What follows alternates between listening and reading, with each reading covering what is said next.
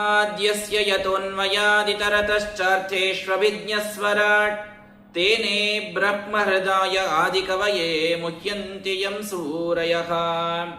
ತೇಜೋ ವಾರಿಮೃದಾಂ ಯಥಾ ವಿನಿಮಯೋ ಯತ್ರ ತ್ರಿಸರ್ಗೋ ಮೃಷಾ ಧಾಮ್ನಾ ಸ್ವೇನ ಸದಾ ನಿರಸ್ತಕುಹಕಂ ಸತ್ಯಂ ಪರಂ ಧೀಮಹಿ. ಸೃಷ್ಟಿಸ್ಥಿತ್ಯಪ್ಯಯೇಹ ನಿಯತಿದೃಶಿತಮೋ ಬಂಧಮೋಕ್ಷಾಶ್ಚ ಯಸ್ಮಾತ್ ಅಸ್ಯ ಶ್ರೀ ಬ್ರಹ್ಮರುದ್ರ ಪ್ರಭೃತಿಸುರನರದ್ವೀಷಶತ್ರುವಾತ್ಮಕಸ್ಯ ವಿಷ್ಣೋರ್ವ್ಯಸ್ತಾಃ ಸಮಸ್ತಾಃ ಸಕಲಗುಣನಿಧಿಃ ಸರ್ವದೋಷವ್ಯಪೇತಃ ಪೂರ್ಣಾನಂದಾವ್ಯಯೋ ಯೋ ಗುರುರಪಿ ಪರಮಶ್ಚಿಂತಯೇತಂ ಮಹಾಂತಂ.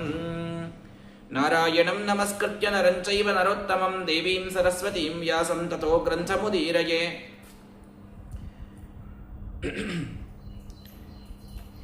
ಅಶೇಷ ವಾಗ್ಜಾಡ್ಯಮಲಾಪಹಂತ್ರಿ ನವಂ ನವಂ ಸ್ಪಷ್ಟ ಸುವಾಕ್ಪ್ರದಾಯಿನಿ ಮಮೇಹ ಜಿಹ್ವಾಗ್ರಸುರಂಗ ನರ್ತಕೀ ಭವ ಪ್ರಸನ್ನಾ ವದನೆ ಚ ಮೇ ಶ್ರೀಃ.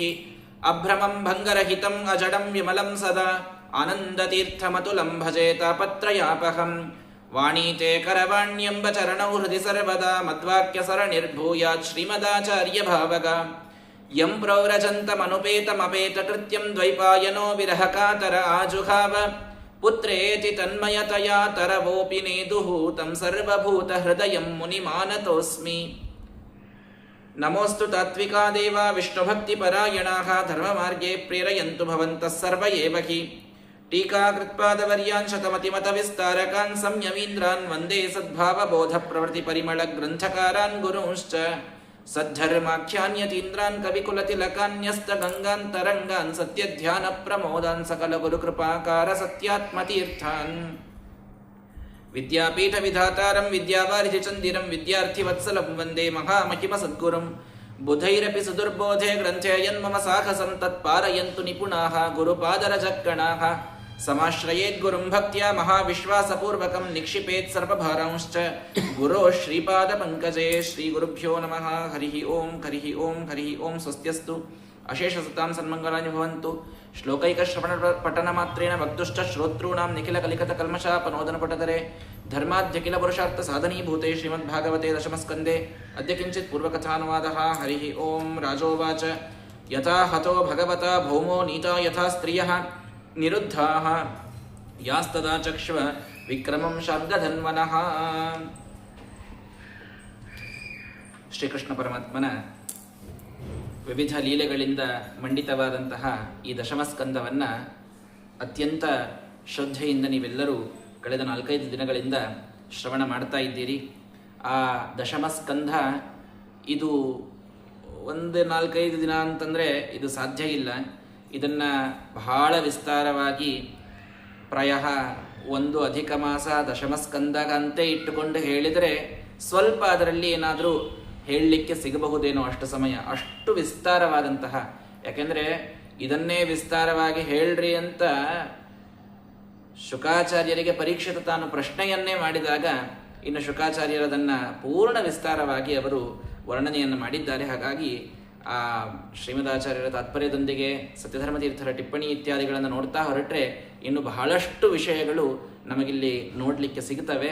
ಆದರೆ ಇನ್ನು 2 ದಿವಸಗಳಲ್ಲಿ ನಾವು ಮಂಗಳವನ್ನು ಮಾಡುವ ಹಂತದಲ್ಲಿರೋದ್ರಿಂದ ಇವತ್ತು ದಶಮಸ್ಕಂದದ ಉರ್ವರಿತವಾದ ಉತ್ತರಾರ್ಧವನ್ನು ಅತ್ಯಂತ ಸಂಕ್ಷಿಪ್ತದಲ್ಲಿ ಕೆಲವು ಕಥೆಗಳನ್ನು ಹೇಳಿ ಮಂಗಳವನ್ನು ಮಾಡುವ ಪ್ರಯತ್ನವನ್ನು ಮಾಡ್ತಾ ಇದ್ದೇವೆ. ಎಲ್ಲರೂ ಕೂಡ ಅತ್ಯಂತ ಭಕ್ತಿಯಿಂದ ಕೃಷ್ಣನ ಈ ಮುಂದಿನ ಕಥಾಭಾಗ ಬಾಲಲೀಲೆಗಳನ್ನು ಕೇಳಿದ್ದೇವೆ.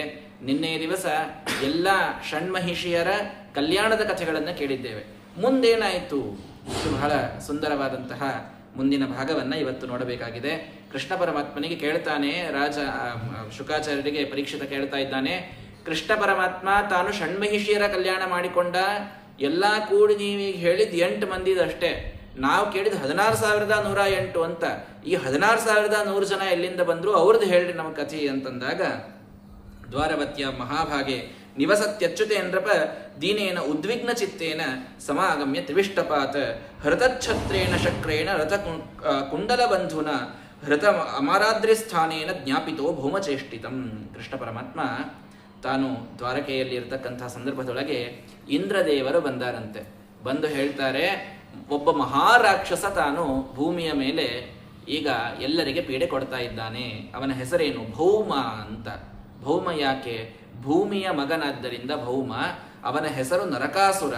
ಆ ನರಕಾಸುರನ್ನ ಏನು ಮಾಡ್ಯಾನೆ ಅಂದರೆ, ನಮ್ಮ ಸ್ವರ್ಗ ತಗೊಂಡು ಹೋಗ್ಲಿ ಇವೆಲ್ಲ ಮುಂದಿನದು. ನಮ್ಮ ಶ್ವೇತಛತ್ರವನ್ನು ತಾನು ಅಪಹಾರ ಮಾಡ್ಕೊಂಡು ಹೋಗ್ಯಾನೆ, ತಾನು ಇಟ್ಕೊಂಡಾನೆ ಸರಿ. ಆದರೆ ನಮ್ಮ ತಾಯಿಯಾದಂಥ ಅದಿತಿ ದೇವಿಯ ಕರ್ಣಕುಂಡಲಗಳನ್ನು ಅಪಹಾರ ಮಾಡಿಕೊಂಡು ಹೋಗ್ಯಾನೆ.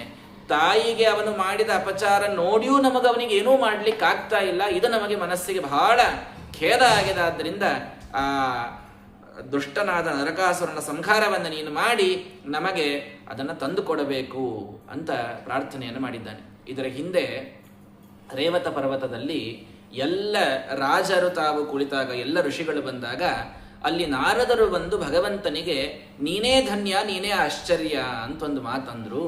ಆವಾಗ ದಕ್ಷಿಣಾಭಿಸ್ಸಾಕಂ ಅಂತ ಭಗವಂತ ಒಂದು ಸ್ಟೇಟ್ಮೆಂಟ್ ಕೊಟ್ಟ. ಹರಿವಂಶದಲ್ಲಿ ಬಹಳ ವಿಸ್ತಾರವಾಗಿ ಇದು ಬರ್ತದೆ. ಆ ದಕ್ಷಿಣಾಭಿಸ್ಸಾಕಂ ಅಂತಂದಾಗ ಏನು ಅಂತ ಯಾರಿಗೂ ತಿಳಿಲಿಲ್ಲ, ನೀವೇ ವರ್ಣಿಸಿ ಹೇಳ್ರಿ ಅಂತ ನಾರದರಿಗೆ ಹೇಳಿದ. ಆವಾಗ ಅವರು ಒಂದೊಂದಾಗಿ ಹೇಳ್ತಾ ಬಂದರು. ನಾನೊಂದು ಸಲ ಸ್ನಾನಕ್ಕೆ ಹೋಗಿದ್ದೆ, ಅಲ್ಲೊಂದು ಕೂರ್ಮನನ್ನು ನಾನು ನೋಡಿದೆ. ಗಂಗೆಯಲ್ಲಿ ಯಾವಾಗಲೂ ವಿಹಾರ ಮಾಡುವಂತಹ ಹೇ ಕೂರ್ಮ, ನೀನೇ ಧನ್ಯ, ನೀನೇ ಆಶ್ಚರ್ಯ ಅಂತ ನಾನು ಅಂದೆ. ಆವಾಗ ಅದಂತೂ ನಾನೆಲ್ರಿ, ನನ್ನನ್ನು ಧರಿಸಿದ ಈ ಗಂಗೆ ಇದ್ದಾಳೆ ನೋಡ್ರಿ, ಇವಳು ಧನ್ಯ, ಇವಳು ಆಶ್ಚರ್ಯ ಅಂತ ಅದು ಹೇಳ್ತು. ಅವಳ ಕಡೆಗೆ ಹೋಗಿ ಹೇಳಿದ್ರೆ ನನ್ನ ಪತಿಯಾದ ವರುಣ, ಅವನು ನಿಜವಾಗಿ ಧನ್ಯ, ಸಮುದ್ರ ಅದು ಆಶ್ಚರ್ಯ ಅಂತಂದ್ಲು. ಸಮುದ್ರದ ಕಡೆಗೆ ಹೋದ್ರೆ ಪರ್ವತವನ್ನು ನೋಡ್ರಿ ಎಷ್ಟು ಎತ್ತರಕ್ಕೆ ನಿಂತದ, ಅಥವಾ ನಮ್ಮನ್ನು ಧಾರಣ ಮಾಡಿದ ಭೂಮಿಯನ್ನು ನೋಡ್ರಿ, ಆ ಭೂಮಿ ಧನ್ಯಾಶ್ಚರ್ಯ ಅಂತ ಸಮುದ್ರ ಹೇಳ್ತು. ಭೂದೇವಿಗೆ ಹೋಗಿ ಕೇಳಿದ್ರೆ ಅವಳು ಪರ್ವತದ ಹೆಸರು ಹೇಳಿದ್ಲು. ಪರ್ವತಕ್ಕೆ ಹೋಗಿ ಕೇಳಿದರೆ ಅವರಂದ್ರು, ಆ ಪರ್ವತದಲ್ಲಿ ಅಭಿಮಾನಿ ದೇವತೆಗಳು, ನಾವಲ್ಲ, ಸಾಕ್ಷಾತ್ ವೇದಗಳು ನಮಗಿಂತಲೂ ಶ್ರೇಷ್ಠ ಅಂತ. ಇದೇನ್ರಿ ಪ್ರಾಸೆಸ್ ನಡೆದಿತ್ತು ಅಂತ ನಾರದರು ಸ್ಪಷ್ಟವಾಗಿ ಹೇಳ್ತಾರೆ. ಕೂರ್ಮ ಅಂದ್ರೆ ಅವನೊಬ್ಬ ದೇವತೆ, ಪುಷ್ಕರ ಅಂತ ಅವನ ಹೆಸರು. ಎಲ್ಲಾ ದೇವತೆಗಳೊಳಗೆ ಲಾಸ್ಟ್ ದೇವತೆ ಆ ಪುಷ್ಕರ. ಆ ಪುಷ್ಕರನಿಗಿಂತಲೂ ಸರಿದ ಅಭಿಮಾನಿಗಳಾದಂತಹ ಗಂಗಾ ಯಮುನಾಮದರಾದವರು ಅವರು ಶ್ರೇಷ್ಠ ಅಂತಾಗಿತ್ತು. ಅದಕ್ಕಿಂತಲೂ ಶ್ರೇಷ್ಠರಾದವನು ವರುಣ, ಸಮುದ್ರಕ್ಕೆ ಅಧಿಪತಿ ಅಂತ. ಮೇಲೆ ಭೂಮಿ, ಅದು ಸಾಕ್ಷಾತ್ ಪಾರ್ವತೀದೇವಿ, ಅದಕ್ಕೆ ಅಭಿಮಾನಿ ದೇವತೆ. ಅವಳು ಮುಂದೆ ಪರ್ವತವನ್ನು ಹೇಳಿದಾಗ ಅಲ್ಲಿ ಗರುಡಶೇಷ ರುದ್ರದೇವರು, ತಸ್ಮಾತ್ ಬ್ರಹ್ಮದೇವರು ಅವರು ಶ್ರೇಷ್ಠ ಅಂತದ್ದು, ಅವರ ವೇದಗಳೇ ಶ್ರೇಷ್ಠ ಅಂತ ಬ್ರಹ್ಮದೇವರು ಹೇಳಿದರು. ಆ ವೇದ ಅಂದರೆ ವೇದಾಭಿಮಾನಿನಿಯಾದ ಲಕ್ಷ್ಮೀದೇವಿ ಅಂತ. ಆ ಲಕ್ಷ್ಮೀದೇವಿಗೆ ಹೋಗಿ ನೀನೇ ಶ್ರೇಷ್ಠಮ್ಮ ಅಂದಾಗ, ನಾನು ಅಲ್ಲಿ ಭಗವಂತ ಮಲಗಿರ್ತಾನ, ಇಲ್ಲಿ ವೇದ ಪಾರಾಯಣ ಮಾಡ್ಕೋತ ನಿಂತಿರ್ತೀನಿ. ಆ ಯಜ್ಞಾಭಿಮಾನಿನಿ ಲಕ್ಷ್ಮೀ ಇದ್ದಾಳೆ ನೋಡ್ರಿ, ಅವಳು ಶ್ರೇಷ್ಠ ಅಂತ ಅವ್ರು ಹೇಳಿದರು. ಯಜ್ಞಾಭಿಮಾನಿ ಲಕ್ಷ್ಮಿ ಎಲ್ಲಿದ್ದಾಳೆ ಅಂತ ನೋಡ್ಲಿಕ್ಕೆ ಹೋದ್ರೆ ಸಾಕ್ಷಾತ್ ಭಗವಂತನ ತೊಡಿ ಮೇಲೆ ಕೂತಿದ್ಲಕ್ಕಿ. ಹಾಗಾಗಿ ಇವಳು ಶ್ರೇಷ್ಠ ಅಂತ ಗೊತ್ತಾಯಿತು. ಆವಾಗ ಆ ಲಕ್ಷ್ಮೀದೇವಿ ಯಜ್ಞಾಭಿಮಾನಿನಿ ಆದವಳು ಭಗವಂತನೇ ಶ್ರೇಷ್ಠ ಅಂತ ಅವಳು ಹೇಳ್ತಾಳೆ. ಹಾಗಾಗಿ ಹೇ ಕೃಷ್ಣ, ಅವರೆಲ್ಲರಿಗಿಂತಲೂ ನೀನು ಧನ್ಯ, ನೀನು ಆಶ್ಚರ್ಯ ಅಂತ ನಾರದರು ಇಷ್ಟೊಂದು ಪ್ರೊಸೆಸ್ ಹೇಳಿದರು. ಆವಾಗ ಭಗವಂತ ಏನಂದ, ನೀವು ಒಂದು ಸ್ಟೆಪ್ ಮಿಸ್ ಮಾಡಿದಿ, ದಕ್ಷಿಣಾಭಿಸ್ಸಾಕಂ ಅಂತ. ಯಜ್ಞಾಭಿಮಾನಿನಿಯಾದ ಲಕ್ಷ್ಮೀದೇವಿ ನನ್ನ ತೊಡಿ ಮೇಲೆ ಕೂತಿರ್ತಾಳಷ್ಟೇ, ಆದರೆ ದಕ್ಷಿಣಾಭಿಮಾನಿನಿಯಾದ ಲಕ್ಷ್ಮೀದೇವಿ ಏನಿದ್ದಾಳೆ ನನ್ನ ಅರ್ಧಾಂಗಿನಿಯಾಗಿ ಅವಳಿರ್ತಾಳೆ. ಲಕ್ಷ್ಮೀದೇವಿಯ 3 ರೂಪದಿಂದ, ತಾರತಮ್ಯ ಅಂತಲ್ಲ, ಒಂದು ರೂಪದಿಂದ ವೇದಾಭಿಮಾನಿಯಾಗಿ ದೂರದಲ್ಲಿ ನಿಂತು ಪಾರಾಯಣ ಮಾಡ್ತಾಳೆ, ಯಜ್ಞಾಭಿಮಾನಿನಿಯಾಗಿ ಭಗವಂತನ ತೊಡೆಯ ಮೇಲೆ ಕೂಡ್ತಾಳೆ, ದಕ್ಷಿಣಾಭಿಮಾನಿನಿಯಾಗಿ ಯಜ್ಞದಲ್ಲಿ ನೀವು ದಕ್ಷಿಣೆಯನ್ನು ಕೊಡ್ತೀರಲ್ಲ, ಆ ದಕ್ಷಿಣೆ ಭಗವಂತನಿಗೆ ಎಷ್ಟು ಪ್ರೀತ ಅಂದರೆ ಅರ್ಧಾಂಗಿನಿಯನ್ನ ಮಾಡಿಕೊಂಡ ಲಕ್ಷ್ಮೀ ಸ್ವರೂಪ ಏನಿದೆಯಲ್ಲ ಇದು ದಕ್ಷಿಣೆಗೆ ಅಭಿಮಾನಿ. ಹಾಗಾಗಿ ಯಾವುದೇ ಒಂದು ಯಜ್ಞ, ಯಾವುದೇ ಒಂದು ಸತ್ರ, ಒಂದು ಅನ್ನದಾನ ಏನೇ ನಡಿಬೇಕು ಅಂದ್ರೆ ಮೇಲೆ ದಕ್ಷಿಣೆಯನ್ನ ಇಟ್ಟಾಗಲೇ ಅದು ಪರಿಪೂರ್ಣತೆಯನ್ನ ಹೊಂದತೆ, ಇಲ್ಲಂದ್ರೆ ಇಲ್ಲ. ಆದ್ದರಿಂದ ದಕ್ಷಿಣಾಭಿಸ್ಸಾಕಂ ಅಂತ ಭಗವಂತ ಹೇಳಿದ ಆ ಧನ್ಯಾಶ್ಚರ್ಯ ಉಪಾಖ್ಯಾನವನ್ನ ನಾರದರು ನಮಗೆ ತಿಳಿಸಿಕೊಡ್ತಾರೆ. ಆವಾಗ ಆ ದಕ್ಷಿಣಾದೇವಿಯೇ ಈ ನೋಡು ನನ್ನ ಜೊತೆಗೆ ಕುಳಿತಂಥ ರುಕ್ಮಿಣಿ ಅಂತ ರುಕ್ಮಿಣಿಗೆ ಭಗವಂತ ತೋರಿಸಿದ. ದಕ್ಷಿಣಾಭಿಮಾನಿನಿಯಾದವಳೇ ರುಕ್ಮಿಣಿ ದೇವಿ. ಹಾಗಾಗಿ ಬಹಳ ಭಕ್ತಿ ಬಂತು ರುಕ್ಮಿಣಿ ದೇವಿಯ ಮೇಲೆ. ನಾನು ಸ್ವರ್ಗದಿಂದ ಬರುವಾಗ ಪಾರಿಜಾತ ಹೂವಿನ ಒಂದು ಮಾಲೆಯನ್ನು ತಂದೀನಿ, ರುಕ್ಮಿಣಿಗೆ ನಾನು ಕೊಡುತ್ತೇನೆ ಅಂತ ರುಕ್ಮಿಣಿಗೆ ನಾರದರು ಸಮರ್ಪಣೆ ಮಾಡಿದರು. ಕೃಷ್ಣನಿಗೆ ಕೊಟ್ಟರು, ಕೃಷ್ಣ ರುಕ್ಮಿಣಿಗೆ ಅದನ್ನ ತೊಡಿಸಿದ, ತಾನು ಮುಡಿಯಲ್ಲಿ ತೊಡಿಸಿದ. ಇದನ್ನ ಎಲ್ಲರೂ ನೋಡಿದರು, ಎಲ್ಲರೂ ಇರಲಿ ಅಂತೂ ಪಟ್ಟದ ಮಹಿಷಿ ರುಕ್ಮಿಣಿ, ಅವಳ ಮೇಲೆ ಪ್ರೀತಿ ಹೆಚ್ಚು, ಸ್ವಾಭಾವಿಕ ನಡೀತದೆ ಅಂತ ಉಳಿದ ಹೆಣ್ಮಕ್ಳು ಪಾಪ ಬಿಟ್ಟಿದ್ರು 6 ಮಂದಿ. ಸತ್ಯಭಾಮ ಆಕೆ ಯಾಕೆ ಬಿಡ್ತಾಳೆ, ನಾ ಏನು ರುಕ್ಮಿಣಿ ಕಡಿಮೆ, ನಾನು ಅವಳೇ ಅರ್ಥಾತ್ ನಾನು ಲಕ್ಷ್ಮಿಯೇ, ನನಗೆ ಯಾಕೆ ಕೊಡ್ಲಿಲ್ಲ ಅಂತ, ನೀನು ಕೇವಲ ಅವಳ ಮೇಲೆ ಬಹಳ ಪ್ರೀತಿ ಮಾಡ್ತೀಯ ಅಂತ ಪ್ರೇಮ ಕಲಹವನ್ನು ತೆಗಿತಾಳೆ. ಸತ್ಯಭಾಮಾದೇವಿ. ಆವಾಗ ದೇವರೇನಂದ, ಅವಳಿಗೊಂದು ಮಾಲಿ ಕೊಟ್ಟಿನಿ, ನಿನಗೇನು ಇಡೀ ಪಾರಿಜಾತದ ಗಿಡನೇ ತಂದು ಕೊಡ್ತೀನಿ ಬಿಡು ಅಂತ ಚಾಷ್ಟಿಗೆ ಅಂದಿದ್ದ. ಇವಳು ಹಿಡ್ಕೊಂಡೇ ಕೂತ್ಬಿಟ್ಲು. ಅಂದಿ ಈಗ ನಡಿ. ಅಷ್ಟೊತ್ತಿಗೆ ಇಂದ್ರದೇವರು ಬಂದು, ನರಕಾಸುರ ಹಿಂಗೆಲ್ಲ ಮಾಡ್ಯಾನ, ನೀನ್ ನಮ್ಮನ್ನ ರಕ್ಷಣಾ ಮಾಡಿ ಆ ಹೃತವಾದ ಕರ್ಣಕುಂಡಲ ಇತ್ಯಾದಿಗಳನ್ನೆಲ್ಲ ತಂದು ಸ್ವರ್ಗಕ್ಕೆ ಕೊಡಬೇಕು ಅಂತ ಪ್ರಾರ್ಥನಾ ಮಾಡಿದ್ರು. ಅವಳು ಅಂದೇ ಬಿಟ್ಲು. ಅವಳು ನೋಡಿ, ಇದೇ ಚಾನ್ಸು, ಹೋಗಿ ನರಕಾಸುರನ ಕೊಂದು ಸ್ವರ್ಗಕ್ಕೇನು ಹೋಗ್ತೀವಲ್ಲ, ಹೋದಾಗ ಪಾರಿಜಾತದ ಗಿಡ ತಗೊಂಡು ಬರೋಣಂತೆ ಕೂತ್ಲಕ್ಕಿ. ಇಲ್ಲೇ ಹೊರಗೆ ಬೆಳೆಯುವ ಪಾರಿಜಾತ ಅವು ಹಿಂಗೆ ಉದ್ರಿದ್ ಒಂದು 4 ತಾಸಿಗೆ ಬಾಡಿ ಹೋಗುವಂಥದ್ದು, ಎಷ್ಟು ಬೇಕಾದಷ್ಟು ಸುಗಂಧಿರಲಿ, ಆದ್ರೆ ಬಹಳ ಬಾಡಿಲಗೂ ಹೋಗ್ಬಿಡ್ತಾವ. ಅಂಥ ಪಾರಿಜಾತ ಬೇಡ ಅವಳಿಗೆ. ಸಮುದ್ರ ಮಂಥನದೊಳಗೆ ಹುಟ್ಟಿದಂತಹ ಕೇಳಿದ್ದನ್ನು, ಆ ಪಾರಿಜಾತ ಹೆಂಗಿತ್ತನ್ಲಿಕ್ಕೆ ಒಂದು ಅಧ್ಯಾಯ ಅದ ಹರಿವಂಶದೊಳಗೆ, ಅಷ್ಟು ವಿಸ್ತಾರ ಪಾರಿಜಾತದ ಮಹತ್ವ. ಕೇಳಿದ್ದನ್ನು ಕೊಡ್ತಿತ್ತಂಥದ್ದು ವೃಕ್ಷ, ಕೇಳಿದ್ದನ್ನು ಕೊಡ್ತಿತ್ತು. ಅಂಥ ಪಾರಿಜಾತ ವೃಕ್ಷ ನನಗೆ ಬೇಕು ಅಂತ, ಅದು ನನ್ನ ಅಂಗಳದೊಳಗೆ ಅದನ್ನು ತಂದು ನೆಡಬೇಕು ಅಂತಂದವಳು. ಭಗವಂತಂದ, ಇವಳು ಬಿಡುವುದಿಲ್ಲ ಬಾ ಅಂತ ಹೇಳಿ, ಇಂದ್ರನಿಗೆ ನೀ ಹೋಗಬಾಕಪ್ಪ, ನಾನು ಬರ್ತೀನಿ ಅಂತ ಗರುಡಾರೂಢನಾಗಿ ತಾನು ನರಕಾಸುರನ ಪಟ್ಟಣಕ್ಕೆ, ಪ್ರಾಗ್ಜ್ಯೋತಿಷಪುರ ಅಂತ ಅಲ್ಲಿ ಹೋಗಬೇಕು ಅಂತ ಹೊರಟ್ರೆ, ಸತ್ಯಭಾಮ ಅಂದ್ಲು, ನಾನು ಕರ್ಕೊಂಡೇ ಹೋಗೋದು, ಈಗ ಆಪ್ಷನ್ನೇ ಇಲ್ಲ, ತರುತನ ನಾನು ಬಿಡುವುದೇ ಇಲ್ಲ, ನೀನು ಬೆನ್ನೆ ಹತ್ತೀನಿ ಅಂತ. ಆಯಿತು ಅಂತ ಸತ್ಯಭಾಮೆಯನ್ನು ಕೂಡಿಸಿಕೊಂಡು ಭಗವಂತ ತಾನು ಹೊರಡ್ತಾ ಇದ್ದಾನೆ. ಹಿಮಾದ್ರಿಯ ಎತ್ತರದ ಆ ಹಿಮಾಲಯದ ಶಿಖರದ ಮೇಲೆ ಅವನ ದುರ್ಗಮವಾದಂಥ ಪುರ, ಪ್ರಾಗ್ಜ್ಯೋತಿಷಪುರ. 7 ದುರ್ಗಗಳನ್ನು ರಚನೆ ಮಾಡ್ಯಾನೆ. ನೀರಿನ ದುರ್ಗ, ಅಗ್ನಿಯ ದುರ್ಗ, ವಾಯುದುರ್ಗ, ವಿದ್ಯುತ್ ದುರ್ಗ. ಅವಾಗೇ ವಿದ್ಯುತ್ತು ಇತ್ತು, ಈಗ ಎಲೆಕ್ಟ್ರಿಸಿಟಿ ಬಂದದ್ದು ಅಂತ ತಿಳಿಬೇಡ್ರಿ. ಭಾಗವತ ಕಾಲಕ್ಕೂ ಕೂಡ ಪ್ರಾಗ್ಜ್ಯೋತಿಷಪುರವನ್ನ ಭದ್ರ ಮಾಡಲಿಕ್ಕೆ ಕೋಟೆಯನ್ನ, ವಿದ್ಯುತ್ ದುರ್ಗವನ್ನ, ಎಲೆಕ್ಟ್ರಿಸಿಟಿ ನಡೆಸುವ, ಇವತ್ತೇನು ತಾರ್ಗಳನ್ನ ಅಲ್ಲಿ ಬಿಡುತ್ತೆ, ವೈರಸ್ ಅನ್ನ ಹಾಕ್ತಾರಲ್ಲ, ಇದು ಅವಾಗೇ ಮಾಡಿದ್ದವ ನರಕಾಸುರ. ಆ ದುರ್ಗ, ಗಿರಿದುರ್ಗ, ಶಸ್ತ್ರದುರ್ಗ, ಮುರಪಾಶ. ಇವ ಮುರಪಾಶ ಅಂತ ಒಂದು ಭಾರಿ ಸ್ಪೆಷಲಿಸ್ಟ್ ರಾಕ್ಷಸರು, ಅವರೇ ಒಂದು ದುರ್ಗ ಅಂತವ್ರು. ಅವ್ರು ಇದ್ರ ಒಳಗೆ ಯಾರೂ ಬರಲಿಕ್ಕೆ ಬರುವುದಿಲ್ಲ ಅಂತ. ಅಂಥ ದುರ್ಗದ ಮಧ್ಯದೊಳಗ 16,100 ಜನ, ತಾನು ಯಾರ್ಯಾರು ರಾಜರನ್ನು ಗೆಲ್ತಾನೆ ನೋಡ್ರಿ, ಗಂಧರ್ವರನ್ನ, ರಾಜರನ್ನ, ಋಷಿಗಳನ್ನ, ಅವ್ರು ಎಲ್ಲಾರ ಹೆಣ್ಮಕ್ಳನ್ನ ತಾನು ತಂದು ಇಟ್ಕೊಂಡ್ಬಿಟ್ಟಿರ್ತಾನೆ ಜೈಲ್ನಾಗ ಹಾಕೊಂಡು. ಆ 16,100 ಜನ ಅವರು ಅಗ್ನಿಯ ಮಕ್ಕಳು. ಅವರು ಭಗವಂತನ ಕುರಿತಾಗಿ ತಪಸ್ಸನ್ನು ಮಾಡಿರ್ತಾರೆ, ವಾಯುದೇವರ ಕುರಿತಾಗಿ ಒಂದು ತಪಸ್ಸು ಮಾಡಿರ್ತಾರೆ. ನೀವು ನಮಗೆ ಹೆಣ್ಣು ಜನ್ಮ, ಅವರೆಲ್ಲರೂ ಗಂಡಸರು, ನೀವು ನಮ್ಮೆಲ್ಲರಿಗೂ ಹೆಣ್ಣು ಜನ್ಮವನ್ನು ನೀಡಬೇಕು, ಆ ಹೆಣ್ಣು ಜನ್ಮದಲ್ಲಿ ನಮಗೆ ಭಗವಂತ ಪತಿಯಾಗಿ ಸಿಗಬೇಕು ಅಂತ ಅವ್ರು ಪ್ರಾರ್ಥನೆಯನ್ನು ಮಾಡಿರ್ತಾರೆ. ವಿಚಿತ್ರವಾದ ಪ್ರಾರ್ಥನೆ ಇರ್ತದೆ. ಅದಕ್ಕೆ ಅವರೆಲ್ಲರೂ ಹೆಣ್ಣಾಗಿ ಹುಟ್ಟಿದಾಗ, ಅವ್ರು ಎಲ್ಲರೂ, ಕೆಲವರು ಗಂಧರ್ವರ ಮಕ್ಕಳಾಗಿ ಹುಟ್ಟ್ಯಾರ, ಕೆಲವರು ರಾಜರ ಮಕ್ಕಳಾಗಿ ಹುಟ್ಟ್ಯಾರ. ಭಗವಂತ ಅವ್ರೆಲ್ಲಾರನ್ನೂ ಹುಡುಕ್ಯಾಡ್ಕೊಂಡು ಎಲ್ಲಿ ಬರಲಿ ಅಂತ ವಿಚಾರ ಮಾಡಿದರೆ, ಎಲ್ಲಾರನ್ನೂ ಇವು ಒಂದೇ ಕಡೆ ತಂದಿಟ್ಟಿದ್ದ. ನಾಯಸ್ ಪಾಪ 16,100 ಜನರನ್ನ ನರಕಾಸುರ ಒಂದೇ ಸಲಕ್ಕೆ ಹೋಗಿ ಎಲ್ಲರನ್ನೂ ಕರ್ಕೊಂಡು ಬರಬಹುದು ಅಂತ ವಿಚಾರ ಮಾಡಿ ಭಗವಂತ ತಾನಲ್ಲಿ ಹೊರಟಾನೆ. ಚಕರ್ತ ಮೌರವಂಪಾಶಂ ಚಕ್ರೇಣ ಮಂದ ಮಚ್ಚಿನತ. ಭಗವಂತ ತಾನು ಬಂದ, ಮೊದಲಿನ ದುರ್ಗಗಳನ್ನು ನಾಶ ಮಾಡ್ತಾ ಮಾಡ್ತಾ ಮುರ ಅಂತಲ್ಲಿ ರಾಕ್ಷಸ, ಆ ಮುರನನ್ನ ತನ್ನ ಚಕ್ರದಿಂದ ಭಗವಂತ ಸಂಹಾರ ಮಾಡಿದ್ದಕ್ಕೆ ಅವನಿಗೆ ಮುರಾರಿ ಅನ್ನುವ ಹೆಸರು ಅವತ್ತು ಬಂತು ಕೃಷ್ಣನಿಗೆ ಅಂತ ಕೇಳ್ತೀವಿ. ಜಲದುರ್ಗ ಇತ್ತು, ವಾಯುವಸ್ತ್ರದಿಂದ ಅದನ್ನ ಒಣಗಿಸಿ ಹಾಕ್ತಾನೆ. ಶಂಖನಾದವನ್ನ ಮಾಡಿ ಅಲ್ಲಿದ್ದಂತಹ ಎಲ್ಲಾ ರಾಕ್ಷಸರನ್ನ ಎಬ್ಬಿಸಿದ. ಆ ಮುರ, ಶೂಲ, ತ್ರಿಶಿರ, ಪೀಠ ಇವರೇ ಮೊದಲಾದಂತಹ ಅನೇಕ ರಾಕ್ಷಸರನ್ನ ತಾನು ಕೊಲ್ತಾ, ಕೃಷ್ಣೇಶ ಭೌಮೋ ವ್ಯಸೃಜತ್ ಶತಗ್ನೀಂ ಲೋಹಾಯಸೀಂ ತೇನ ವೃಷಂಸ ವಿವ್ಯಥೆ. ಆ ಪ್ರಾಗ್ಜ್ಯೋತಿಷಪುರದ ನರಕಾಸುರನನ್ನ ಭಗವಂತ ಯುದ್ಧಕ್ಕೆ ಆಹ್ವಾನ ಮಾಡಿದಾಗ, ಯುದ್ಧಕ್ಕಂತ ಬಂದ ಸಾಮಾನ್ಯನಲ್ಲ, ಭೂಮಿಯ ಮಗ. ಭೂಮಿಯ ಹೆಂಡತಿ ಯಾರು? ವರಾಹದೇವರು. ಅರ್ಥಾತ್ ವರಾಹದೇವರ ಮಗನೇ ನರಕಾಸುರ. ಕೃಷ್ಣ ತಾನು ಯುದ್ಧ ಆಡ್ತಾ ಇರೋದು ತನ್ನ ಮಗನ ಜೊತೆಗೆ. ಇಲ್ಲಿ ಭಗವಂತ ಯಾವ ಭೇದವನ್ನು ತಾನು ತೋರಲಿಲ್ಲ. ನನ್ನ ಇನ್ನೊಂದು ಅವತಾರವೇ ವರಾಹ, ಅವನ ಮಗನೇ ಇರಲಿ, ಮಾಡಿದ ತಪ್ಪಿಗೆ ಶಿಕ್ಷೆ ತಪ್ಪಿದ್ದಲ್ಲ ಅನ್ನೋದನ್ನು ಸ್ಪಷ್ಟಗೊಳಿಸಿದ ಭಗವಂತ. ಹಾಗಾಗಿ ನರಕಾಸುರ ತನ್ನ ಮಗನೇ ಆದರೂ ಕೂಡ, ಭೂದೇವಿಯ ಮಗನೇ ಆದರೂ ಕೂಡ ಅವನನ್ನು ನೋಡದೇನೆ ಭಗವಂತ ಅವನ ಜೊತೆಗೆ ಯುದ್ಧವಾಡ್ಲಿಕ್ಕೆ ಅಂತ ಅಲ್ಲಿ ಬರ್ತಾನೆ. ದೃಷ್ಟ್ವಾ ಸಭಾರ್ಯಂ ಗರುಡೋಪರಿಸ್ಥಂ ಸೂರ್ಯೋಪರಿಷ್ಠಾತ್ ಸತಡಿಗ್ ಘನಂ ಯಥ ಗೃಹೀತ ಕೋದಂಡ ಮುದಾರ ಶಂಖಂ ಕೌಮೋದಕಿ ಚಕ್ರಧರಂ ಚತುರ್ಭುಜಂ. ನೋಡಿದ ಆ ಒಂದು ಸೀನ್ ಅವನಿಗೆ ಕಣ್ಣಿಗೆ ಕಟ್ಟಿದಂಗೆ ಆಗ್ಬಿಡ್ತು. ಸತ್ಯಭಾಮಾದೇವಿ ಮುಂದೆ ಕೂತಾಳ, ಗರುಡನ ಮೇಲೆ ತಾನು ಕೂತಾನ, ಮಿಂಚಿನಂಗ ಭಗವಂತ ಹೊಳಿತಾ ಇದ್ದಾನ. ಕೋದಂಡ ಕಾರ್ಮುಕವನ್ನ, ಶಂಖವನ್ನ, ಕೌಮೋದಕಿ ಗದೆಯನ್ನ, ಸುದರ್ಶನ ಚಕ್ರವನ್ನ ಚತುರ್ಭುಜಗಳಲ್ಲಿ ತಾಳಿ ನೀಲ ಜೀಮೂತ ಸಂಕಾಶಂ, ನೀಲವಾದ ಆ ಮೇಘದ ಕಾಂತಿಯಿಂದ ಭಗವಂತ ಸಿಂಹನಾದ ಮಾಡಿದ್ದನ್ನ ನೋಡಿ ಇವನು ಶತಘ್ನಿ ಅಂತ ಒಂದು ದೊಡ್ಡದಾದಂಥ ಒಂದು ಅಸ್ತ್ರ, ಆ ಶತಘ್ನಿಯನ್ನ ಪ್ರಯೋಗ ಮಾಡ್ತಾನೆ.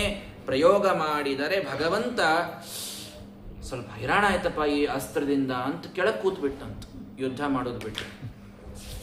ಆಕೆ ಇದನ್ನ ನೋಡ್ಲಿಕ್ಕತ್ತಿದ್ಲು ದುರ್ಗಾದೇವಿ, ಎದ್ದು ಕೂತ್ಲವಳು.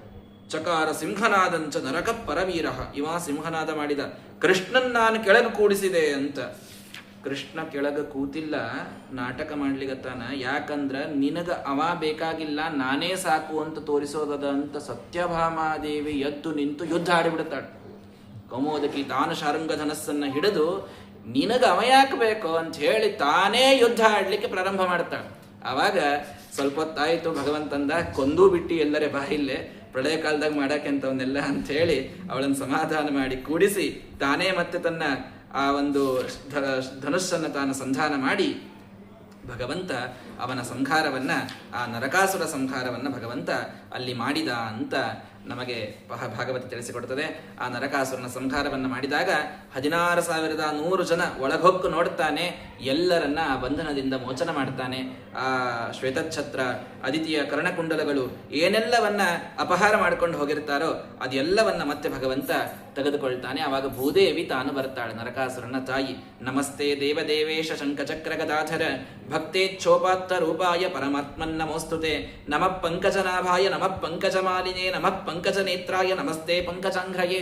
ನಿನ್ನ ಪಾದ ಅದು ಪದ್ಮ, ನೀನು ಹಾಕಿಕೊಂಡಂತಹ ಆ ಮಾಲೆ ಅದು ಕಮಲದ್ದು, ನಿನ್ನ ನಾಭಿಯಲ್ಲಿ ಕಮಲ, ನಿನ್ನ ನೇತ್ರಗಳು ಕೂಡ ಕಮಲ ಇದ್ದಂತೆ, ಕಮಲದಿಂದ ಪರಿಪೂರ್ಣ ನೀನು. ಆ ಭಗವಂತ, ನೀನು ನನ್ನ ಈ ಮಗ ಮಾಡಿದ ಅಪರಾಧಗಳನ್ನ ಕ್ಷಮೆ ಮಾಡು. ಅವನ ಮಗನಿದ್ದಾನಲ್ಲ ಭಗದತ್ತ, ಅವನು ಮಾತ್ರ ಬಹಳ ಸಾತ್ವಿಕ. ತಸ್ಯಾತ್ಮಜೋಯಂ ತವ ಪಾದ ಪಂಕಜಂ ಭೀತ ಪ್ರಪನ್ನಾರ್ತಿಹರಂ ಪ್ರಸಾದಿತುಂ ತತ್ಪಾಲಯೈನಂ ಕುರು ಹಸ್ತ ಪಂಕಜಂ ಶಿರಸ್ಯಮುಷ್ಯಾಖಿಲ ಕಲ್ಮಶಾಪಹಂ. ಭಗವಂತ, ನಿನ್ನ ಈ ಮೊಮ್ಮಗನ ಮೇಲೆ, ಭಗದತ್ತನ ಮೇಲೆ ನೀನು ಅನುಗ್ರಹ ಮಾಡಲಿಕ್ಕೆ ನಿನ್ನ ಕೈಯನ್ನ ಅವನ ತಲೆಯ ಮೇಲಿಟ್ಟು ಅವನ ಎಲ್ಲ ದುಃಖಗಳನ್ನು ನಾಶ ಮಾಡಪ್ಪ, ಅವನನ್ನು ನೀನು ಅನುಗ್ರಹ ಮಾಡು ಅಂದಾಗ ಅವಶ್ಯ ಆಗಲಿ ಅಂತ ಭಗದತ್ತನಿಗೆ ಭಗವಂತ ಅಭಯವನ್ನ ಕೊಡುವುದಷ್ಟೇ ಅಲ್ಲ, ಆ ನರಕಾಸುರನ ಪ್ರಾಗ್ಜ್ಯೋತಿಷಪುರಕ್ಕೆ ತಾನು ರಾಜನಾಗಲೇನೆ. ತಾನು ರಾಜ ಆಗಲಿಲ್ಲ ಭಗವಂತ, ಆ ಭಗದತ್ತನನ್ನ ರಾಜನನ್ನಾಗಿ ಮಾಡಿ ಅವನಿಗೆ ಎಲ್ಲವನ್ನ ಒಪ್ಪಿಸಿ, ಅವನು ಎಷ್ಟೋ ಆನೆ, ಎಷ್ಟೋ ಸಂಪತ್ತೆಲ್ಲ ಇತ್ತಂತ, ಎಲ್ಲಾ ಸಂಪತ್ತನ್ನು ದ್ವಾರಕಾಕ್ಕ ತಾನು ಕಳಿಸುವಾಗ ಸುಪ್ರತೀಕ ಅಂತ ಒಂದು ದಿಗ್ಗಜ, ಅದು ಒಂದನ್ನೇ ತಾನು ಭಗದತ್ತಿಗೆ ಇರಲಿ ಅಂತ. ಮುಂದೆ ಕುರುಕ್ಷೇತ್ರ ಯುದ್ಧದೊಳಗ ಇದೇ ಸುಪ್ರತೀಕದ ಮೇಲೆ ಕೂತು ಭಗದತ್ತ ಯುದ್ಧ ಆಡ್ತಾನೆ ಅಂತ ಕಥೆಯನ್ನ ಕೇಳ್ತೇವೆ. ಕೌರವರ ಪಕ್ಷದಲ್ಲಿ ಅವನು ಮುಂದೆ ಯುದ್ಧ ಆಡ್ತಾನೆ ಆಕ್ಚುಲಿ. ಅಂತೂ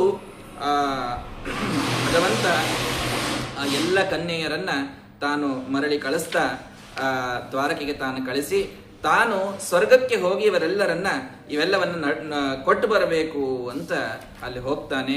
ಸ್ವರ್ಗದ್ವಾರದೊಳಗೆ ಭಗವಂತ ಬಂದದ್ದನ್ನು ನೋಡಿ ಎಲ್ಲರೂ ಬಹಳ ಪ್ರೀತಿಯಿಂದ ಭಗವಂತನಿಗೆ ಸ್ವಾಗತ ಮಾಡಿದ್ರಂತ. ಅದಿತಿ ದೇವಿ ಬಂದು ಭಗವಂತ ಕರ್ಣಕುಂಡಲಗಳನ್ನು ಕೊಟ್ಟ. ಅಯ್ಯೋ ನೀನೇ ವಾಮನ, ನನ್ನ ಮಗ ನೀನು, ಇವಳು ಸತ್ಯಭಾಮ, ಇವಳು ನನ್ನ ಸೊಸಿ ಅಂದ್ಲಕ್ಕಿ. ಸೊಸಿ ಬಂದ್ಲು ಅಂತ ಅಪಗೊಂಡ್ಲು, ಎಲ್ಲ ಆಯ್ತು. ಆಶೀರ್ವಾದ ಮಾಡ್ತಾಳ್ರಿ ಅದಿತಿ. ನತೇಚರಾನ ವೈರೂಪ್ಯಂ ಕಾಂತೇನ ಸಹ ವಿಪ್ರಿಯಂ ಭೂಯಾತ್ ಕಲ್ಯಾಣಿ ಸುವ್ಯಕ್ತಂ ಮತ್ಪ್ರಸಾದಾತ್ ಕದಾಚನ. ನಿನಗೆ ಆಶೀರ್ವಾದ ಮಾಡ್ತೀನಿ, ನೀನು ಎಂದೂ ಕೂಡ ಮುಪ್ಪು ಬರುವುದು ಬೇಡ, ನಿನಗ ಸೌಂದರ್ಯ ಕಡಿಮೆ ಆಗೋದು ಬೇಡ, ನಿನ್ನ ಗಂಡನ ಜೊತೆಗೆ ನಿನಗೆ ವಿಯೋಗ ಆಗೋದು ಬೇಡ, ನಿನಗೆ ಎಲ್ಲಾ ಕಲ್ಯಾಣ ಆಗ್ಲಿ ಅಂತ ತಲೆ ಮೇಲೆ ಕೈ ಇಟ್ಲು ಅದಿತಿ ದೇವಿ. ಸತ್ಯಭಾಮ ಹಿಂಗ್ ನೋಡಿದ್ಲು, ಇದನ್ನ ನಾ ಎಲ್ಲರಿಗೂ ಆಶೀರ್ವಾದ ಮಾಡ್ತೇನೆ, ನಾನೇ ಎಲ್ಲಾ ಸಕಲ ಸೌಭಾಗ್ಯಕ್ಕೆ ನಿಯಾಮಕಳಾದಂತಹ ಲಕ್ಷ್ಮಿ, ನನಗೆ ಯಾರು ಇದನ್ನ ಆಶೀರ್ವಾದ ಮಾಡಬೇಕಾಗಿಲ್ಲ, ಅಂತೂ ಪಾಪ್ ಮಾಡ್ತೀಯ ಅಂತ ಸುಮ್ ಕಾಲ್ ಮುಟ್ಟು ನಮಸ್ಕಾರ ಮಾಡಿದ್ಲು. ಯಾಕೆ ಹೇಳ್ತಾ ಇದ್ದೀನಿ ಅಂದ್ರೆ ಶ್ರೀಮದಾಚಾರ್ಯ ಸ್ಪಷ್ಟವಾಗಿ ತಾತ್ಪರ್ಯದಲ್ಲಿ ಹೇಳ್ತಾಳೆ, ಆ ಸಮಯದಲ್ಲಿ ಅದಿತಿಗೆ ಅಸುರಾವೇಶ ಆಗಿತ್ತು. ಲಕ್ಷ್ಮೀದೇವಿಯ ಮಹಾತ್ಮ್ಯವನ್ನ ತಾನು ತಿಳಿಯಲಿಲ್ಲ, ತಿಳಿಯದೇನೆ ಈ ಒಂದು ಆಶೀರ್ವಾದದ ಮಾತುಗಳನ್ನು ತಾನು ಹೇಳಿದ್ಲು ಅಂತ ತಿಳಿಸ್ತಾರೆ. ಹಾಗಾಗಿ ಅವಳನ್ನ ಸಾಂತ್ವಯಿಸಿ ಭಗವಂತ ಮುಂದೆ ಹೊಂಟ. ಈ ಸ್ವರ್ಗದ ಉದ್ಯಾನವನ ನಂದನವನ ಬಹಳ ಚಂದದ ಅಂತ ಕೇಳಿನ್ ನಾನು, ನನಗೊಂದ್ಸಲ ತೋರಿಸ್ತೀಯಾ ಕೃಷ್ಣ ಅಂತ. ಅವಳು ಎದಕ್ಕೆ ಹೇಳಿಗತ್ತಾಳಂತ ಗೊತ್ತಿತ್ತು ದೇವರಿಗೆ. ಆಯ್ತು ನಡಿ ತೋರಿಸ್ತೀನಿ ಅಂತ ಕರ್ಕೊಂಡು ಹೋದ. ಏನ್ ಅದ್ಭುತವಾದ ನಂದನವನವನ್ನು ನೋಡಬೇಕಾದಾಗ, ತರುರೇಶ ಜಗನ್ನಾಥ ಮನೋಮೇ ಹರತೆ ಭೃಶಂ ನೇತವ್ಯೋಯಂ ಪುರಿಂ ವೃಕ್ಷೋ ಯದ್ಯಹಂತೆ ಪ್ರಿಯ ಪ್ರಭೋ. ನಾನ್ ನಿನಗೆ ನಿಜವಾಗಿ ಪ್ರಿಯಳಾದಿದ್ದರೆ ನೀನು ಈ ಪಾರಿಜಾತ ವೃಕ್ಷವನ್ನ ತಂದು ನಮ್ಮ ದ್ವಾರಕಾದೊಳಗೆ ನಮ್ಮ ಮನೆ ಮುಂದೆ ನಡೆಯಬೇಕಂತ ಕೂತ್ಬಿಟ್ಲೆ. ವೃಕ್ಷ ಮಹೋತ್ಸವ ಎನ್ವಿರಾನ್ಮೆಂಟ್ ಡೇ ನಮ್ಗೆ ಆಚರಿಸಲೇಬೇಕು ನೀವು ಅಂತ. ಪುನಃ ಕ್ಷೀರಾಂಬುಧೇರ್ಜಾತೋ ಮಧ್ಯಮಾನಾತ್ ಸುರಾಸುರೈಹಿ. ಇದೆಲ್ಲ ಸಾಮಾನ್ಯ ವೃಕ್ಷ ಅಲ್ಲಮ್ಮ, ನಮ್ಮ ಭೂಮಿ ಮೇಲೆ ಹೆಂಗೆ ಬರ್ತದ? ಸಮುದ್ರ ಮಂಥನದೊಳಗ ಸಾಕ್ಷಾತ್ ಕ್ಷೀರಸಾಗರದಲ್ಲಿ ಹುಟ್ಟಿದಂತಹ ಪಾರಿಜಾತ ವೃಕ್ಷ, ಇದನ್ನ ಯಾಕೆ ನೀನು ಒಯ್ಯಿ? ಅವಳಂದ್ಲು, ನಾಭ್ಯನಂದ ದುರಾಚಾರ ಶಚೀಮಾಂ ಗ್ರಹಮಾಗತಾಂ. ಲಕ್ಷ್ಮೀದೇವಿ ಯಾಕ ಅಂತ ಕಾರಣವನ್ನು ಕೊಡ್ತಾಳೆ. ದೇವರೇ, ನಾವಿಬ್ರು ಇಲ್ಲಿ ಬಂದೀವಿ, ಹೌದಾ? ಬಂದಾಗ ಇಂದ್ರ ಬಂದ, ನಿನ್ನ ಪೂಜೆ ಮಾಡಿದ, ಎಲ್ಲ ಚಂದ ಆಯ್ತು, ಎಲ್ಲ ಭಾಳ ಸೇವಾ ಮಾಡಿದರು, ಎಲ್ಲ ಭಕ್ತಿಯಿಂದ ಎಲ್ಲ ದೇವತೆಗಳು ನಡ್ಕೊಂಡ್ರು, ಎಲ್ಲ ಸರಿ. ಆಕಿ ಶಚೀದೇವಿ ನಂಗೊಂದು ಬಾ ಅಂದು ಅರ್ಶನ ಕುಂಕುಮ ಹಚ್ಚಿ ಉಡಿ ತುಂಬಿ ಬಾಗಣ ಕೊಟ್ಟು ಅದಕ್ಕೆ ಮಾಸ್ ಬೇರೆ ಅದ ಏನ್ರೆ ಮಾಡ್ಬೇಕಿಲ್ಲ. ಏನೇನೇನೇನೇನೇನೋ ಮಾಡಲಿಲ್ಲ ಶಚೀದೇವಿ. ಸತ್ಯಭಾಮೆಗೆ ಅದು ಸಿಟ್ಟು ಬಂದಿತ್ತು. ದೊಡ್ಡ ಮುತ್ತೈದೆ ಸ್ತ್ರೀಯರ ಮನೆಗೆ ಬಂದಾಗ ಯಾವ ರೀತಿಯಲ್ಲಿ ನೋಡ್ಕೊಳ್ಬೇಕಾದದ್ದು ಯಜಮಾನಿಯ ಕರ್ತವ್ಯವೋ ಅದನ್ನು ಮಾಡಬೇಕಾದವಳು ಮಾಡಲಿಲ್ಲ. ಯಾಕೆ ಮಾಡಲಿಲ್ಲ? ನನ್ನ ಪತಿ ಏನು ಕಡಿಮೆ, ಅವ ಎಲ್ಲ ಸಂಪದ್ಭರಿತ, ನಾ ಯಾಕೆ ಇನ್ನೊಬ್ಬರ ಮುಂದೆ ಬಾಗ್ಲಿ ಅಂತ ಆ ಶ್ರೀಮಂತಿಕೆಯ ಮದದೊಳಗ ನನ್ನ ಉಪಚಾರವನ್ನ ಶಚಿ ಮರತಾಳಲ್ಲೇ. ಅವಳಿಗೆ ಆ ಮದ ಹೋಗಬೇಕು ಅಂತಂದ್ರೆ ಈ ಶಾಸನ ಆಗ್ಲಿಕ್ಕೇ ಬೇಕು. ಹಿಂಗಾಗಿ ನೀನು ಈ ಅವಳಿಗೆ ಯಾವ ಶ್ರೀಮಂತಿಕೆಯ ಮದ ಅದನೋ, ಯಾವ ಈ ನಂದನವನದ ಸೌಂದರ್ಯ ಈ ಮಂದಾರ ವೃಕ್ಷದಿಂದ ಇದು ಹೆಚ್ಚಾಗ್ತಾ ಇದೆಯೋ ಅದನ್ನೇ ಕಿತ್ತುಕೊಂಡು ನಾವು ಹೋಗಿ ಅವಳ ಮದವನ್ನು ಮುರಿಬೇಕು ಅಂತಂದಾಗ ಮತ್ತೆ ಎಷ್ಟು ರೀಸನ್ಫುಲ್ ಆಗಿ ಎಲ್ಲ ಹೇಳ್ಬಿಟ್ಲು ಅಂತಂದ್ರೆ ಮತ್ತೆ ಇನ್ನು ಹೆಂಗ್ ಬಿಡ್ಲಿಕ್ಕೆ ಬರ್ತದ ಅಂತ ಹೇಳಿ ಉತ್ಪಾಟ್ಯ ಆರೋಪಯಾಮಾಸ ಪಾರಿಜಾತಂ ಗರುತ್ಮತಿ. ಭಗವಂತ ಬೇರಿಗೆ ಕೈ ಹಾಕಿದ, ಬೇರೆ ಸಮೇತ ಪಾರಿಜಾತ ವೃಕ್ಷವನ್ನು ಎತ್ತಿ ಗರುಡನ ಮೇಲೆ ಇಟ್ಟುಬಿಟ್ಟ. ಎಲ್ಲರೂ ಯುದ್ಧಕ್ಕಂತ ಬಂದೇ ಬಿಟ್ರಿ.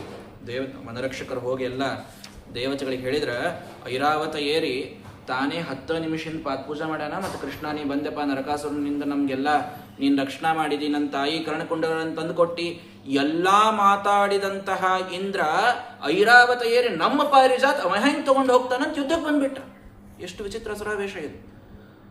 ಇಂದ್ರ ಹೊಂಟಾನ, ನಾವ್ ಹೆಂಗ್ ಸುಮ್ ಕೊಡುದು ಅಂತ ಹೇಳಿ ಕುಬೇರ, ವರುಣ, ಅಗ್ನಿ ಎಲ್ಲಾರು ಬಂದ್ರಿ. ಎಲ್ಲಾ ದೇವತೆಗಳು ಯುದ್ಧಕ್ಕೆ ಯಾರ ಜೊತೆಗೆ ಬರ್ಲಿಕತ್ತಾರ? ಕೃಷ್ಣನ ಜೊತೆಗೆ ಯುದ್ಧಕ್ಕೆ ಅಂತ ಬಂದ್ರು. ಯಮದೇವರು ಬಂದ್ರು, ರುದ್ರದೇವರು ತಮ್ಮ ನಂದಿಯನ್ನ ಏರಿ ತಾವು ಯುದ್ಧ ಆಡ್ಲಿಕ್ಕೆ ಅಂತ ಬರ್ತಾ ಇದ್ದಾರೆ. ಎಲ್ಲಾರು ಬಂದವರನ್ನು ನೋಡಿ ಸತ್ಯಭಾಮಾದೇವಿ ಅಂದ್ಲು, ಭಗವಂತ ಅಗಳೇನ ಯುದ್ಧ ಹಾಗೆ ಒಂದು ಮುಗಿಸ್ಕೊಂಡು ಬಂದೀವಿ, ಅದಕ್ಕೆ ನಿನಗ ಮತ್ತಿಷ್ಟು ಹೈರಾಣ ಆಗೋದು ಬೇಡ. ನನ್ನ ಸಲುವಾಗಿ ಇವ್ರು ಯುದ್ಧಕ್ಕೆ ಬರ್ಲಿಕತ್ತಾರ, ಪಾರಿಜಾತ್ ತಗೊಂಡು ಹೊಂಟೀವಂತ, ಬೇಡ, ನೀನು ಸ್ವಲ್ಪ ರೆಸ್ಟ್, ಯು ಟೇಕ್ ರೆಸ್ಟ್ ಅಂದ್ಲಕ್ಕಿ. ಕೂತ್ ಬಿಡು ನೀ ಗರುಡನ ಮೇಲೆ. ನೀ ಏನು ಮಾಡ್ತಿ? ಅದೇನು ನಿನ್ನ ಕೈಯಾಗದ ಬಿಲ್ಲು, ಅದನ್ನು ನನಗೆ ಕೊಡು ಅಂದ್ಲು. ಬಿಲ್ಲು ಕೊಟ್ಟ ಭಗವಂತ, ದುರ್ಗಾದೇವಿ ತಾನು ಯುದ್ಧವನ್ನು ಪ್ರಾರಂಭ ಮಾಡುತ್ತಾಳ್ರಿ. ಅಲ್ಲೇ ಮುಕ್ತಾನ್ ಚಿಚ್ಛೇದ ಬಾಣೌಘೈಸ್ತಾನ್ ಛರಾನ್ ದೇವ ಸೈನಿಕೈಹಿ. ಯಾವ ಸೈನಿಕರು ಬಿಟ್ಟ ಎಲ್ಲಾ ಬಾಣಗಳನ್ನ ಮೊದಲು ಕುಬೇರ ತಾನು ಯುದ್ಧಕ್ಕಂತ ಬರ್ತಾನ. ಕುಬೇರ ಬೇಕಾದಷ್ಟು ಅಸ್ತ್ರಗಳನ್ನು ಬಿಡ್ತಾನೆ, ಎಲ್ಲಾ ಅಸ್ತ್ರಗಳನ್ನು ಕುಬೇರಗಂತಾಳ. ಯಾವ ಸಂಪತ್ತಿನ ಮದನೋ ನಿನಗ? ನಿನ್ನ ನವನಿಧಿಗಳನ್ನ ಕೊಟ್ಟವಳೇ ನಾನು ಮಹಾಲಕ್ಷ್ಮಿ, ಎಲ್ಲಾ ನಿಧಿಗೆ ನಾನು ಈಶ್ವರಿ, ನನ್ನ ಜೊತೆಗೆ ಏನು ಯುದ್ಧಕ್ಕೆ ಬರ್ತಿ ಅಂತ ಅವನ ಎಲ್ಲ ಅಸ್ತ್ರಗಳನ್ನು ಮುರಿದು ಹಾಕ್ತಾಳೆ. ವಿದುದ್ರಾವಧನೇಶ್ವರ ಓಡಿ ಹೋದ್ನಂತ ಕುಬೇರ. ಇನ್ನೊಮ್ಮೆ ಹೊಳ್ಳಿ ಬರ್ಲಿಲ್ಲ ಸ್ವರ್ಗಕ್ಕೆ, ಹಂಗೆ ಓಡಿ ಹೋಗ್ಬಿಟ್ಟವ. ಓಡಿ ಹೋದಾಗ ವರುಣ ಬಂದ. ವರುಣ ಹೇಳ್ತಾಳ, ನೀನು ಸಮುದ್ರ ರಾಜ, ನನ್ನನ್ನು ಹುಟ್ಟಿಸಿದ ತಂದೆ, ನನ್ನ ಜೊತೆ ಏನು ಯುದ್ಧಕ್ಕೆ ಬರ್ತೀಯೋ, ಬಾ ಬಂದು ಯುದ್ಧ ಆಡ್ತೀನಿ ನಿನ್ನ ಜೊತೆಗೆ ಅಂತ ಅವಳ ಜೊತೆಗೂ ಕೂಡ ಯುದ್ಧವನ್ನು ಆಡ್ತಾ ಇದ್ದಾಳೆ. ರುದ್ರದೇವರು ಬಂದ್ಬಿಟ್ರು. ರುದ್ರದೇವರು ಬಂದಾಗ ದೇವರಂದ, ನೀನೇ ಯುದ್ಧ ಆಡ, ಅವನ್ನೂ ಸೋಲಿ ಶಸೈ ಮಾಡ್ಬೇಡ, ಕೊಡಿಲ್ಲ, VIP ದೇವತಾ ಅವಂಗರಿ ಒಂದು ಸ್ವಲ್ಪ ಕಿಮ್ಮತ್ ಕೊಡಬೇಕು ಅಂತ ಹೇಳಿ ತಾನು ಭಗವಂತ ಆ ಕೈಯೊಳಗೆ ತಾನು ಧನುಸ್ಸನ್ನು ತಗೊಂಡು ಆ ರುದ್ರದೇವರನ್ನು ಕೂಡ ತಾನು ಅಲ್ಲಿ ಓಡಿಸ್ತಾ ಇದ್ದಾನೆ. ಆವಾಗ ಗರುಡ ಅವರ ವೃಷ, ಅವರ ಒಂದು ನಂದೀಶ್ವರನನ್ನ ಅವರು ಹೊಡೆದೋಡಿಸ್ತಾರೆ. ಇದೆಲ್ಲವೂ ಭಗವಂತ ದೇವತೆಗಳು ಮಾಡುವಂತಹ ಒಂದು ಲೀಲೆ.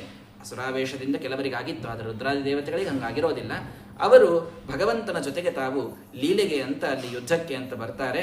ಅವರು ಸ್ವಲ್ಪ ಹೊತ್ತು ಯುದ್ಧ ಆಡಿದಂಗ ಮಾಡಿ ಅಲ್ಲಿಂದ ಆ ತಮ್ಮ ನಂದೀಶ್ವರನನ್ನು ಕರ್ಕೊಂಡು ಅವ್ರು ಮತ್ತೆ ವಾಪಸ್ ಕೈಲಾಸಕ್ಕಂತ ರುದ್ರದೇವರು ಹೋಗಿಬಿಡುತ್ತಾರೆ.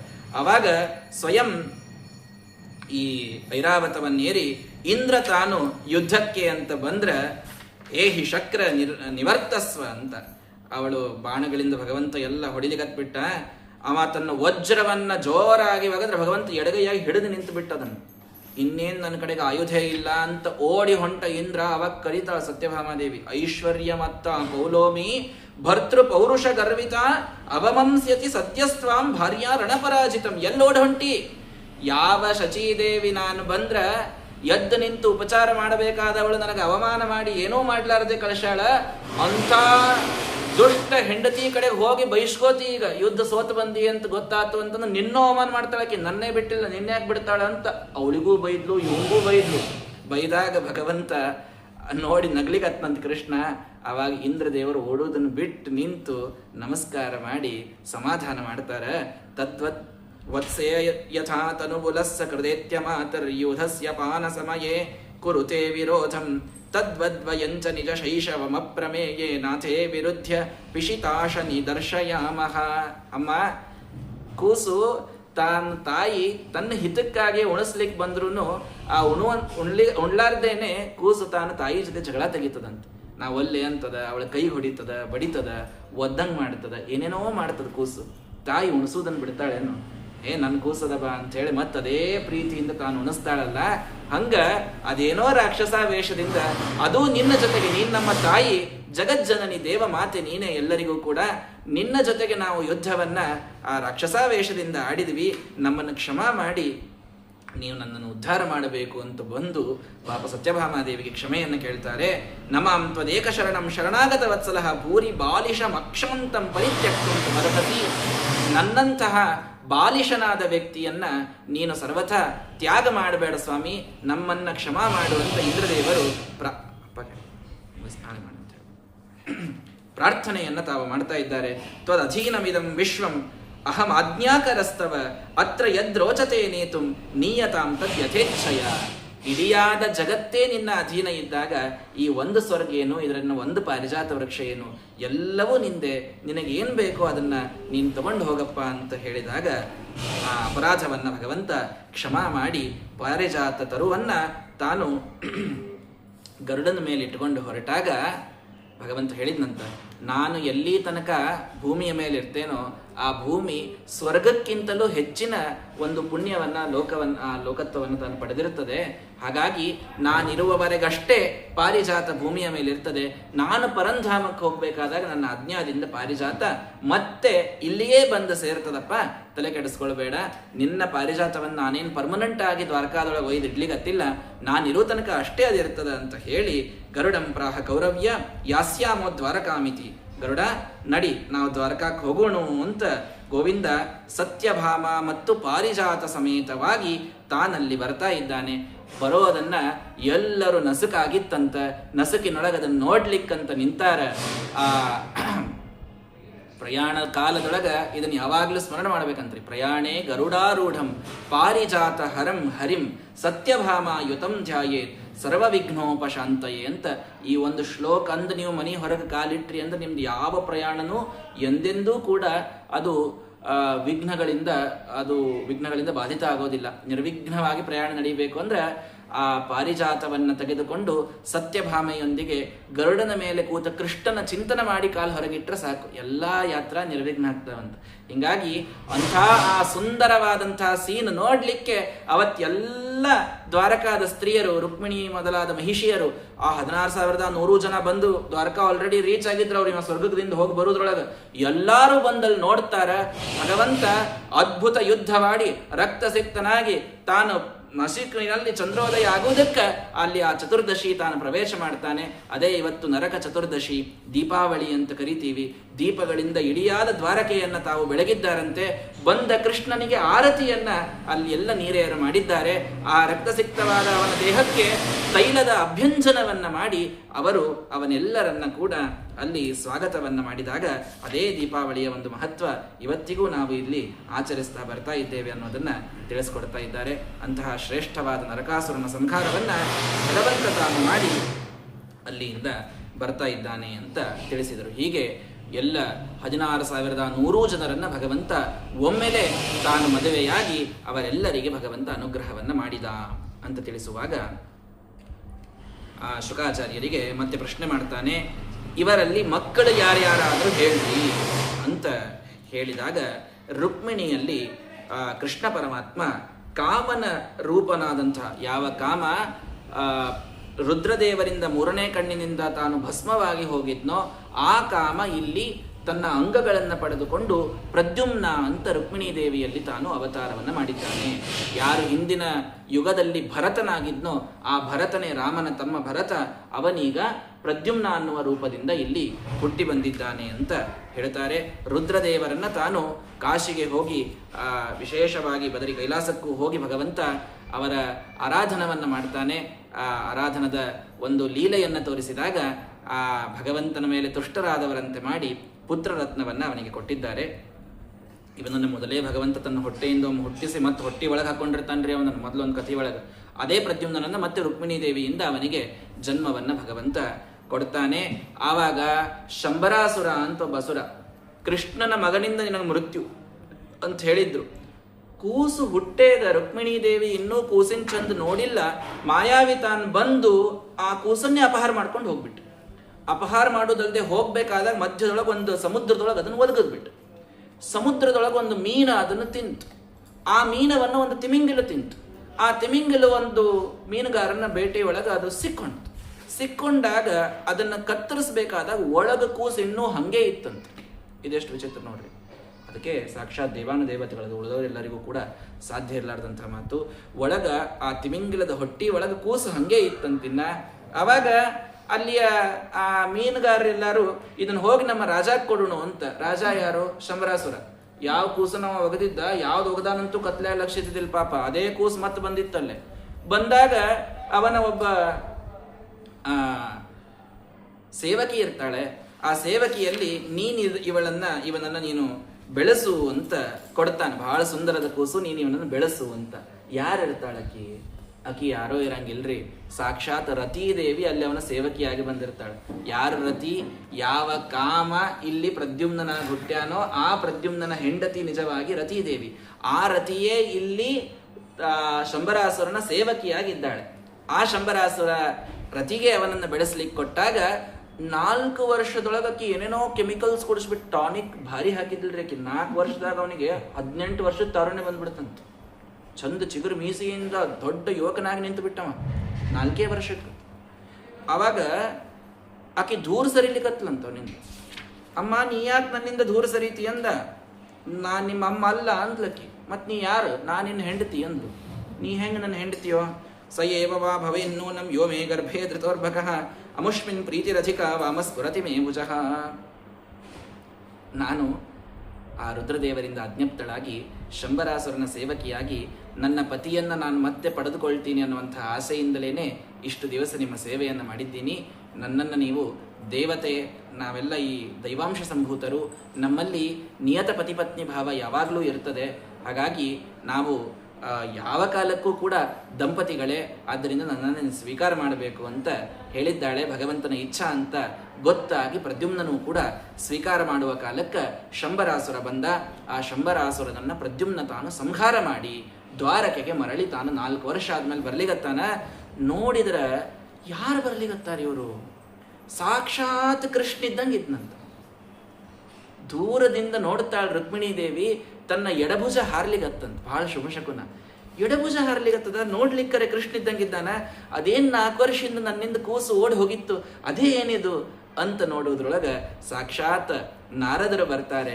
ಬಂದು ಶಂಬರಾಸುರ ವಧದ ಕಥೆಯನ್ನು ಹೇಳಿ ಪ್ರದ್ಯುಮ್ನನಿಂದ ಇಂಥ ಮಹದ ಆಶ್ಚರ್ಯದ ಕೆಲಸ ಆಗ್ಯದ ಅಂತ ಹೇಳಿ ಇವನೇ ನಿನ್ನ ಮಗ ಅಂತ ಆ ರುಕ್ಮಿಣೀ ದೇವಿಗೆ ಅವರು ಸಮರ್ಪಣೆಯನ್ನು ಮಾಡ್ತಾ ಇದ್ದಾರೆ. ರುಕ್ಮಿಣಿ ತಾನು ತನ್ನ ಮಗನನ್ನು ಮತ್ತೆ ಪಡೆದು ಅತ್ಯಂತ ಆನಂದವನ್ನು ತಾನು ಅಭಿವ್ಯಕ್ತ ಮಾಡಿದ್ದಾಳಷ್ಟೇ. ಅವಳಿಗೆ ಯಾವುದರಿಂದ ಏನು ಆನಂದ, ಅವಳಿಗೆ ದುಃಖ, ಯಾವ ವಿಕಾರವೂ ಅವಳಿಗೆ ಸರ್ವಥ ಇಲ್ಲ. ಜೀವಕೋಟಿಯಿಂದ ಮುಕ್ತಳಾದಳು, ನಿತ್ಯ ಮುಕ್ತಳು ಮಹಾಲಕ್ಷ್ಮೀ ದೇವಿ. ಲೀಲೆಗಾಗಿ ತಾನು ಸಂತೋಷವನ್ನು ಅಭಿವ್ಯಕ್ತ ಮಾಡಿದ್ದಾಳೆ. ಆ ಸಂದರ್ಭದಲ್ಲಿ ಪೌಂಡ್ರಕ ಅಂತ ಒಬ್ಬ ವಸುದೇವನ ಇನ್ನೊಬ್ಬ ಹೆಂಡತಿಯ ಮಗ. ಆ ಪೌಂಡ್ರಕ ವಾಸುದೇವ ಅವನಿಗೊಂದು ಹುಚ್ಚು, ಏನಂದ್ರೆ ನಾನೇ ದೇವರು ಅಂತ. ಈ ಹುಚ್ಚು ಬಹಳ ಮಂದಿಗೆ ಇರ್ತದ್ರಿ. ಕಷ್ಟಾಸವು ಪೌಂಡ್ರಕೋ ನಾಮ ಕಸ್ಮಿನ್ ದೇಶೇ ಮಹೀಮತಿ. ಎಲ್ಲಿದ್ದಿವ? ಇವ ಕಾಶಿರಾಜನ ಮಗಳನ್ನು ತಾನು ಮದುವೆ ಮಾಡಿಕೊಂಡು ಅಲ್ಲಿದ್ದಿವ, ಪೌಂಡ್ರಕ ವಾಸುದೇವ ಅಂತ. ಇವನಿಗೆ ನಾನೇ ವಿಷ್ಣು, ಅವಂಗದೊಂದು ಬಹಳ ದೊಡ್ಡ ತಲೆ ಆಗ. ಅವ ಒಂದು 4 ಥರ್ಮಾಕೋಲದ ಶಂಖಾಚಕ್ರ ತಾನೇ ಮಾಡ್ಕೊಂಡಿದ್ದರಿ. ಅವನು ಹಿಡ್ಕೊಂಡೇ ಅಡ್ಡಾಡ್ತಿದ್ದ, ನಾನೇ ದೇವರು, ನಾನೇ ಚತುರ್ಭುಜ, ನಂದೂ ನೋಡ್ರಿ ಇಲ್ಲೇ ಅಂತ ಹೇಳಿ. ಆ ಶ್ರೀವತ್ಸ ವಕ್ಷ ಇರ್ತದಲ್ಲ ಭಗವಂತನಿಗೆ ಸುಟ್ಕೊಂಡ್ಬಿಟ್ಟಿದ್ನಂತಿಲ್ಲ. ಸುಟ್ಕೊಂಡು ಅಲ್ಲಿ ಲಕ್ಷ್ಮೀನ್ ಬರ್ಕೊಂಡಿದ್ದ ತಾನೇ. ಹೋದವ್ರಿಗೆಲ್ಲ ಹಿಂಗೆ ಬಿಚ್ಚಿ ತೋರಿಸೋದು, ಎದಿ ಮೇಲೆ ಇದ್ದಾಳೆ ನೋಡ್ರಿ, ನಾನೇ ಶ್ರೀವತ್ಸ, ನಾನೇ ನಾರಾಯಣ ಅಂತ ತೋರಿಸೋದು. ಹಂಗೆ ತೋರಿಸ್ಬೇಕಾದಾಗ ಪೌಂಡ್ರಕನು ತಾನು ಭಾರಿ ತಪಸ್ಸದೆಲ್ಲ ಮಾಡಿದ್ದ, ದೇವರ ಜೊತೆಗೆ ನಾನು ಯುದ್ಧ ಆಡ್ತೀನಿ ಅಂತ. ಯಾನಿ ತ್ವಂ ಅಸ್ಮತ್ ಚಿಹ್ನಾನಿ ಮೌಢ್ಯಾದ್ ಬಿಭರ್ಷ್ಯ ಭೀತವತ್, ಭಗವಂತನಿಗೆ ಪತ್ರ ಬರೆದು ಕಳಿಸ್ತಾನೆ. ನೀನೂ ಏನೋ ಶಂಖಚಕ್ರ ಹಿಡ್ಕೊಂಡು ಅಡ್ಡಾಡ್ಲಿಗತ್ತಿ ಅಂತ ನನಗೆ ಸುದ್ದಿ ಬಂದದಂತ. ಕೃಷ್ಣಗೆ ಇವ ಹೇಳುದ್ರಿ ಪೌಂಡ್ರಕ ವಾಸುದೇವ, ನೀನೋ ಏನೋ ನಮ್ದೆಲ್ಲ ಚಿಹ್ನೆಗಳನ್ನ ನೀ ಹಿಡ್ಕೊಂಡು ಅಡ್ಡಾಡ್ಲಿಗತ್ತಿ ಅಂತ, ಯುದ್ಧಕ್ಕೆ ಬಾ ನನ್ನ ಜೊತೆಗೆ, ಯುದ್ಧ ಆಡಿ ಖರೆ ಯಾರ್ದು ಚಿಹ್ನ ಅಂತ ಗೊತ್ತಾಗ್ಲಿ ಎಲ್ಲರಿಗೂ ಅಂತಂದ. ಭಗವಂತಂದ ಅವಶ್ಯ ಬರೋಣಪ್ಪ ಅಂತ ಹೇಳಿ, ಎಲ್ಲಿರ್ಬೇಕು ನೀ ಬರೇ ಡೇಟ್ ಟೈಮು ಫಿಕ್ಸ್ ಮಾಡಿ ಪ್ಲೇಸು, ನಾನು ಬರ್ತೀನಿ ಅಂದ. ಕಾಶಿರಾಜನ ಕಡೆಗೆ ಇದ್ದಾನಂತ ಗೊತ್ತಾದಾಗ ರಥವನ್ನೇರಿ ಭಗವಂತ ಕಾಶಿಗೆ ಅಂತ ಅಲ್ಲಿ ಹೋಗ್ತಾನೆ. ಹೋದಾಗ ನೋಡಿದ ಗದ ಹಸಿ ಚಕ್ರೇಶು ಭಿರಾರ್ಧ ಅವನು ಒಂದು ಗದ, ಒಂದು ಚಕ್ರ, ಒಂದು ಶಂಖ ಹಿಡ್ಕೊಂಡೇ ನಿಂತಿದ್ದ. ಅವು ಎಲ್ಲ ಅಟಗಿ ಸಾಮಾನು ಜಾತ್ರೆಗೆ ಸಿಗು ಇದ್ದು. ಅಂತೂ ಅದನ್ನು ನೋಡಿ ಭಗವಂತ ನಕ್ಕು ಆ ಚಕ್ರ ಬಿಟ್ಟು ತೋರಿಸು ಅಂದ. ಬಿಡ್ಲಿಕ್ಕೆ ಬರಂಗಿಲ್ಲ ಅಂದ, ಹಿಡ್ಕೊಳ್ಳಿಕ್ಕೆ ಅಷ್ಟೇ, ಇವೆಲ್ಲ ಪ್ರಯೋಗ ಚಕ್ರ ಇಲ್ಲ ನಮ್ಮ ಎಲ್ಲ ಅಂತಂದ.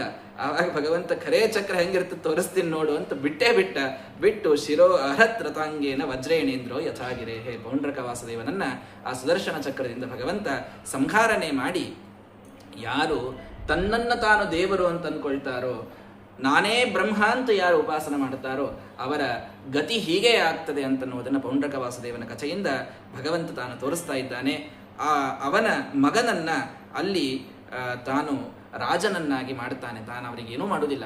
ಕಾಶಿರಾಜನ ಮಗ ಸುದಕ್ಷಿಣ, ಅವನಿಗೆ ರಾಜ ಮಾಡಿ ಭಗವಂತ ಮರಳಿ ಬರ್ತಾ ಇರಬೇಕಾದಾಗ ಇವ ದಕ್ಷಿಣಾಗ್ನಿಯಲ್ಲಿ ತಾನು ಹೋಮ ಮಾಡಿ ಆಭಿಚಾರಿಕ ಮಾಟ ಮಂತ್ರ ಮಾಡಿ ಕೃಷ್ಣನ್ ಗೆಲ್ಲಬೇಕು ಅಂತ ಹೋಗ್ತಾನೆ. ಇವ ಸುದಕ್ಷಿಣ ಮಾಟ ಮಂತ್ರ ಮಾಡಿ ನಾನು ಕೃಷ್ಣನ್ ಗೆಲ್ತೀನಿ ಅಂತ ಒಂದು ಕೃತ್ಯ ಸೃಷ್ಟಿ ಮಾಡ್ತಾನೆ. ರುದ್ರದೇವರ ಒಂದು ತಪಸ್ಸು ಮಾಡಿ, ಅದು ಶೈವಜ್ವರ ಅಂತ ಹೆಸರದು, ಜ್ವರಾಭಿಮಾನಿನಿಯಾದಂಥ ಒಂದು ಹೆಣ್ಣು. ಆ ದೇವತೆಯನ್ನ, ಕೃತ್ಯಾಳನ್ನ ಕೃಷ್ಣನ ಮೇಲೆ ಪ್ರಯೋಗ ಮಾಡ್ತಾನೆ. ಕೃಷ್ಣಗ ಆ ಅಭಿಚಾರಿಕ ಪ್ರಯೋಗ ಬರುವುದನ್ನು ನೋಡಿ ಭಗವಂತ ತನ್ನ ಒಂದು ಮಾಯಾದಿಂದ ವೈಷ್ಣವ ಜ್ವರದ ನಿರ್ಮಾಣವನ್ನು ಮಾಡ್ತಾನಂತ. ವೈಷ್ಣವ ಜ್ವರ, ಆ ಜ್ವರ ಈ ಜ್ವರ ಹೊಡೆದಾಡ್ಲಿಕ್ಕತ್ತು, ಶೈವಜ್ವರ ವೈಷ್ಣವ ಜ್ವರ ಹೊಡೆದಾಡಬೇಕಾದಾಗ ಅವರಿಬ್ಬರಿಂದ ಇನ್ನು ನಾಶ ಆಗೋದು ಬೇಡ ಅಂತ ಇಬ್ಬರನ್ನು ಶಾಂತ ಮಾಡಿ ಭಗವಂತ ಆ ಕಡೆಗೆ ಉಪಸಂಹಾರ ಮಾಡಿದಾಗ ಈ ವೈಷ್ಣವ ಜ್ವರ ಅದನ್ನೂ ಬಿಡಲಿಲ್ಲ. ಮುಂದೆ ಹೋಗಿ ಸುದರ್ಶನ ಚಕ್ರದೊಂದಿಗೆ ತಾನು ಸಮಗ್ರವಾದಂತಹ ಆ ಸುದಕ್ಷಿಣನ ಸಂಹಾರ ಮಾಡುವುದಲ್ಲದೆ ಇಡಿಯಾದ ಕಾಶಿಯನ್ನ ಸ್ಮಶಾನ ಮಾಡೇ ಹೊಳ್ಳಿ ಬಂತಂಥದ್ದು. ಅಲ್ಲಿ ತನಕ ಬಿಡ್ಲಾರ್ದೆ ಎಲ್ಲ ಅಲ್ಲಿದ್ದ ದುಷ್ಟರನ್ನು ನಾಶ ಮಾಡಿ ಅದು ಬರ್ತಾ ಇದೆ. ಏತತ್ ಶ್ರಾವಯನ್ಮರ್ತ್ಯ ಉತ್ತಮ ಶ್ಲೋಕ ವಿಕ್ರಮಂ ಸಮಾಹಿತೋ ವಾ ಶೃಣುಯಾತ್ ಸರ್ವಪಾಪೈ ಪ್ರಮುಚ್ಯತೆ. ನೋಡ್ರಿ, ಆ ವೈಷ್ಣವ ನರಕಾಸುರನ ವಧ, 16,100 ಜನರ ಒಂದು ಪರಿಣಯ, ಪೌಂಡ್ರಕನ ವಧ, ಸುದಕ್ಷಿಣನ ವಧ, ಇದೆಲ್ಲವನ್ನ ಕಥೆಗಳನ್ನು ಕೇಳಿದರೆ ಎಲ್ಲಾ ಪಾಪಗಳಿಂದ ಎಂಥದ್ದು ತಾವುಭೌ ಸರ್ವ ಪಾಪೇಭ್ಯೋ ಬ್ರಹ್ಮಹತ್ಯಾದಿಭಿರ್ನೃಪ ವಿಮುಚ್ಯ ದೇಹಾವಸಾನೆ ವಿಷ್ಣುಲೋಕಂ ಪ್ರಯಾಸ್ಯತಃ. ಬ್ರಹ್ಮಹತ್ಯೆ ಮೊದಲಾದಂತಹ ಪಾಪಗಳಾಗಿದ್ರೂ ಕೂಡ ಈ ಪೌಂಡ್ರಕ ವಾಸುದೇವನ ಸಂಹಾರದ ಕಥೆ ಕೇಳೋದ್ರಿಂದ ಎಂತಹ ಪಾಪಗಳು ಕೂಡ ನಿವೃತ್ತವಾಗ್ತವೆ ಅನ್ನುವ ಫಲವನ್ನ ನಮಗೆ ಭಾಗವತ ತಿಳಿಸಿಕೊಡ್ತದೆ. ಅಂಥ ಭಗವಂತ ತಾನು ದ್ವಾರಕೆಯಲ್ಲಿ ಇರಬೇಕಾದಾಗ ಬಹಳಷ್ಟು ಕಥೆಗಳಿವೆ ಇನ್ನೂ ದಶಮಸ್ಕಂದದಲ್ಲಿ. ಹಾಗಾಗಿ ಸ್ವಲ್ಪ ವೇಗವಾಗಿ ಆ ದಶಮಸ್ಕಂದವನ್ನು ಇವತ್ತು ಮುಖ್ಯವಾಗಿ ಅದನ್ನು ಮಂಗಳ ಮಾಡೋದಿದೆ ಅಂತ, ಅಂದರೆ ಒಂದು 2 ದಿವಸ ಆದರೂ ಏಕಾದಶ ಸ್ಕಂದ ಹೇಳಲಿಕ್ಕೆ ನಮಗೆ ಅವಕಾಶ ಸಿಗುತ್ತದೆ. ಹಾಗಾಗಿ ಸ್ವಲ್ಪ ಆ ಕಥೆಗಳನ್ನು ಹೇಳ್ತಾ ಇದ್ದೀನಿ. ಸ್ವಲ್ಪ ಲಕ್ಷ್ಯ ಕೊಟ್ಟು ಕೇಳಿದ್ರಿ ಅಂದ್ರೆ ಭಾಳ ಫಾಸ್ಟ್ ಅಂತ ಅನಿಸ್ಬಹುದು. ಸಣ್ಣ ಸಣ್ಣ ಸಣ್ಣ ಕಥೆಗಳವ, ಬಹಳಷ್ಟವ. ಲಕ್ಷ್ಯ ಕೊಟ್ಟು ಕೇಳಿದ್ರಿ ಅಂತಂದ್ರೆ ನಿಮಗೆ ಒಂದೊಂದು ಕಥೆಗೂ ಲಿಂಕ್ ಸಿಗುತ್ತದೆ. ಎಲ್ಲರೂ ಅತ್ಯಂತ ಅವಧಾನದಿಂದ ಕೇಳಬೇಕು. ಸೂರ್ಯೋಪರಾಗಸ್ಸು ಮಹಾನ್ ಆಸೀತ್ ಕಲ್ಪಕ್ಷಯೇ ಯಥ. ಒಂದು ಸಲ ಸೂರ್ಯಗ್ರಹಣ ಆವಾಗ ಬಂದಿದೆ ಅಂತ. ಆ ಕಾಲದಲ್ಲಿ ಸೂರ್ಯಗ್ರಹಣ ಆಗೋದಿಲ್ಲ.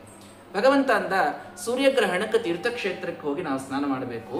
ಅದರೊಳಗೂ ಪರಶುರಾಮ ದೇವ ನಿರ್ಮಿಸಿದಂತಹ ಸ್ಯಮಂತ ಪಂಚಕ ಅಂತ ಕುರುಕ್ಷೇತ್ರದಲ್ಲಿದ್ದಂತಹ ಸರೋವರ, ಅದ್ಭುತವಾದಂತಹ ಸರೋವರ, ಅಲ್ಲಿ ಸ್ನಾನ ಮಾಡಿದರೆ ಬಹಳ ವಿಶೇಷವಾದ ಪುಣ್ಯ ಆ ಗ್ರಹಣದ ಸಮಯಕ್ಕೆ. ಅದಕ್ಕೆ ಸೂರ್ಯಗ್ರಹಣ ಆದಾಗ ಎಲ್ಲರೂ ಇವತ್ತಿಗೂ ಅಲ್ಲಿ ಕುರುಕ್ಷೇತ್ರದೊಳಗೆ ಲಕ್ಷಾವಧಿ ಮಂದಿ ಕೂಡ್ತಾರೆ. ಸೂರ್ಯಗ್ರಹಣ ಇತ್ತು ಅಂತಂದ್ರೆ ಅಲ್ಲೇ ಸ್ನಾನ ಮಾಡಬೇಕು ಅಂತ ಅನ್ನೋದಕ್ಕೆ.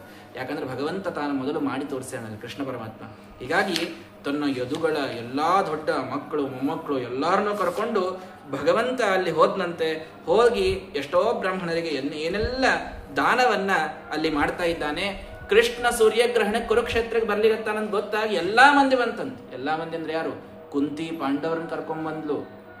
ನಂದಗೋಪ ಯಶೋಧ ಎಲ್ಲಾ ಗೊಲ್ಲರನ್ನ ಗೋಪಿಕಾಸ್ತ್ರೀಯರನ್ನು ಕರ್ಕೊಂಡ್ಬಂದ್ರಂತ ಕೃಷ್ಣನ ನೋಡ್ಬರೋಣ. 8 ವರ್ಷಕ್ಕೆ ಬಿಟ್ಟು ಬಂದ ಇನ್ನಾತನ ಪ್ರದ್ಯುಮ್ನ ಹುಟ್ಟಿದ ಮೇಲೂ ಆ ಕಡೆ ಹೋಗಿದ್ದೇ ಇಲ್ರಿ, ಅವ ಹಣಿಕೆನೇ ಹಾಕಿದ್ದಿಲ್ಲ.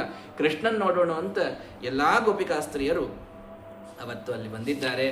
ಆ ವಸುದೇವ ತಾನು ಕುಂತಿಯನ್ನು ನೋಡಿ ಬಹಳ ದುಃಖಪಟ್ಟನಂತ.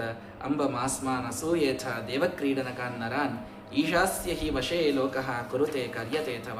ಅವಳಂದ್ಲು, ನಮ್ಮನ್ನು ಹೆಂಗೆಲ್ಲ ಬಿಟ್ಟು ಬಿಟ್ಟಿರು ನೋಡಿ ನೀವು ತವ್ರ ಮನೆಯವರು ಅಂತ. ಪಾಪ ತಂಗಿ ಅಣ್ಣಗೆ ಬೈಲಿಗತ್ಲು, ನಾನು ಗಂಡನ ಕಳ್ಕೊಂಡೀನಿ, ನನ್ನ ಮಕ್ಕಳನ್ನ ನೋಡ್ಲಿಕ್ಕೆ ಯಾರು ದಿಕ್ಕಿಲ್ಲ, ನೀವಾದ್ರೆ ಆ ಕೃಷ್ಣ ಬಲರಾಮರು ಸಿಕ್ಕಾರ, ನಿಮಗೆ ನಮ್ಮನ್ನು ಯಾಕೆ ನೋಡ್ತೀರಿ, ಸದಾ ಅದರೊಳಗೆ ಮಗ್ನ ಕೂತ್ ಬಿಡ್ತೀರಿ ನೀವು ಅಂತ ಅಂದಾಗ, ಭಗವಂತನ ವಶದೊಳಗೆ ನಾವಿದ್ದೀವಮ್ಮ, ನಿನ್ನ ನೋಡಿಲ್ಲ ಅಂತ ಬೇಡ, ಪಾಂಡವರ ಮೇಲೆ ನಮಗೆ ಅಷ್ಟೇ ಪ್ರೀತಿ ಅದ ಅಂತ ವಸುದೇವ ತಾನು ಸಮಾಧಾನ ಮಾಡ್ತಾ ಇದ್ದಾನೆ. ಭೀಷ್ಮ, ದ್ರೋಣ, ಗಾಂಧಾರಿ ಎಲ್ಲರೂ ಬಂದು ಅವರು ಸಮಾಧಾನವನ್ನು ಮಾಡ್ತಾ ಇದ್ದಾರೆ. ಪಾಂಡವರನ್ನು ಭಗವಂತ ನೋಡಿದಂತ ಏನು ಮಾತಾಡಬೇಕಂತ ಗೊತ್ತಾಗಲಿಲ್ಲ. ಯುಧಿಷ್ಠಿರ ಬಂದು ಅಪ್ಕೊಂಡ. ಭೀಮಸೇನ ದೇವರು ಬಂದು ಮೊದಲು ಗಟ್ಟಿಯಾಗಿ ಕಾಲಿಡಿದು ನಮಸ್ಕಾರ ಮಾಡ್ತಾರೆ. ಸ್ವಮಾತುಲೇಯಂ ಕಮಲಾಯತಾಕ್ಷಂ ಸಮಭ್ಯನಂದತ್ ಸುಚಿರಾಯ ಭೀಮಃ ಅಂತ ಹೇಳಿದಂತೆ ಆ ಭಗವಂತನನ್ನು ನೋಡಿ ತಾವು ಅಲ್ಲಿ ಶರಣ ಹೋಗ್ತಾ ಇದ್ದಾರೆ. ಅರ್ಜುನ, ನಕುಲ, ಸಹದೇವರೆಲ್ಲರೂ ಕೂಡ ಬಂದದ್ದನ್ನು ನೋಡಿ ಭಗವಂತ ಸಂತೋಷಪಟ್ಟ. ನಂದ ಯಶೋದೆಯರು ಬಂದ್ರಂತೆ. ಭಗವಂತ ಅವರಿಗೆ ನಮಸ್ಕಾರ ಮಾಡಿ ಕಣ್ಣಿನಿಂದ ತಾನೇ ನೀರು ಸುರಿಸ್ತಾ, ರೋಹಿಣಿ ದೇವಕಿ ಚೈವ ಪರಿಶ್ವಜ್ಯ ವ್ರಜೇಶ್ವರಿ. ಯಶೋದೆಯನ್ನು ಮೊದಲು ಬಂದು ದೇವಕಿ ಅಪ್ಪುಂಬಿಟ್ಲಂತ. ನೋಡಿದ್ದೇ ಇಲ್ಲ ಇಬ್ರು ಒಬ್ರಿಗೊಬ್ರು. ನಂದಗೋಪ ಬಂದಿದ್ದ ಕಂಸನ್ ಸಂಹಾರ ಟೈಮ್ನಾಗ, ಯಶೋಧ ಇದ್ದಿದ್ದಿಲ್ಲ ಅವಾಗ. ಇದೇ ಫಸ್ಟ್ ಟೈಮ್ ಯಶೋಧಿ ದೇವಕಿಯನ್ನ ನೋಡಿದ್ದು. ಅವಳು ಬಂದು ಅಪ್ಕೊಂಡು, ನಾನು ಮಾಡಬೇಕಾದಂತಹ ಎಲ್ಲಾ ಪ್ರೀತಿಯನ್ನು ನನ್ನ ಮಗಗ ಆ ಸಣ್ಣ ವಯಸ್ಸಿನೊಳಗೆ ನೀನು ತೋರಿಸಿ ಅಮ್ಮ ಅಂತ ಬಹಳ ಸಂತೋಷ ಪಡ್ತಾ ಇದ್ದಾರಂತೆ. ಗೋಪಿಕಾಸ್ತ್ರೀಯರೆಲ್ಲರೂ ಬಂದು ಅವರು ಭಗವಂತನನ್ನು ನೋಡಿ ತಮ್ಮ ರಸಕ್ರೀಡೆಯನ್ನು ನೆನೆಸಿಕೊಂಡು ಅವರೂ ಕೂಡ ಕಣ್ಣೀರು ಹಾಕ್ತಾ ಇದ್ದಾರೆ. ಭಗವಂತನನ್ನ ಇಂಥ ಒಂದು ಶ್ರೇಷ್ಠವಾದ ಪರ್ವದಲ್ಲಿ ನೋಡಿದ ಎಲ್ಲರೂ ಕೂಡ ಎಷ್ಟು ತಮ್ಮ ಮನಸ್ಸು ತೃಪ್ತ ಆಗಿತ್ತು ಅಂದ್ರೆ, ಎಲ್ಲ ನಾವು ಮಾಡಿದ ಧರ್ಮದ ಫಲವೇ ಈ ಕೃಷ್ಣನ ದರ್ಶನ ಅಂತ ತಿಳ್ಕೊಂಡು ಆ ಸೂರ್ಯ ಗ್ರಹಣದ ಸಮಯದೊಳಗೆ ಎಲ್ಲರೂ ಉದ್ಧಾರ ಆಗಿ ಅಲ್ಲಿ ಹೋಗ್ತಾ ಇದ್ದಾರೆ. ಆವಾಗ ಯುಧಿಷ್ಠಿರ ತಾನು ಆ ಪ್ರಶ್ನೆಯನ್ನ ಅಲ್ಲಿ ಮಾಡಿದಾಗ ಅನೇಕ ಋಷಿಗಳು ಅಲ್ಲೊಂದು ಶಾಸ್ತ್ರದ ಒಂದು ಚರ್ಚೆ ನಡೆದು ಅವರೆಲ್ಲರೂ ಕೂಡ ಉತ್ತರ, ಪೂರ್ವಪಕ್ಷ, ಸಿದ್ಧಾಂತ ಇತ್ಯಾದಿಗಳೆಲ್ಲ ಅಲ್ಲಿ ನಡೆದಿವೆ. ದ್ರೌಪದಿ ದೇವಿ ತಾನು ಬಂದು ಒಬ್ಬೊಬ್ಬರದೇ ಪರಿಚಯ ಮಾಡಿಕೊಡ್ರಿ ಅಂದ್ಲಕ್ಕಿ. ನೀ ಯಾರು? ನಾ ಕೃಷ್ಣನ ಹೆಂಡ್ತಿ. ನೀನು? ನಾನು ಕೃಷ್ಣನ ಹೆಂಡ್ತಿ. ನೀನು? ನಾನು ಕೃಷ್ಣನ ಹೆಂಡ್ತಿ. ಹಿಂಗೆ 16,108 ಮಂದಿ ಹೇಳಿಕತ್ರ ಮತ್ತೇನು ಮಾಡ್ಬೇಕು? ನೀವು ಯಾರು ಅನ್ನೋದನ್ನು ನನಗೆ ತಿಳಿಸ್ಕೊಡ್ರವ ಅಂತಂದ್ರೆ, ಹೇ ವೈದರ್ಭ್ಯಚ್ಯುತ ಭದ್ರೇ, ಹೇ ಜಾಂಬವತಿ ಕೌಸಲೆ, ಹೇ ಸತ್ಯಭಾಮೆ ಕಾಲಿಂದಿ, ಶೈಬ್ಯೆ ರೋಹಿಣಿ ಲಕ್ಷಣೆ, ಎಲ್ಲರಿಗೂ ಕೇಳಲಿಗತ್ಲು. ನೀವು ಯಾರು? ನಿಮಗೆ ಹೆಂಗೆ ಕೃಷ್ಣ? ದ್ರೌಪದಿ ದೇವಿ ಬಹಳ ಅವಳಿಗೆ ಉತ್ಸಾಹ ಭಾಳ. ಅವಳಿಗೆ ಕೃಷ್ಣನ ಕಥಾ ಕೇಳೋದು ಅಂದ್ರೆ ಅಷ್ಟು ಪ್ರೀತಿ. ಕೃಷ್ಣನನ್ನ ಅಷ್ಟು ಶರಣಾಗತಳಾಗಿ, ನಿಮಗೊಂದು ಹೇಳ್ಬಿಡ್ತೀನಿ ನೋಡ್ರಿ, ಜೀವೋತ್ತಮಳಾದ ಸ್ತ್ರೀ ದ್ರೌಪದಿ ದೇವಿ. ಇಡಿಯಾದ ಹೆಣ್ಣು ಕುಲಕ್ಕ ಯಾರಾದರೂ ಇವತ್ತು ಆದರ್ಶ ಅಂತಿದ್ದಾಳಂದ್ರೆ ಅವಳು ದ್ರೌಪದಿ ದೇವಿ. ಭಾರತೀ ದೇವಿಗೆ ಸಮಾನರಾದಂತಹ ಸ್ತ್ರೀ ಜೀವರೊಳಗೆ ಯಾರೂನೇ ಇಲ್ಲ. ಯಾವ ಪಾರ್ವತಿ, ಶಚಿ, ಶ್ಯಾಮಲ ಕೂಡ ಬಂದು ನಮಸ್ಕಾರ ಮಾಡಿ ಇವತ್ತು ಯಾರದಾದರೂ ಪೂಜೆ ಮಾಡ್ತಾರಂದ್ರೆ ಅದು ನಮ್ಮ ಭಾರತೀಯ ದೇವಿಯ ಪೂಜೆ ಮಾಡ್ತಾರೆ. ಅವಳೇ ಸಾಕ್ಷಾತ್ ದ್ರೌಪದಿಯಾಗಿ ಇಲ್ಲಿ ಬಂದ. ಆ ದ್ರೌಪದಿ ದೇವಿ ತನ್ನ ಅತ್ತೆಯರಿವರೆಲ್ಲ, ಅರ್ಥಾತ್ ಲಕ್ಷ್ಮೀ ಅವತಾರ, ಲಕ್ಷ್ಮೀ ಆವೇಶ, ಹಿಂಗಾಗಿ ರುಕ್ಮಿಣೀ ದೇವಿಗೆ, ಸತ್ಯಭಾಮೆಯರಿಗೆ ಎಲ್ಲರಿಗೂ ಬಂದು ನಮಸ್ಕಾರ ಮಾಡ್ತಾ ಇದ್ದಾಳೆ. ನಮಸ್ಕಾರ ಮಾಡಿ ರುಕ್ಮಿಣಿ ಹೇಳಿದ್ಲು, ನನ್ನನ್ನು ಭಗವಂತ ಶಿಶುಪಾಲನಿಂದ ಬಿಡಿಸ್ಕೊಂಡು ಕರ್ಕೊಂಬಂದ ಅಂತ. ಸತ್ಯಭಾಮ ಹೇಳಿದ್ಲು, ಸಮಂತಕ ಮಣಿ ಉಪಾಖ್ಯಾನದೊಳಗೆ ನನ್ನನ್ನು ಪಡೆದ. ಜಾಂಬವತಿ ಹೇಳಿದ್ಲು, ನನ್ನೂ ಅವಾಗೆ ಪಡ್ಕೊಂಡು ನಡುವಂತ ಅವಳು ಹೇಳಿದ್ಲು. ಕಾಲಿಂದಿ ಹೇಳಿದ್ಲು, ನೀಲ, ಮಿತ್ರವಿಂದ, ಭದ್ರ, ಲಕ್ಷಣ ಅಂತೂ ಹೇಳ್ತಾಳೆ. ನಿನ್ನ ಗಂಡಂದು ಸರಳಿತ್ತು ಮತ್ಸ್ಯಾಭಾಸ, ಆ ಮತ್ಸ್ಯ ಯಂತ್ರದೊಳಗೆ ಅರ್ಜುನ ಭೇದನ ಮಾಡಿ ತಂದಿದ್ದ ಅಂತ ಸರಳಿತ್ತು. ನನ್ನ ಗಂಡಗ ನೀರ್ನ್ಯಾಗ ಕಾಣಿಸ್ಲಿಕ್ಕತ್ತಿದ್ದಿಲ್ಲ, ಗಾಡಿ ಹಿಂದಿತ್ತಂತ್ರಿ ಅದು. ಕೃಷ್ಣ ಅಂಥ ಮತ್ಸ್ಯ ಯಂತ್ರವನ್ನು ಭೇದನ ಮಾಡಿ ನನ್ನನ್ನು ಪಡ್ಕೊಂಬಂದಾನಂತ ಲಕ್ಷಣ ಹೇಳಿದ್ಲು. ಎಲ್ಲರೂ ತಮ್ಮ ಕಥೆ ಎಲ್ಲ ಹೇಳಿಗತ್ತಾಗ 16,100 ಮಂದಿ ಪೈಕಿ ನಾವು ಒಬ್ಬಾಕಿನೇ ಹೇಳ್ತೀನಿ ಅಂದ್ಲಕ್ಕೆ ಒಬ್ಬಾಕಿ ಬಂದು. ಯಾಕಂದ್ರೆ ನಮ್ದು ಎಲ್ಲರದು ಕಥೆ ಸೇಮ್ ಅದ. ಎಲ್ಲರೂ ಸಿಕ್ಕೊಂಬಿದ್ದಿದ್ವಿ, ಎಲ್ಲರನ್ನೂ ಒಂದೇ ಸಲ ಹೊತ್ಕೊಂಬಂದು ಒಮ್ಮೆ ಮದುವೆ ಆಗ್ಬಿಟ್ಟಾನ ಭಗವಂತ ಅಂತ ಅವರೆಲ್ಲರೂ ಹೇಳಿದ್ರಂತ. ಹೇಳಿದಾಗ ಅವ್ರು ಕೇಳ್ತಾರೆ, ಎಲ್ಲರೂ ಕೂಡಿ ನಾವು 16,108 ಜನ ಕೂಡಿ ಒಬ್ಬ ಕೃಷ್ಣನ್ ನೋಡ್ಕೊಳ್ಳಿಕ್ಕೆ ಹೈರಾಣ ಬಿದ್ದು ಹೋಗ್ತೀವಿ, ನೀ 5 ಮಂದಿನ ಒಬ್ಬಾಕಿನೇ ಹ್ಯಾಂಗ್ ನೋಡ್ಕೋತಿ ಅಂತ ದ್ರೌಪದಿ ದೇವಿಗೆ ರುಕ್ಮಿಣಿ ಸತ್ಯಭಾಮೆಯರು ಲೀಲೆಯಲ್ಲಿ ಪ್ರಶ್ನೆ ಮಾಡ್ತಾರೆ. 5 ಗಂಡಂದ್ರನ್ನ ನೋಡ್ಕೊಳ್ತೀಯಲ್ಲ, ಹೆಂಗ್ ಸಾಧ್ಯ ಇದು ಅಂತ ಕೇಳಿದಾಗ ದ್ರೌಪದಿ ಹೇಳಿದ್ಲಂತ, ನನ್ನ ವ್ರತ ಬಹಳ ಸರಳ ಅದ. ಏನು? ಎಂದೆಂದಿಗೂ ಕೂಡ ಇವತ್ತಿನ ತನಕ ನನ್ನ ಪತಿಯರ, ನನ್ನ ಅತ್ತೆಯ ಬಟ್ಟೆಯನ್ನ ಒಗೀಲಿಕ್ಕೆ ನಾನು ದಾಸಿಯರಿಗೆ ಹೇಳಿಲ್ಲ. ಅವರ ಅನ್ನವನ್ನ ಮಾಡಲಿಕ್ಕೆ ಇನ್ಯಾರಿಗೂ ನಾನು ಆದೇಶ ಮಾಡಿಲ್ಲ. ಅವರ ನಿತ್ಯದ ಭೋಜನವನ್ನು ನಾನು ಸಿದ್ಧ ಮಾಡ್ತೀನೋ ಇದು ಒಂದರಿಂದ ಅವರ ಮನಸ್ಸನ್ನು ನಾನು ಒಲಿಸ್ಕೊಂಡೀನಿ. ಒಬ್ಬ ಹೆಣ್ಣಿಗೆ ಅಡುಗೆ ಇದು ಎಷ್ಟು ದೊಡ್ಡ ಕರ್ತವ್ಯ ಅನ್ನೋದನ್ನ ದ್ರೌಪದಿ ಇಷ್ಟು ಸರಳ ಮಾತಿನೊಳಗೆ ಹೇಳಿದಿಲ್ರಿ. ಅವರನ್ನ ತಣಿಸ್ಲಿಕ್ಕೆ ಇದ್ದ ಒಂದೇ ಮಾರ್ಗ, ನಾನು ಅವರಿಗೆ ಎಂದಿಗೂ ಕೂಡ ಇನ್ನೊಬ್ಬರ ಅಡಿಗೆ ತಿನ್ಲಿಕ್ಕೆ ಬಿಟ್ಟಿಲ್ಲ. ಇವತ್ತು ನೀವು ಹೋಟೆಲ್ಗೆ ಹೋಗ್ರಿ, ನಾವು ನಿಮ್ಮ ಜೊತೆ ಬರ್ತೀವಿ ಅಂತ ಎಲ್ಲರೂ ಕೂಡ ಹೋಗ್ಬಿಡೋಣ, ಇದು ಎಂದೆಂದೆಂದೆಂದೂ ಮಾಡಿಲ್ಲ. ನಿತ್ಯದಲ್ಲಿ, ನಿತ್ಯ ಅಂದ್ರೆ ಇವತ್ತು ಬಿಡ್ರಿ, ಏಕಾದಶಿ ಬಿಡ್ರಿ, ಮತ್ತು ನಿತ್ಯದಲ್ಲಿ ನನ್ನ ಕೈ ರುಚಿಯೇ ಅವರು ನೋಡ್ಬೇಕು. ಅವರಿಗೆ ಪ್ರೀತಿ ಇದ್ದದ್ದೆಲ್ಲವನ್ನ ಮಾಡಿ ಹಾಕ್ತೀನಿ. ಅವರ ಸೇವೆಯನ್ನ ಅವಿರತವಾಗಿ ಮಾಡ್ತೀನಿ. ನನಗೆ ಶ್ರಮ ಇಲ್ಲ, ಬೇಸರ ಇಲ್ಲ, ಎರಡಿಲ್ಲ ಅಂತ ಹೇಳಿದ್ಲು ದ್ರೌಪದಿ ದೇವಿ. ಇಷ್ಟು ನಾನು ನನ್ನ ಪತಿಯ ಮನಸ್ಸನ್ನು ಒಲಿಸಿಕೊಂಡು, ನನ್ನ ಅತ್ತೆಯ, ನನ್ನ ಎಲ್ಲ ಹಿರಿಯರ ಮನಸ್ಸನ್ನು ಒಲಿಸ್ಕೊಳ್ಳಿಕ್ಕಿದ್ದ ಒಂದೇ ಒಂದು ಕಾರಣ, ನನ್ನಲ್ಲಿ ಶ್ರಮ ಇಲ್ಲ, ಬೇಸರ ಇಲ್ಲ. ಶ್ರಮ ಇಲ್ಲ ಅಂದ್ರೆ ಹೈರಾಣ ಆಗಂಗಿಲ್ಲ, ನನಗೆ ಬೇಸರ ಆಗಂಗಿಲ್ಲ ಮಾಡಲಿಕ್ಕೆ. ಇವು ಎರಡು ಇದ್ದದ್ರಿಂದ ಇಡೀ ಮನೆ ಗೆದ್ದು ರಾಣಿಯಾಗಿ ನಾನು ಮೆರೀತೀನಿ ಅಂತ ತಾನು ಹೇಳ್ತಾ ಇದ್ದಾಳೆ. ಆವಾಗ ದ್ರೌಪದಿಗೆ ರುಕ್ಮಿಣಿ ಸತ್ಯಭಾಮಿಯರು ಆಶೀರ್ವಾದವನ್ನು ಮಾಡಿದರಂತೆ. ರಾಮ ಸಶಿಷ್ಯೋ ಭಗವಾನ್ ವಸಿಷ್ಠೋ ಗಾಲವೋ ಭೃಗು. ಇಂಥ ಮಹಾಮಹಾ ಋಷಿಗಳು, ಪರಶುರಾಮ ದೇವರು ಬಂದಾರ್ರಿ, ವೇದವ್ಯಾಸರು ಬಂದಾರ, ನಾರದರು ಬಂದರು, ವಿಶ್ವಾಮಿತ್ರರು, ವಸಿಷ್ಠರು ಎಲ್ಲರೂ ಬಂದು ಅಲ್ಲಿ ಭಗವಂತ ಮತ್ತೆ ಹೇಳ್ತಾನಂತ್ರಿ, ಈ ಶ್ಲೋಕ ನಿನ್ನೆ ಕೇಳಿರಿ, ಇನ್ನೊಮ್ಮೆ ಕೇಳ್ರಿ. ನ ಹ್ಯಮ್ಮಯಾನಿ ತೀರ್ಥಾನಿ ನ ದೇವ ಮೃಚ್ಛಿಲಾಮಯ ತೇ ಪುನಂತ್ಯುರುಕಾಲೇನ ದರ್ಶನಾದೇವ ಸಾಧವಃ. ಯಾವ ತೀರ್ಥ, ಕ್ಷೇತ್ರ, ನದಿ, ಮೂರ್ತಿ ಎಲ್ಲಾನು ನಮಗೆ ನೋಡಿದ ಕೆಲವು ದಿವಸಗಳಾದ ಮೇಲೆ ನಮ್ಮನ್ನು ಪವಿತ್ರ ಮಾಡ್ತವಂತೆ. ಸಾಧುಗಳ ದರ್ಶನ ತತ್ಕ್ಷಣದೊಳಗೆ ನಮ್ಮನ್ನ ಪವಿತ್ರರನ್ನಾಗಿ ಮಾಡ್ತದೆ. ಅಷ್ಟು ನೀವೆಲ್ಲ ಋಷಿಮುನಿಗಳಲ್ಲಿ ಬಂದೀರಿ ಅಂತ ಸಂತೋಷಪಟ್ಟು ಭಗವಂತ ಅವರೆಲ್ಲರನ್ನ ತಾನು ಸ್ವಾಗತ ಮಾಡ್ತಾ ಇದ್ದಾನೆ. ಮಾಡಿದಾಗ ವಸುದೇವ ತಾನು ಪ್ರಶ್ನೆಯನ್ನ ಕೇಳ್ತಾನೆ. ಕರ್ಮಣ ಕರ್ಮ ನಿರಹಾರ. ಕರ್ಮಗಳನ್ನು ಮಾಡಿ ಕರ್ಮಗಳನ್ನು ತೊಳೆದುಕೊಳ್ಳೋದು ಅಂದ್ರೆ ಇದು ಕೆಸರಿನಿಂದ ಕೆಸರು ತೊಳ್ಕೊಂಡಂಗಲ್ಲ, ಇದು ಹೆಂಗ್ ಸಾಧ್ಯ ಅಂತ ವಸುದೇವ ಪ್ರಶ್ನೆಯನ್ನು ಮಾಡಿದ್ನಂತ. ನಾವೇನೋ ಒಂದು ಕರ್ಮ ಮಾಡ್ತೀವಿ, ಒಂದೇನೋ ಪಾಪ ಆಚರಿಸ್ತೀವಿ, ಪಾಪ ಪರಿಹಾರ ಮಾಡ್ಕೊಳ್ಳಿಕ್ಕೆ ಮತ್ತೊಂದು ಕರ್ಮ ಮಾಡ್ತೀವಿ ಅಷ್ಟೇ, ಏನೋ ಪಾರಾಯಣ ಮಾಡ್ತೀವೋ ಮತ್ತೊಂದು. ಇದು ಕೆಸರಿನಿಂದ ಕೆಸರು ತೊಳ್ಕೊಂಡಂಗಲ್ಲ, ಇದು ಹೆಂಗ ನಮಗೆ ಔಷಧ ಆಗ್ತದೆ ಕರ್ಮ ಅಂತ ಪ್ರಶ್ನೆಯನ್ನು ವಸುದೇವ ಮಾಡ್ತಾನೆ. ನಾರದರು ಮೊದಲು ನಗುತ್ತಾರಂತ. ನಾರದ್ರ ನಕ್ಕ ಹೇಳ್ತಾರ, ಗಂಗಾ ನದಿ ಹತ್ರ ಇರಬೇಕಾದಾಗ ಇನ್ನೊಂದು ಕಡೆಗೆ ಹೋಗಿ ನಾ ಸ್ನಾನ ಮಾಡ್ತೀನಿ ನನ್ನ ಪಾಪ ಕಳ್ಕೊಳ್ಳಿಕ್ಕೆ ಅನ್ನವ ದಡ್ಡ. ಬಲರಾಮ ಕೃಷ್ಣರನ್ನ ಮನೆಯೊಳಗೆ ಇಟ್ಟುಕೊಂಡು ಇನ್ನೊಬ್ಬರಿಗೆ ನೀ ಪ್ರಶ್ನೆ ಕೇಳ್ತಿ ಅಂದ್ರೆ ಅದು ಸ್ವಲ್ಪ ಎಲ್ಲರೂ ತಪ್ಪು ತಿಳಿತಾರೆ. ಆದ್ರೆ ನಾರದ್ರು ಹೇಳ್ತಾರೆ, ಇವತ್ತೆಲ್ಲ ಕೂತವರಿಗೆ ನಾನೊಂದು ಮಾತು ಹೇಳ್ತೀನಿ. ಕಾಶಿ ಒಳಗೆ ಇದ್ದವರು ಹೆಂಗೂ ಕಾಶಿ ಒಳಗೆ ಇದ್ದೀವಿ, ಹೆಂಗೂ ಗಂಗಾ ದಂಡಿಗೆ ಇದ್ದೀವಿ ಅಂತೇಳಿ ಇನ್ನೊಂದು ತೀರ್ಥಕ್ಷೇತ್ರಕ್ಕೆ ಹೋಗಲೇ ಇರ್ತೀನಿ ಅಂತಿಲ್ಲಂತ. ಅವರು ತಮ್ಮ ಕ್ಷೇತ್ರ ಬಿಟ್ಟು ಇನ್ನೂ ಕ್ಷೇತ್ರಗಳಿಗೆ ಬೇರೆ ಕಡೆ ಹೋಗಿ ಬರ್ಬೇಕಂತವ್ರು, ಕಂಪಲ್ಸರಿ ಹೋಗಿ ಬರ್ಬೇಕಂತ. ಅವರು ಈ ಕಡೆ ಬಂದು ಕೃಷ್ಣಾ ನದಿ, ಭೀಮಾ ಸ್ನಾನ ಮಾಡೇ ಹೋಗ್ಬೇಕು. ಅವ್ರು ಅಲ್ಲೇ ಎಲ್ಲ ಬಂತು ಅಂತ ಅನ್ನೋಂಗಿಲ್ಲ. ಬಲರಾಮ ಕೃಷ್ಣರನ್ನ ಎಲ್ಲ ಕಾಲಕ್ಕೂ ಮಗನ ದೃಷ್ಟಿಯಿಂದ ನೀ ನೋಡಿ ಅವರಲ್ಲಿ ನಿನಗೆ ಗುರುತ್ವ ಬುದ್ಧಿ ಎಂದೆಂದಿಗೂ ಬರುವುದಿಲ್ಲ. ಆ ಕಾರಣಕ್ಕೆ ನೀ ಇಲ್ಲಿ ಋಷಿಗಳು ಬಂದಾಗ ಕೇಳಿದ್ದೇ ನಿನ್ನ ದೊಡ್ಡ ಗುಣ.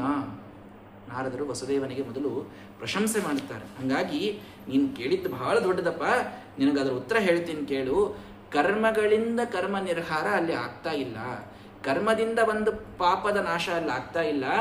ಆ ಕರ್ಮವನ್ನು, ಆ ಪಾರಾಯಣವನ್ನು, ಆ ಯಜ್ಞವನ್ನು ಅದೇನು ನೀನು ಮಾಡ್ತಾ ಇದ್ದೀಯ ಆ ಸಮಯದೊಳಗೆ ಯತ್ ಶ್ರದ್ಧೆಯ ಯಜೇದ್ ವಿಷ್ಣುಂ ಸರ್ವಯಜ್ಞೇಶ್ವರಂ ಕಹಿ. ಭಗವಂತನ ಭಕ್ತಿಯನ್ನೇನು ನೀ ಮಾಡ್ಲಿಕ್ಕತ್ತೀಯ, ಆ ಭಕ್ತಿಯಿಂದ ಪಾಪದ ಪರಿಹಾರ ಆಗ್ತಾ ಇದೆ. ಕೇವಲ ಕರ್ಮ ಒಂದು ಕರ್ಮವನ್ನು ತಾನು ಪರಿಹಾರ ಮಾಡ್ಲಿಕ್ಕಾಗುವುದಿಲ್ಲ. ಯಾವಾಗ ಭಕ್ತಿಯಿಂದ ಕೂಡಿದ ಕರ್ಮ ಇರ್ತದೋ ಅದು ಪಾಪವನ್ನು ಪರಿಹಾರ ಮಾಡಲಿಕ್ಕೆ ಅದು ಸಮರ್ಥವಾಗ್ತದೆ ಅಂತ ಹೇಳ್ತಾ, ವಿತ್ತೈಷಣಾಂ ಯಜ್ಞದಾನೈಹಿ ಗ್ರಹೀರ್ ದಾರಸುತೈಷಣಾಂ. ನೋಡು, ಒಬ್ಬ ಯಜಮಾನ ಗೃಹಸ್ಥನಾದವ ತಾನು ತನ್ನ ಇಚ್ಛೆಗಳನ್ನು ಬಿಡ್ತಾ ಹೋಗ್ಬೇಕು. ಒಟ್ಟಾರೆ ಕರ್ಮ ಮಾಡ್ತಾ ಹೋಗ್ಬಿಡ್ತೀನಿ ಅಂತಂದ್ರೆ ನಡೆಯುವುದಿಲ್ಲ. ತನ್ನ ವಿತ್ತದ ಆಶೆಯನ್ನ ದಾನದಿಂದ ಬಿಡಬೇಕು. ದಾನ ಮಾಡ್ತಾ ಮಾಡ್ತಾ ತನ್ನ ಸಂಪತ್ತಿನ ಆಶೆ ಬಿಡಬೇಕಂತೆ. ಲೋಕೈಷಣಾಮೇವಂ ಕಾಲೇನ ವಿಸರ್ಜೇತ್ ಬುಧಃ. ಲೋಕದ ಒಂದು ಇಚ್ಛೆಯನ್ನ ಕಾಲದೊಂದಿಗೆ ಅದನ್ನು ಬಿಡ್ತಾ ಬಿಡ್ತಾ ಹೋಗಬೇಕು. ಗ್ರಹಗಳ ಮೇಲೆ ಇಚ್ಛೆಯನ್ನು ತ್ಯಾಗ ಮಾಡಬೇಕು. ಮಡದಿ ಮಕ್ಕಳನ್ನು ಅತ್ಯಂತ ಕರ್ತವ್ಯತೆಯ ಅಷ್ಟೇ ತಾನು ಎಲ್ಲ ಕಾಲಕ್ಕೂ ನೋಡಬೇಕು. ಗ್ರಾಮದ ಮೇಲೆ ತನ್ನ ಇಚ್ಛೆಯನ್ನು ತ್ಯಾಗ ಮಾಡಬೇಕು. ಋಣೈಸ್ತ್ರಿಭಿರ್ದ್ವಿಜೋಜಾತೋ ದೇವಋಷಿ ಪಿತೃಣಾಂ ಪ್ರಭೋ. ದೇವ ಋಷಿ ಪಿತೃ 3 ಋಣದಿಂದ ಇಲ್ಲಿ ಮನುಷ್ಯ ಹುಟ್ಟ್ಯಾನ. ಆ 3 ಋಣಗಳನ್ನು ಯಜ್ಞ ಮಾಡಿ, ನಿತ್ಯ ವೈಶ್ವದೇವ ಇತ್ಯಾದಿಗಳನ್ನು ಮಾಡಿ ದೇವತೆಗಳ ಋಣವನ್ನು ತೀರಿಸಬೇಕು. ಅಧ್ಯಯನಗಳನ್ನು ಮಾಡಿ ನಮಗೆ ವೇದಗಳನ್ನು ತಂದುಕೊಟ್ಟಂತಹ ಋಷಿ ಋಣಗಳನ್ನು ತೀರಿಸಬೇಕು. ಪುತ್ರೋತ್ಪಾದನವನ್ನು ಮಾಡಿ ಸಂತಾನದ ಸೌಭಾಗ್ಯದಿಂದ ಪಿತೃಋಣದಿಂದ ತಾನು ಮುಕ್ತನಾಗಬೇಕು. ಈ 3 ಋಣಗಳು ಗೃಹಸ್ಥಾಶ್ರಮಿ ತಾನು ತೀರಿಸಿದ ಮೇಲೇನೆ ಅವನ ಮನುಷ್ಯ ಜನ್ಮ ಸಾರ್ಥಕ ಅಂತಾಗ್ತದೆ. ಈ 3 ಋಣಗಳನ್ನು ಇಟ್ಟುಕೊಂಡು ಮುಂದೆ ಬದುಕಲಿಕ್ಕೆ ನಾವು ಸಾಧ್ಯ ಇಲ್ಲ. ಹಾಗಾಗಿ ಇವುಗಳನ್ನು ತೀರಿಸಿ ಮುಂದೆ ಅದೊಮ್ಮೆ ತೀರ್ತು ಅಂದ್ರೆ ಮಾತ್ರ ತಸ್ಮಿನ್ ನಯಾಜಯನ್ ಕ್ಷೇತ್ರೇ ಮಖೈರುತ್ತಮ ಕಲ್ಪಕೈಹಿ. ಯಜ್ಞಯಾಗಾದಿಗಳನ್ನು ಮಾಡಿ, ದಾನ ದಕ್ಷಿಣೆಗಳನ್ನು ಮಾಡಿ ಇಡಿಯಾದ ತನ್ನ ಜೀವನವನ್ನು ಧರ್ಮದಲ್ಲಿ ತಾನು ಗೃಹಸ್ಥನಾದವ ಇಟ್ಟುಕೊಳ್ಬೇಕು. ಇದನ್ನಿಡೋದ್ರಿಂದಲೇ ಮೋಕ್ಷ ಅನ್ನೋದಿರ್ತದೆ. ನಿನಗೆ ಎಲ್ಲ ಇಚ್ಛಾ ಹೋಗಿದ್ದು ಸತ್ಯ, ಆದರೆ ನನ್ನ ಮಕ್ಕಳು ಬಲರಾಮ ಕೃಷ್ಣ ಅಂತ ತಿಳ್ಕೊಂಡು ಆ ಒಂದು ಮೋಹ ಮಾತ್ರ ಇನ್ನ ಹೋಗಿಲ್ಲ. ಅದೊಂದನ್ನು ನೀ ಬಿಟ್ಟಿ ಅಂದ್ರೆ ನಿನ್ನ ಗೃಹಸ್ಥಾಶ್ರಮ ಸಾರ್ಥಕ ಆಗ್ತದ ಅಂತ ನಾರದರು ಸ್ಪಷ್ಟವಾಗಿ ಹೇಳಿ ಅವನಿಂದ ಅಲ್ಲಿ ಎಷ್ಟೋ ಯಜ್ಞಗಳನ್ನು ತಾವೇ ಅವತ್ತು ಮಾಡಿಸ್ತಾ ಇದ್ದಾರೆ. ಮಾಡಿದವರಿಗೆ ಭಗವಂತ ಅನೇಕ ದಾನ ಧರ್ಮಾದಿಗಳನ್ನು ಅಲ್ಲಿ ಮಾಡ್ತಾ ಮಾಡ್ತಾ ಹೋದ. ನಂದ ಇವತ್ತು ಹೋಗ್ತೀನಿ, ನಾಳೆ ಹೋಗ್ತೀನಿ, ಇವತ್ತು ಹೋಗ್ತೀನಿ, ನಾಳೆ ಹೋಗ್ತೀನಿ ಅನ್ಕೋತ 3 ತಿಂಗಳಿದ ನಂತರ ಕೃಷ್ಣನ ಜೊತೆಗೆ 3 ತಿಂಗಳಿದ್ದು ಹೆಂಗೆ ಕೃಷ್ಣನ್ ಬಿಟ್ಟು ಹೋಗ್ಲಿಕ್ಕೆ ಆಗ್ತದ್ರಿ? ಯಾರಿಗೂ ಆಗೋದಿಲ್ಲ. ಗೋಪಿಕಾ ಸ್ತ್ರೀಯರೆಲ್ಲರೂ ಕೂಡ ನಮಗೆ ಹೋಗ್ಲಿಕ್ಕೆ ಆಗುವಲ್ತ ಕೃಷ್ಣ ಅಂತಂದಾಗ ತನ್ನ ಒಂದು ಸ್ವರೂಪವನ್ನು ಅವರಿಗೆ ತೋರಿಸಿ ಭಗವಂತ ತನ್ನ ಜ್ಞಾನ ಎಲ್ಲ ಕಾಲಕ್ಕೆ ಅವರಿಗಿರೋ ಹಂಗೆ ಅನುಗ್ರಹ ಮಾಡಿ ಅವರನ್ನ ಅಲ್ಲಿಂದ ಕಳಿಸ್ತಾ ಇದ್ದಾನೆ. ಮುನೀನಾಂ ವದತಾಂಶತ್ವ ಪುತ್ರಯೋರ್ಧಾಮ ಸೂಚಕಂ. ಮುನಿಗಳು ಹೇಳಿದಂಥ ಕೃಷ್ಣನ ಮಹಿಮೆಯನ್ನ ವಸುದೇವ ತಾನು ಕೇಳಿ ಕೃಷ್ಣನನ್ನು ತಾನು ಸ್ತೋತ್ರ ಮಾಡ್ತಾನಂತೆ. ನೀನು ಸರ್ವೇಶ್ವರನಾದ ಭಗವಂತ, ನಶ್ವರೇಶ್ವಿಹ ಭಾವೇಶು ಯದಸಿತ್ವಂ ಅನಶ್ವರ. ಎಲ್ಲ ನಶ್ವರ ಭಾವದಲ್ಲಿ ನೀನಿದ್ರೂ ಕೂಡ ನೀನು ಮಾತ್ರ ಶಾಶ್ವತವಾಗಿರತಕ್ಕಂತಹ ಸಾಕ್ಷಾತ್ ಭಗವಂತನೇ. ನೀನು ಸತ್ವರಜಸ್ತಮೋ ಗುಣಗಳಿಂದ ಸೃಷ್ಟಿಸ್ಥಿತಿ ಪ್ರಳಯಗಳನ್ನು ಎಲ್ಲ ಕಾಲದಲ್ಲಿ ಮಾಡ್ತಾ ಇದ್ದೀಯಪ್ಪ. ನೀನು ನನ್ನ ಮಗ ಅಂತ ನಾನು ಇವತ್ತಿನಿಂದ ಮರೆತು ನಿನ್ನಲ್ಲಿ ತ್ವಯಿ ಪರೇಯದಪತ್ಯ ಬುದ್ಧಿ. ನಿನ್ನನ್ನು ಮಗ ಅಂತ ಇವಷ್ಟು ದಿವಸ ತಿಳಿದು ನಾನು ಮೋಹದೊಳಗೆ ನನ್ನ ಕಾಲ ಕಳೆದೆ. ಅಲ್ಲ, ನೀನು ಯಾದವ ಶ್ರೇಷ್ಠ ಅಷ್ಟೇ ಅಲ್ಲ, ದೇವತಾಶ್ರೇಷ್ಠ, ಸರ್ವಶ್ರೇಷ್ಠ, ಸರ್ವೋತ್ತಮನಾದಂತಹ ಭಗವಂತನೇ ನೀನು ಅಂತ ತಾನು ಪ್ರಾರ್ಥನೆ ಮಾಡಿದಂಥ ದೇವಕಿಯೂ ಕೂಡ ಬಂದು ಪ್ರಾರ್ಥನೆಯನ್ನು ಮಾಡಿ ಅವರಿಬ್ಬರು ಇವರು ಮಕ್ಕಳು ಅನ್ನುವಂತಹ ಬುದ್ಧಿಯನ್ನು ತಾನು ಬಿಟ್ಟಿದ್ದಾರೆ. ಎಷ್ಟಾದರೂ ಹೆಣ್ಮಗಳು ಪಾಪ, ಹಿಂಗಾಗಿ ಅಷ್ಟರಾಗೆ ಒಂದು ಪರೀಕ್ಷೆ ಮಾಡಬೇಕು ಅಂತ ಬುದ್ಧಿ ಬಂತಂದು ದೇವಕಿ ಕೇಳಿದ್ಲಂತ, ನನಗೆ ನೀನು ದೇವರಂತ ಗೊತ್ತಾಗ್ಯದ, ಅಂತೂ ದೃಢ ಆಗ್ಲಿಕ್ಕೆ ನನ್ನ ಮೇಲೆ ಒಂದು ಅನುಗ್ರಹ ಮಾಡು ಅಂತ. ಏನು ಮಾಡ್ಲಮ್ಮ? ಅವೇನು ನನ್ನ 6 ಮಕ್ಕಳು ಸತ್ತಿದ್ದು, ಆ 6 ಮಕ್ಕಳನ್ನ ನನಗೆ ವಾಪಸ್ ತೋರಿಸು ಅಂದ್ಲು. ಅಂದ್ರೆ ನೀ ದೇವ್ರಂತ ನನಗೆ ಕಾನ್ಫಿಡೆನ್ಸ್ ಬರ್ತದ ಅಂತ.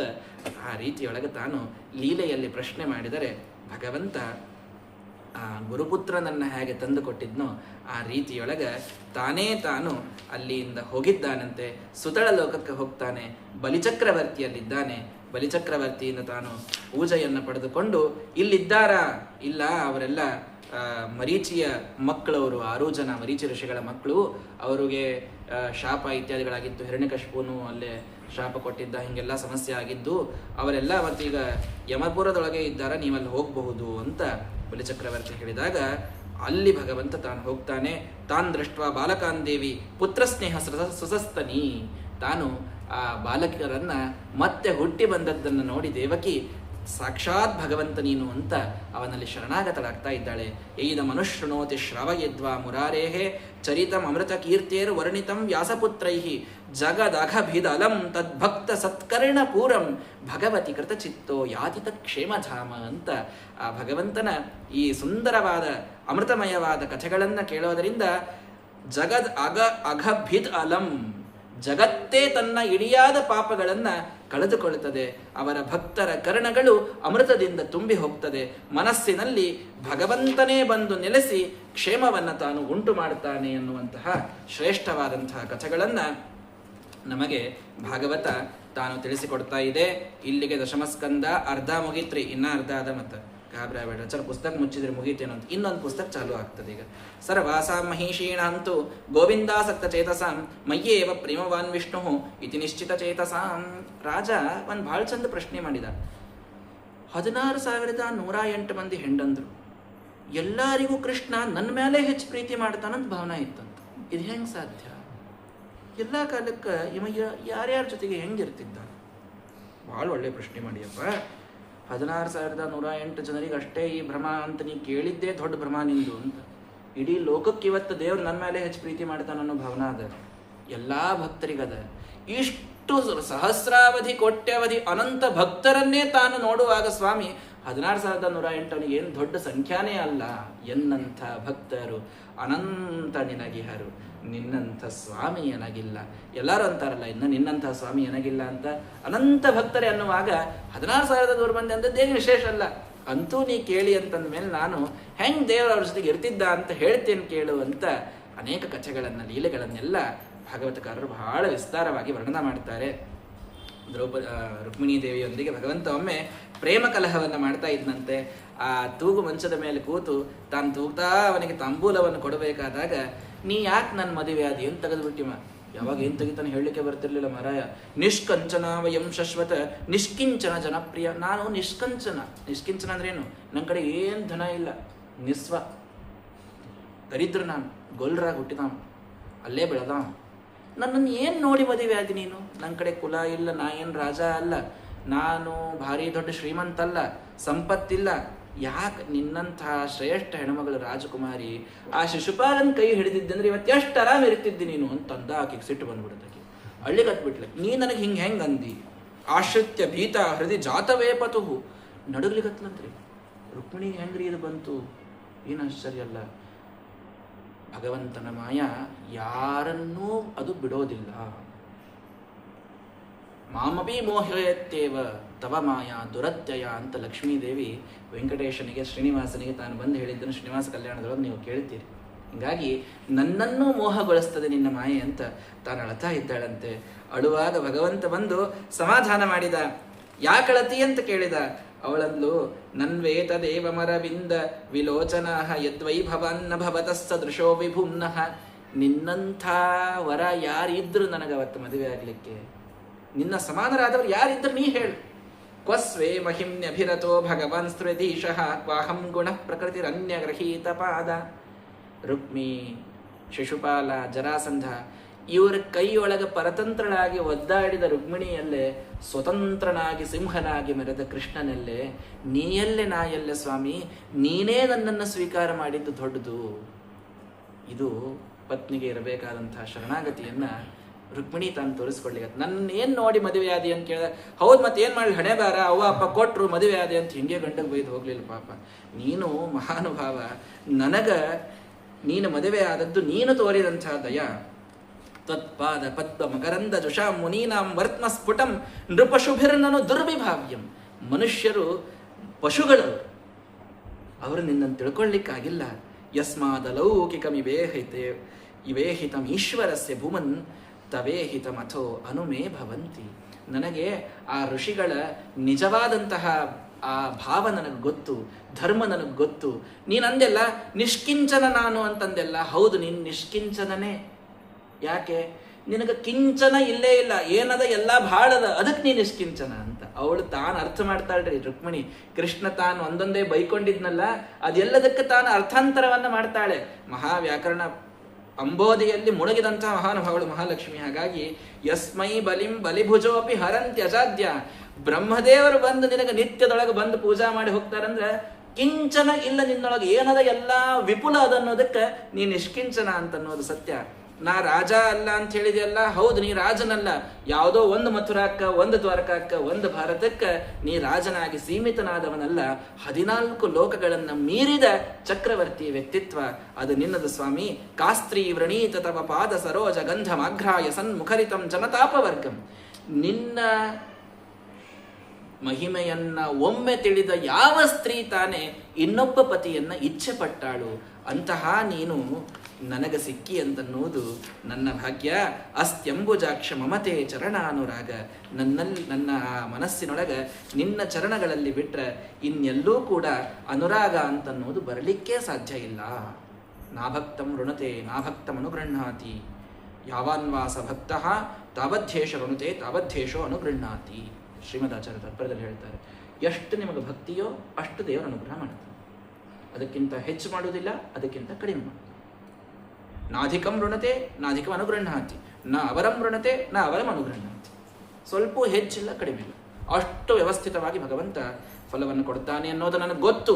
ಹಾಗಾಗಿ ನನ್ನಲ್ಲಿ ಅತ್ಯಧಿಕವಾದ ಭಕ್ತಿ ಅದ ಅನ್ನೋದಕ್ಕೆ ನೀನು ನನ್ನನ್ನು ಮದುವೆ ಆಗಿ ಅನ್ನೋದು ನನಗೆ ಗೊತ್ತು ಅಂತ ತನ್ನ ಶ್ರೀತ್ವವನ್ನು, ತನ್ನ ಲಕ್ಷ್ಮೀತ್ವವನ್ನು ಭಗವಂತನ ಮುಂದೆ ಸ್ಪಷ್ಟ ಮಾಡಿಕೊಳ್ತಾ ಇದ್ದಾಳೆ. ಏತಾವತಿ ಶ್ರೀಹಿ ಭಕ್ತ್ಯಾ ಭವತಿ. ಲಕ್ಷ್ಮಿಯೂ ಭಗವಂತನನ್ನ ಒಲಿಸಿಕೊಂಡದ್ದು ಹೆಂಗೆ? ಭಕ್ತಿಯಿಂದ. ಇನ್ಯಾವ ಭಾವನೆಯಿಂದಲೂ ಕೂಡ ಲಕ್ಷ್ಮಿಯೇ ದೇವರನ್ನು ಒಲಿಸ್ಕೊಳ್ಳಿಕ್ಕಾಗಿಲ್ಲ ಅಂತ ಇನ್ನು ಉಳಿದವ್ರು ಹೆಂಗೆ ಒಲಿಸ್ಕೊಳ್ಳಿಕ್ಕಾಗ್ತದೆ? ಮರಳು ಮಾಡಿಕೊಂಡೆಯಲ್ಲೇ ಮಾಯಾದೇವಿ ಅಂತ ಮರಳು ಮಾಡಿಕೊಂಡಿ ನೀನು, ನಮ್ಮ ದೇವನನ್ನ ನೀನು ದಡ್ಡ ಮಾಡಿಕೊಂಡಿ ಅಂತ ಅನ್ನೋ ಅರ್ಥದೊಳಗೆ ದಾಸರ ಅಂದದ್ದು ಹೌದು. ಆದರೆ ಇದ್ದ ಭಾವ ಏನು ಅಂದರೆ, ಭಕ್ತಿಯಿಂದ ಯಾರಿಗೂ ಒಲಿಯದವನನ್ನ ಸರಳವಾಗಿ ಒಲಿಸ್ಕೊಂಡಿ ಅಮ್ಮ ಅನ್ನೋ ಅರ್ಥದಲ್ಲಿ ಅವರು ಹೇಳಿದ್ದಿದೆ.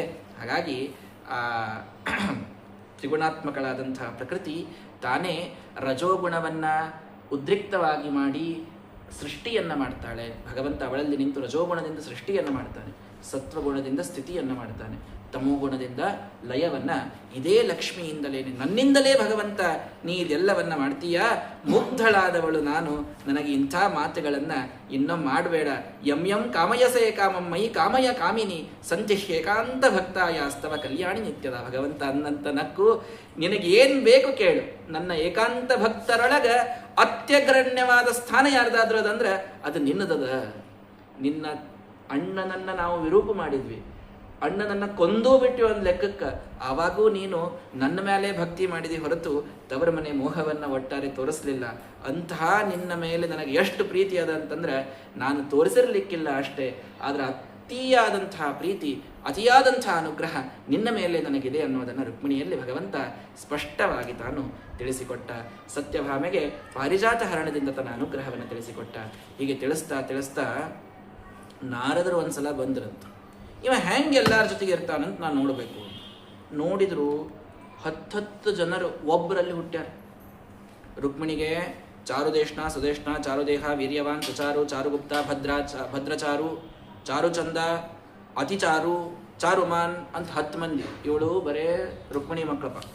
ಭಾನು ಸುಭಾನು ಸ್ವರ್ಭಾನು ಪ್ರಭಾನು ಭಾನುಮಾನ್ ಚಂದ್ರಭಾನು ಬೃಹದ್ಭಾನು ಅಭಿಭಾನು ಶ್ರೀಭಾನು ಪ್ರತಿಭಾನು 10 ಮಂದಿ ಸತ್ಯಭಾಮಾದೇವಿ ಮಕ್ಕಳು. ವಿಜಯ ಚಿತ್ರಕೇತು ವಸುಮಾನ್ ದ್ರವಿಣ ಕ್ರತು ಇವೆಲ್ಲ ಜಾಂಬವತಿ ಮಕ್ಕಳು, ಸಾಂಬಾ ಮೊದಲಾದವರೆಲ್ಲರೂ. ಹಿಂಗ ಒಬ್ಬೊಬ್ಬ ಹೆಂಡತಿ ಒಳಗ 16,108 ಹೆಂಡಂದ್ರೊಳಗ ಒಬ್ಬರೊಳಗ 10 ಜನ ಗಂಡಸ್ ಮಕ್ಕಳು, 1 ಹೆಣ್ಮಗಳು, 1 ಕ್ರಿಕೆಟ್ ಟೀಮ್ ಫುಲ್. ಹಿಂಗ ಎಲ್ಲರೊಳಗ ಪಡೆದಿದ್ನಂತ ಭಗವಂತ. ನೋಡಿ ಎಲ್ಲ ನಾರದರಿಗೆ ಇವ ಇಷ್ಟೆಲ್ಲರ ಜೊತೆ ಹೆಂಗಾದರೂ ಇರ್ತಾನೆ ನೋಡಬೇಕು ಅಂತ ಅನಿಸಿದಾಗ ಬಂದರು. ಅಷ್ಟೊತ್ತಿಗೊಂದು ವಿಚಿತ್ರವಾದಂತಹ ಘಟನ ನಡೀತು, ಬಹಳ ಚಂದ ಘಟನೆ. ಏನಾಗಿತ್ತು ಅಂದರೆ, ರುಕ್ಮಿ ತಾನು ರುದ್ರದೇವರಿಂದ ಪ್ರಾರ್ಥನಾ ಮಾಡಿ ಒಂದು ಧನುಸ್ಸನ್ನು ಪಡ್ಕೊಂಡು ಬಂದಿದ್ದಂತ. ಆ ಧನುಸ್ಸನ್ನ ಕಂಡೀಷನ್ ಏನು ಹೇಳಿದ್ರಂದ್ರೆ, ಇಡೀ ಜಗತ್ತನ್ನು ಇಲ್ಲಿಂದ ಗೆಲ್ತಿ ಈ ಧನುಸ್ಸಿನಿಂದ, ವಿಷ್ಣುವನ್ನು ನಿನಗೆ ಗೆಲ್ಲಿಕ್ಕಾಗುವುದಿಲ್ಲ. ಆವಾಗ ಅವ ಏನು ಮಾಡಿಬಿಟ್ಟಿದ್ದ ಶಣತನ, ಕೃಷ್ಣನ ಜೊತೆಗೆ ವಿರೋಧ ಇಲ್ಲ, ಉಳಿದ ಎಲ್ಲರ ಜೊತೆ ವಿರೋಧ ಮಾಡೋದು, ಅವರನ್ನು ಸೋಲಿಸೋದು. ಆ ಧನುಸ್ಸಿನ ಮಹಿಮಾ ಶ್ರೀ ನಮಗೆ ಸದ್ಧರ್ಮ ಹೇಳ್ತಾರೆ. ತಕ್ರಪೂರ್ತಿ ರಾಮಾಯಣ ಅಂತ ಒಂದು ಗಾದೆ ಮಾತದ. ಮಜ್ಜಿಗೆ ಕಡಿಯೋ ತನಕ ರಾಮಾಯಣ, ಮಜ್ಜಿಗೆ ಕಡಿಯೋದು ಮುಗಿತಂದ್ರೆ ರಾಮಾಯಣ ಮುಗಿತಲ್ಲಿಗೆ ಅಂತ. ಕಿಯತಿ ಕಂಡೂತಿ ತಾವತ್ ಕಂಡೂಯನಂ ಅಂತ ಅದಕ್ಕೊಂದು ಗಾದೆ ಮಾತು. ಎಷ್ಟು ತೋರಿಸ್ತಿರ್ತದೋ ಅಷ್ಟೇ ತೋರಿಸ್ಕೋಬೇಕು, ಭಾಳ ತೋರಿಸ್ಕೋಬಾರದು. ಹಂಗೆ ಕೃಷ್ಣನ ಜೊತೆ ಯುದ್ಧ ಆಡಿದ್ರೆ ಸೋಲ್ತೀನಿ, ಯಾಕಂದ್ರೆ ಈ ಧನುಸ್ಸು ಹೋಗ್ತದೆ, ಅದನ್ನ ಮಾಡಂಗಿಲ್ಲ. ಕೃಷ್ಣನ ಜೊತೆಗೆ ಅಷ್ಟು ಪ್ರೇಮವೂ ಇಲ್ಲ, ಅಷ್ಟು ದ್ವೇಷವೂ ಮಾಡಂಗಿಲ್ಲ. ಇಷ್ಟು ಬಂದು ಕೂತಿದ್ನಂತ ರುಕ್ಮಿ. ಅವನ ಮಗಳಿದ್ದು, ಅವನ ಮಗಳನ್ನ ನಾ ಮದುವೆ ಆಗಬೇಕು ಅಂತ ಅನಿರುದ್ಧ, ಪ್ರದ್ಯುಮ್ನನ ಮಗ ಇದ್ದ ಅನಿರುದ್ಧ, ಇವನಿಗೆ ಆ ರುಕ್ಮಿಯ ಮಗಳು ರುಗ್ಮವತಿಯನ್ನೇ ಮದುವೆ ಆಗಬೇಕು ಅಂತ ಒಂದು. ಆವಾಗ ಆ ಅನಿರುದ್ಧನನ್ನ ಅವಳು ಯಾರು, ಉಷಾ ಅಂತ ಅವಳ ಹೆಸರು. ಆ ಉಷಾದೇವಿ ಅವಳ ಗೆಳತಿ ಚಿತ್ರಲೇಖ ಅಂತ ಇರ್ತಾಳೆ. ನನಗ ಕನಸಿನೊಳಗೊಬ್ಬ ಅತೀ ಸುಂದರನಾದಂತಹ ಹುಡುಗನನ್ನು ನೋಡಿಬಿಟ್ಟೀನಿ, ನನಗೆ ಅವನನ್ನು ಬಿಟ್ಟರೆ ಇನ್ಯಾರಿಗೂ ನನಗೆ ಮದುವೆ ಆಗ್ಲಿಕ್ಕೆ ಮನಸ್ಸಿಲ್ಲ. ಆವಾಗ ಅವಳು ಎಲ್ಲಾರ್ದು ಚಿತ್ರ ಬರೆದು ತೋರಿಸಿದ್ಲಂತ್ರಿ. ಚಿತ್ರಲೇಖ, ಅವಳು ಚಿತ್ರಲೇಖನವನ್ನೇ ಮಾಡ್ತಿದ್ಲು ಕಾಣಿಸ್ತದ. ಆವಾಗ ಭೂಮಿ ಮೇಲೆ ಎಷ್ಟೆಲ್ಲ ರಾಜರಿದ್ರು ಎಲ್ಲಾರ್ದು ಬರೆದು ತೋರಿಸಿದ್ಲಂತ. ಇವ ಅಲ್ಲ, ಇವ ಅಲ್ಲ, ಇವ ಅಲ್ಲ, ಇವ ಅಲ್ಲ, ಅನಿರುದ್ಧನ್ ಚಿತ್ರ ಬರೆದು ಇವನೇ ನೋಡು ಅಂತ. ಜಾಕ್ಪಾಟ್, ನನಗಿದೇ ಬೇಕು. ಹೌದಾ ಅಂತ ಹೇಳ ಚಿತ್ರಲೇಖ ಸರಳ ಹೋಗಿ ದ್ವಾರಕಾಕ್ಕೆ ಯಾರಿಗೂ ಗೊತ್ತಾಗ್ಲಾರ್ದಂಥ ವಿದ್ಯಾ ಇತ್ತು ಅವಳ ಕಡೆಗೆ ಮಯನಿಂದ. ಆ ವಿದ್ಯಾ ಉಪಯೋಗಿಸಿ ಅನಿರುದ್ಧನ್ ತಂದು ಬಿಟ್ಲಕ್ಕಿ. ಅನಿರುದ್ಧನೇ ತಗೊಂಡು ಬಂದ್ಲು. ಅವನ ಉಷಾರನ ಜೊತೆಗೆ ತಾನು ಇದ್ದಾಗ ಒಂದ್ಸಲ ಗೊತ್ತಾಯಿತು ರುಕ್ಮಿಗೆ, ಅವನ ತಂದೆಗೆ. ಅವಾಗ ಯುದ್ಧಕ್ಕೆ ಅಂತ ತಾನು ಬಂದಾಗ ಕನ್ಯಾಪುರದೊಳಗೆ ಕೂತ್ ಬಿಟ್ಟಿದ್ದ. ಅವನನ್ನು ನೋಡಿ ಬಂಧಿ ಮಾಡ್ತಾನೆ. ಬಂಧಿ ಮಾಡಿದ್ದು ನಾರದರು ಹೇಳಿದಾಗ ವೃಷ್ಣಿಗಳೆಲ್ಲರೂ ಯಾದವರು ಅಲ್ಲಿ ಹೋಗ್ತಾರೆ. ಹೋದಾಗ ಬ್ರಹ್ಮಾಸ್ತ್ರ ಇತ್ಯಾದಿಗಳ ಪ್ರಯೋಗ ಆಗ್ತವ ಇನ್ನನ್ನುವಂಥ ಒಂದು ಪ್ರಸಂಗ ಬಂದು ಹೋಗಿತ್ತು. ಆವಾಗ ಆ ಎಲ್ಲ ಬಾಣಾಸುರನ ಮಗಳು ಅಲ್ಲಿಯೂ ಅವಳೂ ಇದ್ದಾಳೆ. ಅವಳಿಂದಲೂ ಕೂಡ ಈ ಒಂದು ಪರಿಹಾರವನ್ನ ಭಗವಂತ ತಾನು ಮಾಡಿಕೊಳ್ತಾ ಇದ್ದಾನೆ. ಚಿಚ್ಛೇದ ಭಗವಾನ್ ಬಾಹುನ್ ಶಾಖಾಯುವ ವನಸ್ಪತೆ. ಬಾಣಾಸುರನ ಮಗಳು ಇದ್ಲು, ಬಾಣಾಸುರನ ಮಗಳು ಉಷಾ. ಅವಳನ್ನೂ ಕೂಡ ಅಂದ್ರ ರುಕ್ಮವತಿಯನ್ನ ಮದುವೆಯಾದವ ಪ್ರದ್ಯುಮ್ನ, ಅವರ ಮಗ ಅನಿರುದ್ಧ. ಅವಳು ಉಷಾ ಆ ಬಾಣಾಸುರನ ಮಗಳು. ಆ ಬಾಣಾಸುರನ ಮಗಳನ್ನ ತಾನು ತರಬೇಕು ಅಂತಲ್ಲಿ ಹೋದಾಗ ಬಾಣನ ಅನೇಕ ಬಾಹುಗಳನ್ನು ಭಗವಂತ ಛೇದನ ಮಾಡಿ ಹಾಕಿದ. ರುದ್ರದೇವರು ಬಂದು ಪ್ರಾರ್ಥನಾ ಮಾಡಿದರು, ನನ್ನ ಭಕ್ತ ಅವನನ್ನು ಬಿಡು ಅಂತ. ಆವಾಗ ಭಗವಂತ ಅವನನ್ನು ಬಿಟ್ಟಿದ್ದಾನೆ. 4 ಭುಜಗಳನ್ನು ಉಳಿಸಿದ್ನಂತ. ಉಳಿದ ಎಲ್ಲವನ್ನ ತಾನು ಬಿಟ್ಟ. ಶಂಕರನೊಂದಿಗೆ ಅಲ್ಲಿ ಯುದ್ಧ ಆಡಲಿಕ್ಕೆ ಅಂತ ರುದ್ರದೇವರು ಬಂದಾಗ ಅವರನ್ನು ಸ್ತಂಭನ ಮಾಡ್ತಾನೆ ಭಗವಂತ. ಆವಾಗ ಅನಿರುದ್ಧನನ್ನು ಕರ್ಕೊಂಡು ಉಷಾದೇವಿಯನ್ನು ಕರ್ಕೊಂಡು ತಾನಲ್ಲಿ ಬರ್ತಾ ಇದ್ದಾನೆ. ಹೀಗೆ ಉಷಾ ಸ್ವಯಂವರ ಇದಾಗ್ತಾ ಇದೆ. ಅದಾದ ಮೇಲೆ ರುಕ್ಮಿ ಅವ ಹೆಂಗ ಮದುವೆ ಆದ ಅವರ ಮಗಳನ್ನ ಅಂತಂತಂದ್ರೆ, ಆ ರುಕ್ಮಿ ತಾನು ಬಲರಾಮನೊಂದಿಗೆ ಅಲ್ಲಿ ದ್ಯೂತವನ್ನು ಆಡಬೇಕು ಅಂತ ಕೃಷ್ಣನ ಜೊತೆಗೆ ಯುದ್ಧ ತಕ್ಕೊಳ್ಳಾರ್ದೆ ದ್ಯೂತ ಆಡ್ತಾ ಇದ್ನಂತ. ದ್ಯೂತ ಆಡುವಾಗ ಒಂದೊಂದೇ ತಾನು ಸೋಲ್ತಾ ಇದ್ರು ನಾನು ಗೆದ್ದೀನಿ ಅಂತ ಅನ್ಲಿಗತ್ತ. ಭಾಳ ಸಿಟ್ಟು ಬಂತು ಬಲರಾಮ್ ದೇವ್. ಇನ್ನೊಂದು ಮಂದಿನ ಹೊಡೆದು ಬಿಡ್ತೀನಿ ಅಂತಂದ್ರು. ಮತ್ತು ನಾನೇ ಗೆದ್ದೀನಿ ಅನ್ಲಿಗತ್ತ. ಆಕಾಶವಾಣಿ ಆಯ್ತಂತ್ರಿ ಕಡೆಗೆ ಬಲರಾಮ್ ದೇವರೇ ಗೆದ್ದದ್ದು ಅಂತ ಆಕಾಶವಾಣಿ ಆದರೂ ಕೇಳಲಿಲ್ಲ. ಎಲ್ಲಾ ಕಡೆ ನಾನೇ ಗೆದ್ದೀನಿ ಅಂತ ಅಂದ ಕೂಡಲೇ ಅವರು ತಮ್ಮ ಹಲದಿಂದ ಅವನನ್ನು ಎಳೆದ್ರು.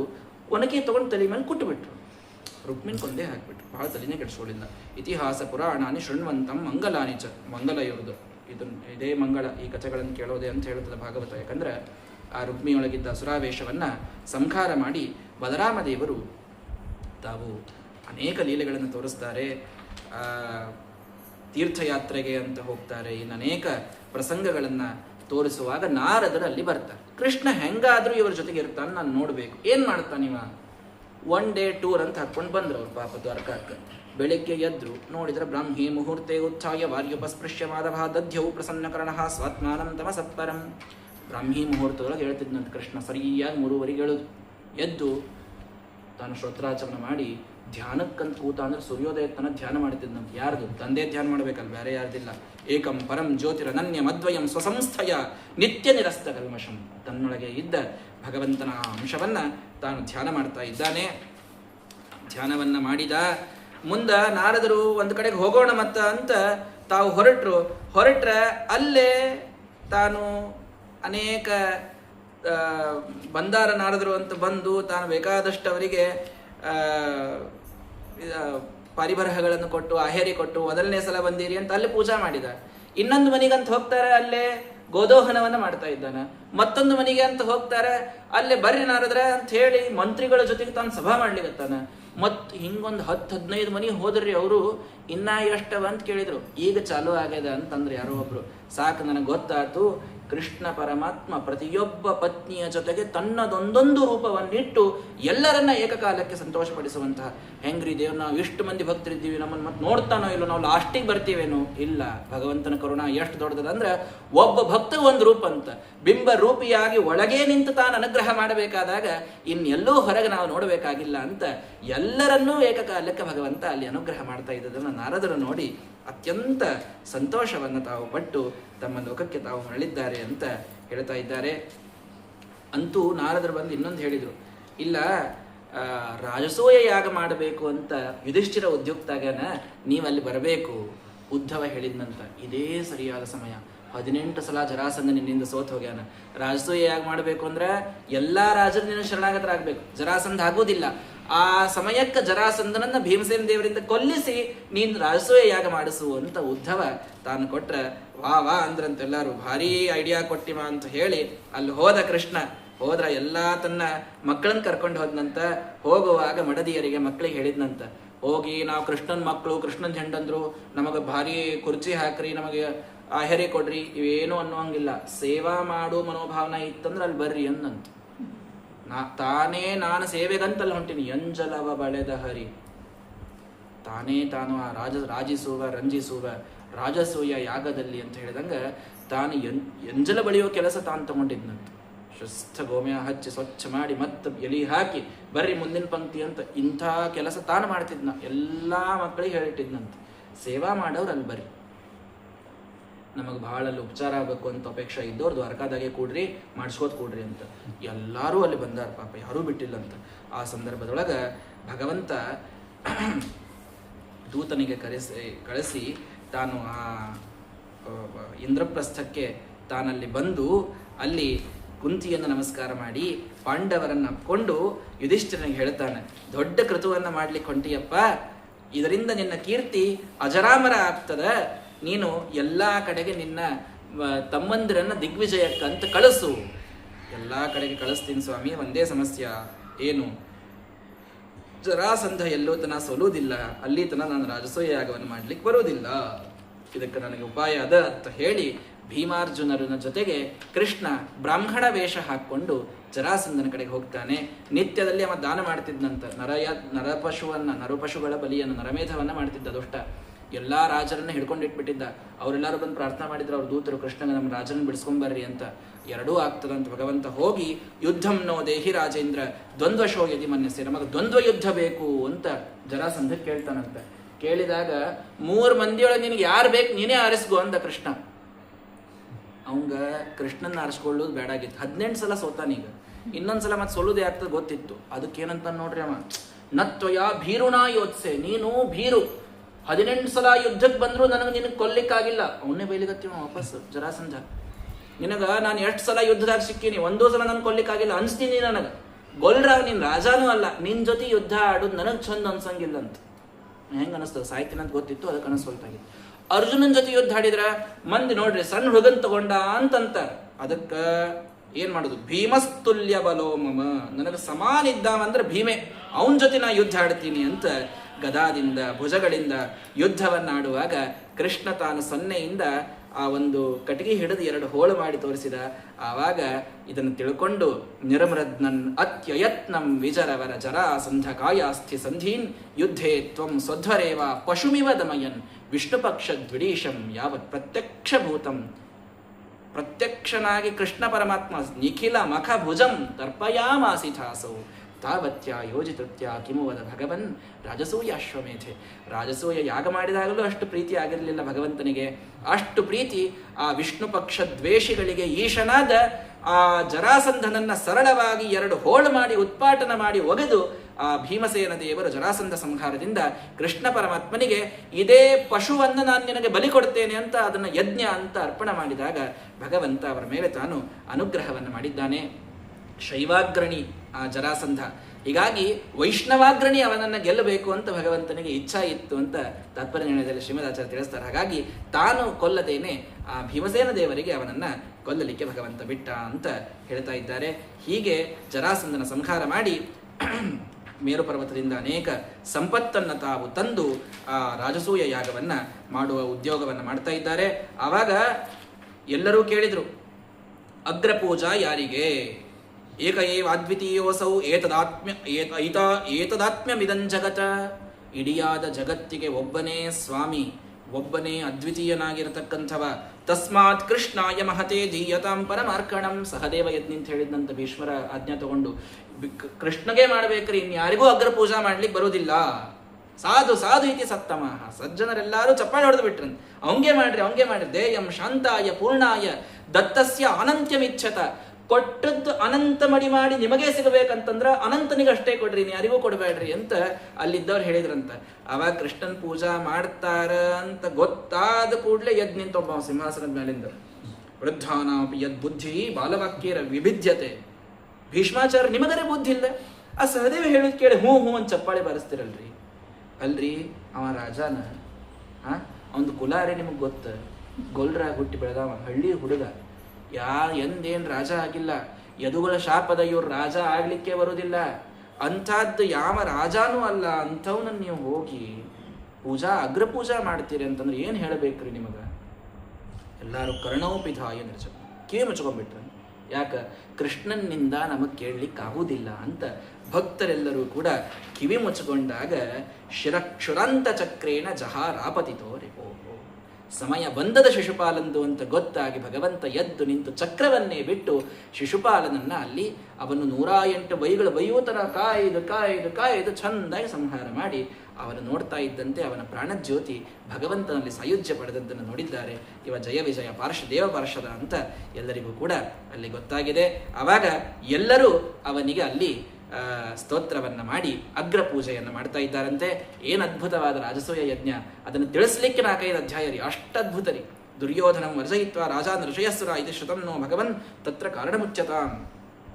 ನೋಡ್ರಿ, ಅಲ್ಲೇ ಎಲ್ಲರಿಗೂ ಒಂದೊಂದೊಂದೊಂದು ಜವಾಬ್ದಾರಿ ಅಂತ. ಭೀಮೋ ಮಹಾನಸಾಧ್ಯಕ್ಷ, ಅಡಗಿ ಮನಿ ಜವಾಬ್ದಾರಿ ಭೀಮಸೇನ್ ದೇವರಿಗಂತ. ಎಲ್ಲಾರು ತೃಪ್ತಾಗಂಗೆ ಊಟ ಆಗ್ಬೇಕಂದ್ರೆ ಭೀಮಸೇನ್ ದೇವರಿಂದ ಆಗ್ಬೇಕು. ಭೀಮ ದ್ರೌಪದಿ ನಿಂತು ಬಿಟ್ಟಿದ್ರಂತ್ರಿ, ನಗಾರಿ ಹೊಡೆಯೋದಂತ್ರಿ.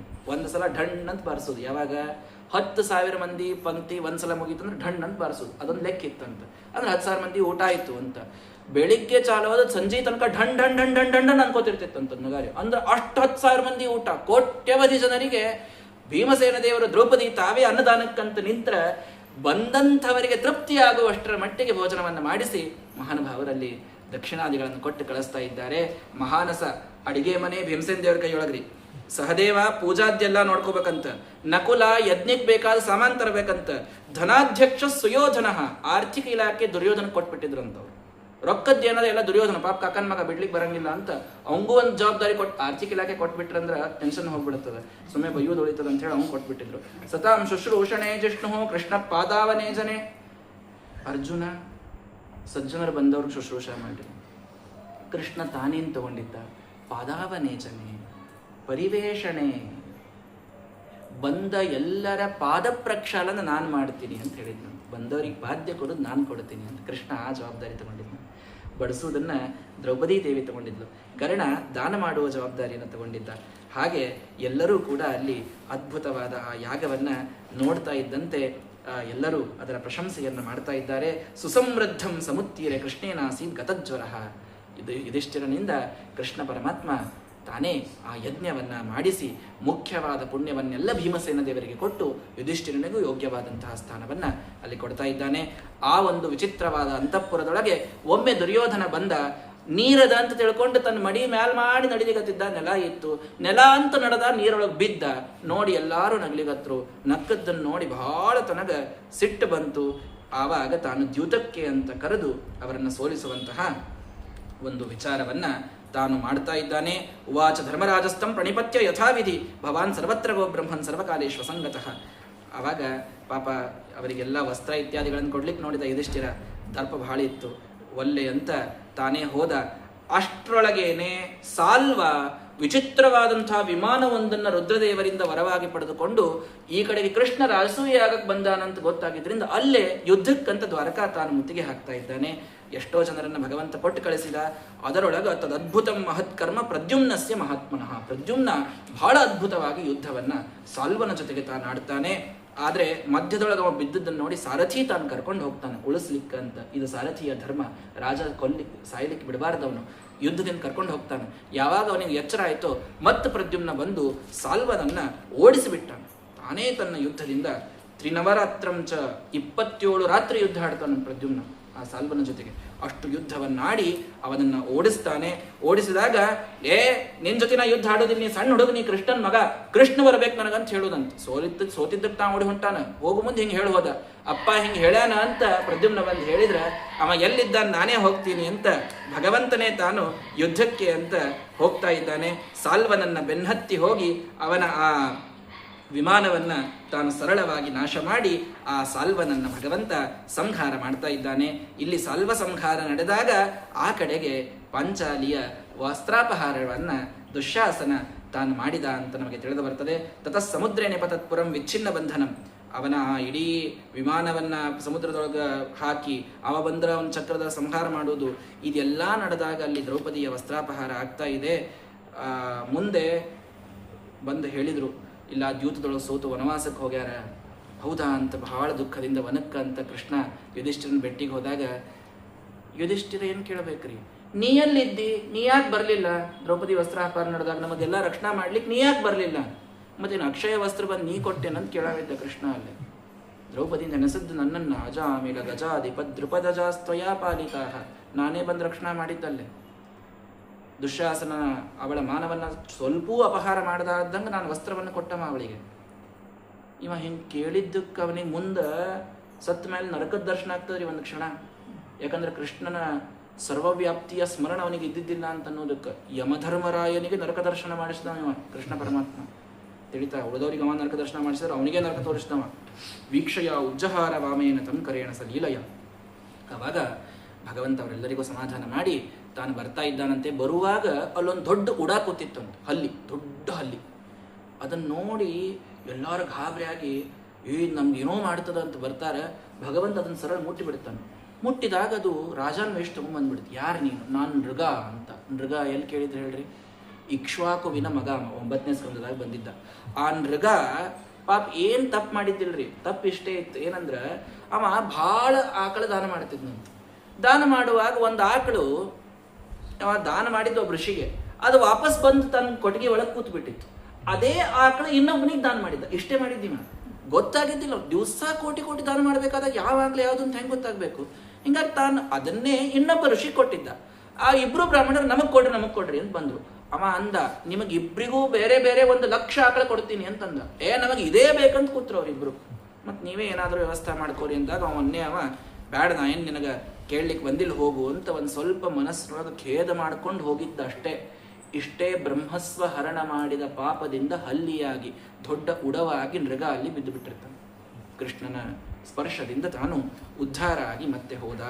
ಒಬ್ಬರಿಗೆ ಕೊಟ್ಟ ದಾನವನ್ನೇ ಇನ್ನೊಬ್ಬರಿಗೆ ನಾವು ಕೊಡಬಾರದು. ನಾಹಂ ಹಾಲಾಹಲಂ ಮನ್ಯೇ ವಿಷಂ ಯಸ್ಯ ಪ್ರತಿಕ್ರಿಯಾ ಬ್ರಹ್ಮಸ್ವಂ ಹಿ ವಿಷಂ ಪ್ರೋಕ್ತಂ ನಾಸ್ಯ ಪ್ರತಿನಿಧಿರ್ಭುವಿ. ಹಾಲಾಹಲ ವಿಷಾನೂ ಕೂಡ ದಕ್ಕಿಸ್ಕೋಬಹುದಂತ. ಬ್ರಹ್ಮಸ್ವವನ್ನು ಹರಣ ಮಾಡಿ ಇನ್ನೊಬ್ಬರಿಗೆ ಕೊಟ್ವಿ ಅಂತಂದ್ರೆ ಮಾತ್ರ, ಬ್ರಾಹ್ಮಣರ ಸಂಪತ್ತನ್ನು ತಗೊಂಡು ಇನ್ನೊಬ್ಬರಿಗೆ ಕೊಡೋದೇನದಲ್ಲ, ಇದನ್ನು ಮಾಡಿದರೆ ಮಾತ್ರ ಎಂದಿಗೂ ಮನುಷ್ಯ ಬದುಕಿ ಉಳಿಲಿಕ್ಕೆ ಸಾಧ್ಯ ಇಲ್ಲ. ನೃಗನಂಥ ವೈವಸ್ವತ ಮನುವಿನ ಮೊಮ್ಮಗನು ಇದರಿಂದ ತಾನು ಈ ಒಂದು ಯೋನಿಯನ್ನು ಪಡೀಬೇಕಾಯಿತು ಅಂತ ನಮಗೆ ಕಥೆಯನ್ನು ತಿಳಿಸ್ತಾ ಇದ್ದಾರೆ. ಬಲರಾಮನ ಕಥೆಗಳನ್ನು ಹೇಳ್ರಿ ಅಂದಾಗ ಅವನದು ಅನೇಕ ಕಥೆಗಳನ್ನು, ಅವನದೇನಿದ್ರು ಸ್ವಲ್ಪ ರುದ್ರ ರಸದಿಂದ ಕೂಡಿದ ಕಥೆಗಳೇ ಹೆಚ್ಚಿರ್ತವೆ. ಅಂತೂ ಅವನ ಅನುಗ್ರಹವನ್ನು, ಅವನು ಮಾಡಿದಂಥ ಅನುಗ್ರಹ. ವಿಂದ ಅಂತ ಸುಗ್ರೀವನ ಜೊತೆಗೆ ಇದ್ನಲ್ಲ, ವಿಂದ ಅಂತ ಕಪಿ. ಆ ಕಪಿ ತನ್ನ ತಂಗಿಯನ್ನ ಕೊಡ್ತಾ ಇರೋದಿಲ್ಲ. ಆವಾಗ ಅವನು ಯುದ್ಧವನ್ನಾಡಲಿಕ್ಕೆ ಅಂತ ಬಲರಾಮನ ಜೊತೆಗೆ ಬಂದಾಗ ವಿಂದನನ್ನ ಬಲರಾಮ ದೇವರು ಸಂಹಾರ ಮಾಡಿ ಅವನಿಗೆ ರಾಮನ ದರ್ಶನ ಮಾಡಿಸಿ ಕಳಿಸ್ತಾರೆ ಅಂತ ಹೇಳ್ತಾರೆ. ದುರ್ಯೋಧನನ ಮಗಳಿರ್ತಾಳು ಲಕ್ಷಣ ಅಂತ. ಆ ದುರ್ಯೋಧನನ ಮಗಳನ್ನು ಮದುವೆ ಆಗಬೇಕು ಅಂತ ಬಂದ್ಬಿಡ್ತದೆ ಇವತ್ತಲೆ ಸಾಂಬನಿಗೆ. ಜಾಂಬವತಿ ಮಗ ಇವ ಸಾಂಬ. ದುರ್ಯೋಧನನ ಮಗಳು ಯಾಕ್ರಿ ಎಲ್ಲ ಬಿಟ್ಟು ಅಂತ. ಅವಳು ಒಳ್ಳೆಯಾಗಿರ್ತಾಳೆ ಪಾಪ. ಲಕ್ಷಣ, ಹೆಸರಿಗೆ ಲಕ್ಷಣವಾಗಿರ್ತಾಳೆ ಅವಳು. ದುರ್ಲಕ್ಷಣ ಅಂತಿರ್ಲಿಲ್ಲ ಹೆಸರು. ಇವಂದ್ಯಾಂಗ ದುರ್ಯೋಧನ ಅಂತಿತ್ತು, ಹಂಗಿದ್ದಿದ್ದಿಲ್ಲ ಆಕೆಗೆ. ಅದಕ್ಕೆ ಅವಳನ್ನು ನಾನು ಮದುವೆ ಆಗ್ತೀನಿ ಅಂತ ಪಾಪ ಸಾಂಬ ಹೋದ್ರೆ ಇವರು ಅವನನ್ನು ಬಂಧನ ಮಾಡಿಕೊಂಡು ಕೃಷ್ಣಗೆ ಅಸಹ್ಯ ಮಾಡ್ಲಿಕ್ಕೆ ಇದೇ ಸಮಯ ಅಂತೇಳಿ ಬಂಧನ ಮಾಡ್ಕೊಂಡು ಕೂಡಿಸ್ಬಿಟ್ಟು. ಬಲರಾಮ ದೇವ್ರು ಹಂಗೇನು ಮಾಡಬೇಡ್ರಿ, ನನಗೆ ಗೊತ್ತಿದ್ದಾರೆ ಅವರೆಲ್ಲ, ದುರ್ಯೋಧನ ನನ್ನ ಶಿಷ್ಯ ಪಾಪ, ನಾ ಹೇಳಿದ್ರೆ ಬಿಡ್ತಾನೆ ಅಂತ ಹೇಳಿ ತಾವು ಪಾಪ ಶಾಂತಿ ದೂತರಾಗಿ ಹೋಗ್ತಾರೆ. ಹೋಗಿ ನೀವು ಬಿಟ್ಟು ಬಿಡ್ರಪ್ಪ ಅವ್ರನ್ನ. ಆ ಏನು ಬಲರಾಮ ದೇವ್ರ ತಮ್ಮಂತ ಭಾರಿ ಅನ್ಕೊಂಡಾರೇನು, ಹಿಂಗೆ ಹೇಳಿ ಕಳಿಸ್ಬಿಟ್ಟ ದುರ್ಯೋಧನ. ಅವ್ರೇನು ಮಾಡಿದ್ರು ನಾನು ಬಿಡೋದಿಲ್ಲ ಸಾಂಬನಿಗೆ ಅಂತ. ನೀ ಬಿಡೋದಿಲ್ಲ, ಹೆಂಗೆ ಬಿಡೋದಿಲ್ಲ ನೋಡ್ತೀನಿ ಅಂತ ಹೊರಗೆ ಕೂತಿದ್ರು. ತಮ್ಮ ಹಲ, ತಮ್ಮ ನೇಗಿಲು ತಗೊಂಡು ಏನಿಲ್ಲ ಹಸ್ತಿನಾಪುರವನ್ನ ಗಂಗಾನೊಳಗೆ ಮುಳುಗಿಸೋಣಂತ ಊರು ಜಗ್ಲಿಕ್ಕೆ ಚಾಲು ಮಾಡಿಬಿಟ್ರು. ಊರೇ ಜಗ್ಗುದು, ಮನುಷ್ಯನ ಜಗ್ಗುದಲ್ಲ. ಊರು ಜಗ್ಗಿ ನದಿ ಒಳಗೆ ಹೋಗ್ಲಿಕ್ಕೆ ಹತ್ಬಿಟ್ರು. ಓಡಿ ಬಂದ್ರು ದುರ್ಯೋಧನ, ದುಶ್ಯಾಸನ, ವಿದುರ, ಎಲ್ಲಾರನ್ನು ವಿದುರ ಕರ್ಕೊಂಡ್ಬಂದ. ಹೋಗಿ ಮೊದ್ಲು ಕಾಲು ಹಿಡಿಯರಿಲ್ಲ ಅಂದ್ರೆ ಎಲ್ಲಾರು ಗಂಗಾಪಾಲಾಗ್ತೀರಿ ಅಂದ್ರು. ಆವಾಗ ಬಂದು ಮತ್ತವನ್ನ ಸಮಾಧಾನ ಮಾಡಿ ಸಾಂಬನಿಗೆ ಮದುವೆ ಮಾಡಿಕೊಟ್ಟು ಲಕ್ಷಣವನ್ನ ಕೊಟ್ಟು ಬಲರಾಮ ದೇವ್ರ ಜೊತೆ ಕಳಿಸ್ತಾರ್ರಿ. ಕೌರವರು ಯಾರನ್ನೂ ಬಿಟ್ಟಿದ್ದಿಲ್ಲ ಬಲರಾಮ ದೇವರು, ಇಂಥ ಮಹಾನುಭಾವರು. ಹಾಗಾಗಿ ಬಲರಾಮನ ಅದ್ಭುತವಾದಂತಹ ಮಹಿಮೆ ಎಲ್ಲವನ್ನ ಭಾಗವತ ನಮಗೆ ವರ್ಣಿಸ್ತಾ ಇದೆ. ಈ ರೀತಿ ಚರಾಚರವಾದ ಎಲ್ಲವನ್ನೂ ತಾನು ಮಾಡುವಾಗ ರಾಜ ತಾನು ಪ್ರಶ್ನೆ ಕೇಳ್ತಾನ, ಅಲ್ಲ ಎಲ್ಲ ಕಡೆ ರುದ್ರದೇವರು ಎಷ್ಟು ಸರಳವಾಗಿ ಹೊಲ ಕೊಟ್ಟದ್ದನ್ನು ನೋಡ್ಲಿಕ್ಕತ್ತೀವಿ, ಬ್ರಹ್ಮದೇವರು ಹೊರ ಕೊಡ್ತಾರೆ, ಮತ್ತು ಭಗವಂತನ್ ಯಾಕೆ ನಮಗ ಸರಳವಾಗಿ ಹೊಲಿಸ್ಕೊಳ್ಲಿಕ್ಕೆ ಆಗುವುದಿಲ್ಲ? ಭಗವಂತನಿಗಿಂತಲೂ ರುದ್ರದೇವರದೆಲ್ಲ ಸರಳೇನು ಸ್ವಭಾವದೊಳಗ ಅಂತ ಒಂದು ಪ್ರಶ್ನೆ ಕೇಳಿದಾರೆ ರಾಜ. ಅವಾಗ ಅವ್ರು ಹೇಳ್ತಾರೆ, ಭಗವಂತ ಹೇಳಿದ ಒಂದು ಮಾತಪ್ಪ, ಯಸ್ಯಾಹಂ ಅನುಗೃಹಾಮಿ ಹರಿಷ್ಯೆ ತದ್ಧನಂ ಶನೈಹಿ. ದೇವರ ಮಾತು ಕೇಳ್ರಿ, ಯಾರ ಮ್ಯಾಲ ಅನುಗ್ರಹ ಮಾಡ್ಬೇಕಂತಿರ್ತದ ಮೊದಲು ಅವ್ರ ಸಂಪತ್ತಿನಿಂದ ಅವರನ್ನು ದೂರ ಮಾಡ್ತಾರೆ. ಅವ್ರೇನ್ ಮಾಡ್ತಾರ? ಅಧನರಾಗ್ತಾರೆ. ಅಧನರಾದಾಗ ಬಂಧು ಬಾಂಧವರು ಅವ್ರನ್ನ ಬಿಟ್ಟು ಹೋಗ್ಬಿಡ್ತಾರೆ. ಬಂಧು ಬಾಂಧವರಿಗೆ ಸಂಪತ್ತಿತ್ತಂದ್ರೆ ಹತ್ರ ಇರುವಂತಹ ಒಂದು ಚಟ ಇರ್ತದೆ. ಹಿಂಗಾಗಿ ಸಂಪತ್ತಿಲ್ಲ ಅಂತ ಅವ್ರು ಬಿಟ್ಬಿಡ್ತಾರೆ. ಬಿಟ್ಟಾಗ ವಿತಥೋದ್ಯೋಗೋ ನಿರ್ವಿಣ್ಣ ಧನೇಹಯ. ಧನ ಬೇಕು ಅಂತ ತಾನು ಎಷ್ಟೋ ಕೈಕಾಲು ಬಡಿತಾನ, ನಾನು ಅವನಿಗೆ ಎಂದೆಂದೂ ಧನ ದಕ್ಕಿಸ್ಕೊಡುವುದಿಲ್ಲ. ಅವಾಗ ಏನ್ ಮಾಡ್ತಾನ? ದೇವರೇ ನೀನೊಬ್ಬನೇ ಗತಿ ಅಂತ ಶರಣಾಗತನಾಗಿ ನನ್ನ ಕಡೆಗೆ ಬರ್ತಾನ ಭಕ್ತ. ಆವಾಗ ಅವನನ್ನು ಸರ್ವಾತ್ಮನ ಉದ್ಧಾರಣ ಮಾಡ್ತೀನಿ. ನಂದಿದೊಂದು ಹಠ, ನನ್ನ ಪ್ರಾಸೆಸ್ ಹಿಂಗದ. ರುದ್ರದೇವರಂಗ ಬೇಕಾದವ್ರಿಗೆ ನಾವು ವರ ಕಟ್ಕೋತ ಅಡ್ಡಾಡಂಗಿಲ್ಲ ಸ್ಪಷ್ಟ ಹೇಳ್ಬಿಟ್ಟ ಭಗವಂತ. ಬೇಕಾದವ್ರಿಗೆ ಯಾಕೆ ವರ ಕೊಡ್ತಾರ್ರಿ ಅವರು ಅಂತ ಕೇಳಿದೀವಿ. ಹಂಗೆಲ್ಲ ಆಗ್ಯದ್ರಿ, ಒಂದು ಕಥೆ ಹೇಳ್ತೀನಿ ಕೇಳು ಅಂತ ವೃಕಾಸುರ ಅಂತ ಒಂದು ಕಥೆ ಹೇಳ್ತಾರೆ. ವೃಕಾಸುರ, ನಿಮ್ಗೆ ಅವನ ಹೆಸರು ಬೇರೆ ಗೊತ್ತದ, ಕಥೆ ಕೇಳಿದ್ರೆ ನಿಮ್ಗೆ ಗೊತ್ತಾಗ್ತದೆ ಯಾರು ಅಂತ. ವೃಕಾಸುರ ಅಂತ ಒಬ್ಬ ಅಸುರ, ಶಕುನಿ ಅನ್ನುವಂಥ ಒಬ್ಬ ರಾಕ್ಷಸನಿಂದ, ಈ ಶಕುನಿ ಅಲ್ಲ ಇನ್ನೊಬ್ಬ ಶಕುನಿ, ಅವನಿಂದ ಬಂದವ. ಅವ ರುದ್ರದೇವರನ್ನು ಸಂತೋಷಪಡಿಸಿ ಏನು ಕೇಳ್ಬೇಕ್ರಿ? ನಾನು ಕೈ ಯಾರ ತಲೆ ಮೇಲೆ ಇಡ್ತೀನಿ ಅವ್ರು ಸತ್ತು ಹೋಗ್ಬೇಕು, ಸುಟ್ಟು ಹೋಗ್ಬೇಕು, ಆಗ್ಲಿ ಅಂತ ಅಂದ್ಬಿಟ್ರು ಅವ್ರು. ಹಂಗಂದ್ರೆ ಪರೀಕ್ಷಾ ಮಾಡೋಣ ಬರ್ರಿ ರುದ್ರದೇವರ ಅಂತ ಅವ್ರ ತಲೆ ಮೇಲೆ ಕೈ ಇಡ್ಲಿಕ್ಕೆ ಹೊಂಟುಬಿಟ್ಟಿವ. ನೀವೇನು ಇವನ ಹೆಸರು ಹೇಳ್ತೀರಿ? ಭಸ್ಮಾಸುರ ಅಂತ. ಅದೇ ಭಸ್ಮಾಸುರನಿಗೆ ವೃಕಾಸುರ ಅಂತ ಭಾಗವತ ಕರೀತದ. ಭಸ್ಮಾಸುರ ಅಂತ ಯಾರು ವರ ಕೊಟ್ಟಾರ ಅವ್ರ ತಲೆ ಮೇಲೆ ಭಸ್ಮ ಮಾಡ್ಲಿಕ್ಕೆ ಹೊಂಟು ಬಿಟ್ಟಿವ. ರುದ್ರದೇವರು ಓಡಿ ಗಾಬರಿಯಾಗಿ ದೇವ್ರ ಕಡೆ ಹೋದ್ರು. ಯೋಗಮಾಯಾದಿಂದ ಭಗವಂತ ಸಣ್ಣ ವಟುವಿನ ರೂಪವನ್ನು ತಗೊಂಡು ಅವನ ಮುಂದೆ ಬಂದು ಅವನಿಗೆ ಚಂದಾದ ಮಾತುಗಳನ್ನು ಹೇಳ್ತಾ, ನೋಡು, ಪರೀಕ್ಷಾ ಮಾಡಲಿಕ್ಕೆ ನಮ್ಮ ತಲೆ ಮೇಲೆ ನಾವು ಮೊದಲಿಟ್ಕೋಬೇಕು, ಆವಾಗ ನಮಗೆ ಗೊತ್ತಾಗ್ತದಂತ ಏನೇನೋ ಒಂದು ಮಾತಿನೊಳಗೆ ಅವನನ್ನ ಮರಳು ಮಾಡಿ ಅವನ ತಲೆ ಮೇಲೆ ತಾನೇ ಕೈ ಇಟ್ಟುಕೊಳ್ಳಂಗೆ ಮಾಡಿ ತಾನೇ ಭಸ್ಮ ಆಗನ್ನು ಮಾಡಿಬಿಟ್ಟು. ಇನ್ನೊಬ್ಬರನ್ನ ನಾವು ಏನಾದರೂ ಪೀಡೆ ಕೊಡ್ಲಿಕ್ಕೆ ಹೋಗ್ತೀವಂದ್ರೆ ಆ ತೆಗ್ಗಿನೊಳಗೆ ನಮ್ಮನ್ನೇ ಬೆಳೆಸ್ತಾನೆ ದೇವರು. ಇನ್ಯಾರೋ ಬೇರೆಯವ್ರ ತೆಗ್ಗು ತೋಡುವುದು ಬೇಡ, ನಮ್ಮ ತೆಗ್ಗಿನಾಗ ನಾವೇ ಬೀಳುವಂಗೆ ಮಾಡ್ತೀವಿ. ಭಸ್ಮಾಸುರನ ಭಗವಂತ ಸಂಹಾರ ಮಾಡಿದ್ರಿಂದ ಏನು ಗೊತ್ತಾಗ್ತದೆ? ರುದ್ರದೇವರು ವಿಚಾರ ಮಾಡಲಾರದೆ ವರವನ್ನು ಕೊಡ್ತಾರೆ. ನಮ್ಮ ಭಗವಂತ ಬಹಳ ಪರೀಕ್ಷೆ ಮಾಡಿ ಆದ ಕೊಟ್ಟ ಅಂತಂತಂದ್ರೆ ಮೋಕ್ಷವನ್ನೇ ಕೊಡುವಂತಹ ಭಾಗ್ಯವನ್ನ ಭಗವಂತ ನಮಗೆ ಕೊಡ್ತಾನೆ ಅಂತ ಶುಕಾಚಾರ್ಯರು ಹೇಳ್ತಾ ಇದ್ದಾರೆ. ಆ ರೀತಿಯಲ್ಲಿ ಅನೇಕ ಭೃಗು ಋಷಿಗಳನ್ನು ಕಳಿಸಿ, ಯಾರು ಶ್ರೀಮಂತರು, ಯಾರು ಸಾಕ್ಷಾತ್ ಸರ್ವೋತ್ತಮ ಅಂತ ಗೊತ್ತು ಮಾಡಿಕೊಂಡ್ ಬಾ, ಅವರು ಮೂರೂ ಲೋಕ ಅಡ್ಡಾಡಿ ವಿಷ್ಣುವೇ ಸರ್ವೋತ್ತಮ ಅಂತ ಹೇಳ್ತಾರೆ. ನಾರದರು ಬಂದರು, ನರನಾರಾಯಣ ಆಶ್ರಮಕ್ಕೆ ಅವರಲ್ಲಿ ಹೋಗ್ತಾ ಇದ್ದಾರೆ. ಆ ಸಂದರ್ಭದೊಳಗೆ ಅಲ್ಲೊಂದು ಶ್ರುತಿಗೀತ ಅಂತ ಬರ್ತದ್ರಿ. ಅದನ್ನ ಎಷ್ಟು ಅದ್ಭುತ ಅದ ಅಂತಂದ್ರೆ, ಅದರ ಸತಧರ್ಮರು ಆ ಒಂದು ಶ್ರುತಿಯಲ್ಲಿದ್ದ ಭಗವಂತನ ಮಹಿಮೆಯನ್ನು ತಿಳಿಸುವ ವೇದದ ಭಾಗ ಶ್ರುತಿಗೀತ ಅಂತ. ಆ ಇಡೀ ಶ್ಲೋಕವನ್ನ ಕೃಷ್ಣನ ಒಂದು ಮಹಿಮೆಗೆ ಹಚ್ಚಿ ಅರ್ಥ ಮಾಡ್ಯಾರ.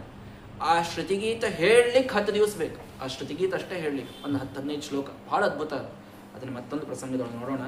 ಜಯ ಜಯ ಜಹ್ಯಜಾಂ ಅಜಿತ ದೋಷ ಗೃಹೀತ ಗುಣಾಂ ತ್ವಮಸಿ ಯದಾತ್ಮನ ಸಮವರುದ್ಧ ಸಮಸ್ತ ಭಗಃ ಅಜ ಜಗದೋಕಸಾಂ ಅಖಿಲ ಶಕ್ತ್ಯಬೋಧಕತೆ ಕ್ವಚಿದಜಯ ಆತ್ಮನ ಅನುಚರತೋ ಅನುಚರೇ ನಿಮಗ್ನಃ ಅಂತ ಭಗವಂತನ ಸ್ವರೂಪ ಶಕ್ತಿಯನ್ನು ತಿಳಿಸುವಂತಹ ವೇದಗಳಲ್ಲಿ ಬಂದ ಶ್ರೀಮದಾಚಾರ್ಯರು ಬಹಳ ತಾತ್ಪರ್ಯವನ್ನು ಇದಕ್ಕೆ ನಮ್ಮ ಆಚಾರ್ಯರು ತಮ್ಮ ಭಾಗವತ ತಾತ್ಪರ್ಯ ಪಾಠ ಹೇಳಬೇಕಾದಾಗ ಒಂದು 15 ದಿವಸ ಬರೀ ಶ್ರುತಿಗೀತ ಹೇಳ್ಯಾರ. ಅಷ್ಟು ದೊಡ್ಡದಾದಂಥದ್ದಿದು.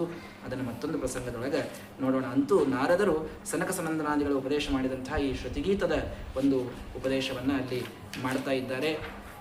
ಆ ಶ್ರುತಿಗೀತದ ನಂತರದೊಳಗೆ ಭಗವಂತನ ಇನ್ನೂ ಅನೇಕ ಮಹಿಮೆಗಳನ್ನು ನಮಗೆ ತಿಳಿಸಿಕೊಡಬೇಕು ಅಂದಾಗ ಒಂದು ಸುಂದರ ಕಥೆಯನ್ನು ನಮಗೆ ಭಾಗವತ ತಿಳಿಸಿಕೊಡುತ್ತದೆ. ಅದು ಯಾವುದು ಅಂದರೆ, ಭಗವಂತನ ಅತ್ಯಂತ ಆಪ್ತನಾದ ಒಬ್ಬ ಮಿತ್ರ ಇರ್ತಾನೆ.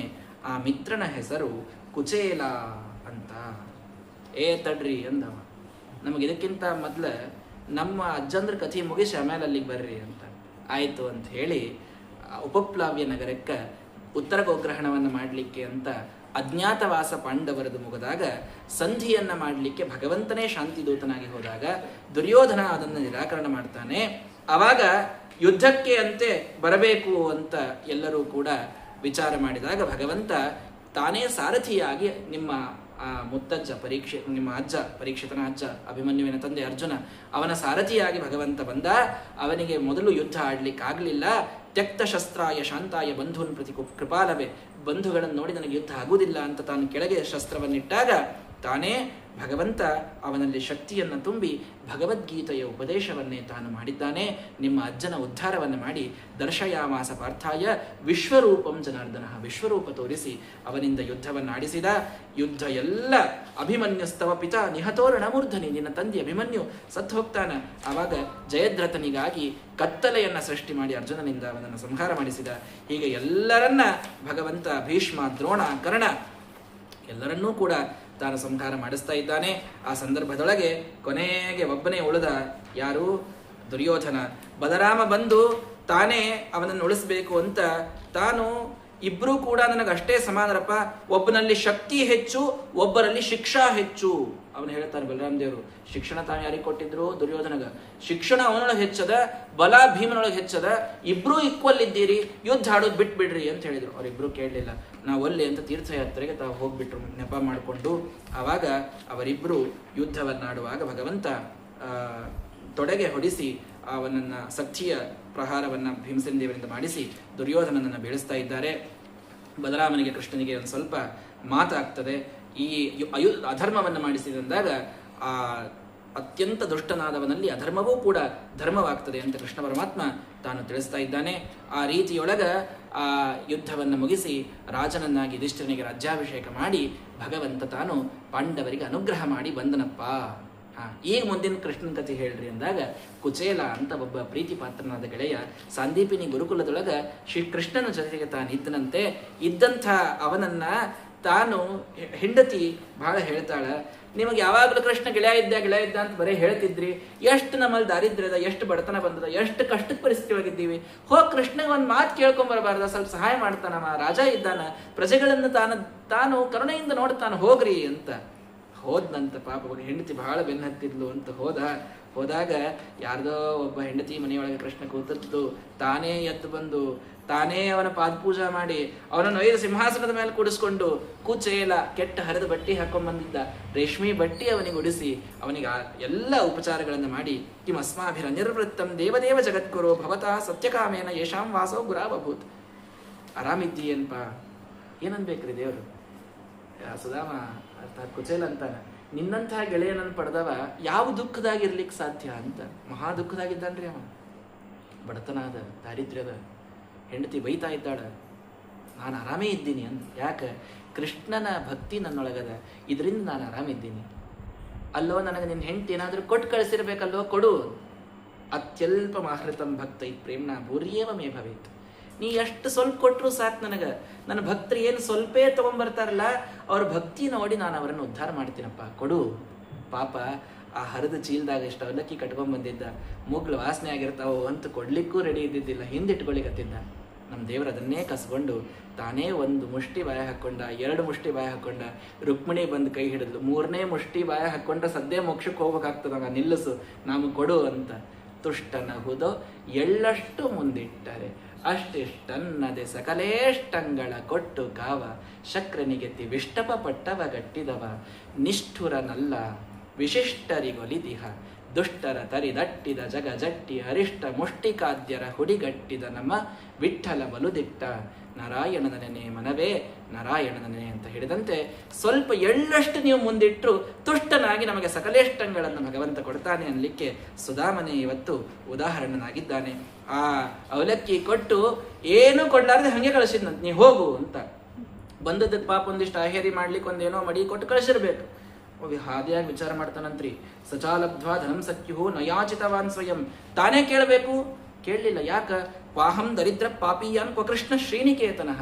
ನನ್ನಂತಹ ದರಿದ್ರ, ನಾನು ಅವನ ಗೆಳೆಯ ಅಂತ ಹೇಳ್ಕೊಳ್ಳಿಕ್ಕೂ ನನಗೆ ನಾಚಿಕೆ ಆಗ್ತದೆ, ನಾ ಹೆಂಗೆ ಅವನಿಗೆ ಹೋಗಿ ಕೇಳಲಿಕ್ಕಾಗ್ತದೆ, ಅದಕ್ಕೆ ನಾನು ಕೇಳುವುದಿಲ್ಲ ಅಂತ ನನಗೆ ಕೃಷ್ಣ ಕೊಡ್ಲಾರದೆ ಕಳಿಸಿದ್ದೆ. ನೋಡ್ರಿ ಎಷ್ಟು ದೊಡ್ಡ ಅನುಗ್ರಹ ಮಾಡಿದ. ಇವ ವಿಚಾರ ಮಾಡ್ಲಿಕ್ಕತ್ತಾನಂತ ಅದ್ಯಾಗ ಕೊಟ್ಟು ಬಿಟ್ಟಿದ್ನಂದ್ರೆ ನಾ ಕೃಷ್ಣನ್ ಮರೆತು ಬಿಡ್ತಿದ್ದೆ, ಕೃಷ್ಣ ನನಗೆ ಕೊಡ್ಲಾರ್ದೆ ಕಳಿಸಿದ್ದೆ ಬಹಳ ಚಲೋ ಆತು ಅಂದ. ಕೃಷ್ಣನ್ ಮನಿತನ ಹೋಗಿ ಮರಳಿ ಬರಿಗೈಯಿಂದ ಬಂದ ಸುಧಾಮ. ಬಂದ್ರ ನೋಡ್ತಾನ, ಅಧನೋಯಂ ಧನಂ ಪ್ರಾಪ್ಯ ಮಾದ್ಯನ್ನುಚ್ಚೈರ್ನ ಮಾಂ ಸ್ಮರೇತ್. ನನ್ನನ್ನು ಸ್ಮರಣ ಮಾಡೋದಿಲ್ಲ ಅಂತ ಕರುಣಾದಿಂದ ಕೃಷ್ಣ ನನಗೇನೋ ಕೊಡ್ಲಾರ್ದೆ ಕಳಿಸ್ಯಾನ ಅಂತ ತಾನು ಹೇಳಬೇಕಾದಾಗ ತಾನು ತನ್ನ ಮನಿಗಂತ ಹೋದ. ಗುಡಿಸಲು ಮನಿ ಇತ್ತು, ನೋಡ್ತಾನ ದೊಡ್ಡ ಮಹಲ ಬಿಟ್ಟಿತ್ತಲ್ಲಿ. ಬ್ಯಾರೆ ಮನಿಗೆ ಬಂದಿನ್ ನಾನು ಅಂತ ಹೆಂಡತಿಯಲ್ಲಿದ್ದಾಳಂತ ನೋಡ್ತಾನ. ಆಕಿ ಪತಿವ್ರತ, ಪತಿಂ ದೃಷ್ಟ ಪತಿವ್ರತ ಸ್ತ್ರೀ. ತಾನು ಚಂದಾಗಿ ಹೊರಗೆ ಬಂದು ಪತಿಗ ನಮಸ್ಕಾರ ಮಾಡಿದ್ಲೆ. ಯಾರಮ್ಮ ನೀ ಹೆಣ್ಮಗಳು ಅಂದ್ಲು. ಅಂದ ಇವ, ಬ್ಯಾರೆ ಯಾರಲ್ಲ ಸ್ವಾಮಿ, ನಿಮ್ಮ ಕೈ ಹಿಡ್ದಾಕಿನಿ, ನಿಮ್ಮ ಹಿಂದಿನ ದಿವಸ ಬೈದೇನು ಕಳಿಸಿದ್ದೆ ಕೃಷ್ಣನ, ಎಂಥದ್ದೆಲ್ಲ ತೊಗೊಂಡ್ಬಂದ್ರಿ, ನಂಗೇನೂ ಕೊಟ್ಟೇ ಕಳಿಸಿಲ್ಲ ಕೃಷ್ಣ ಅಂದ.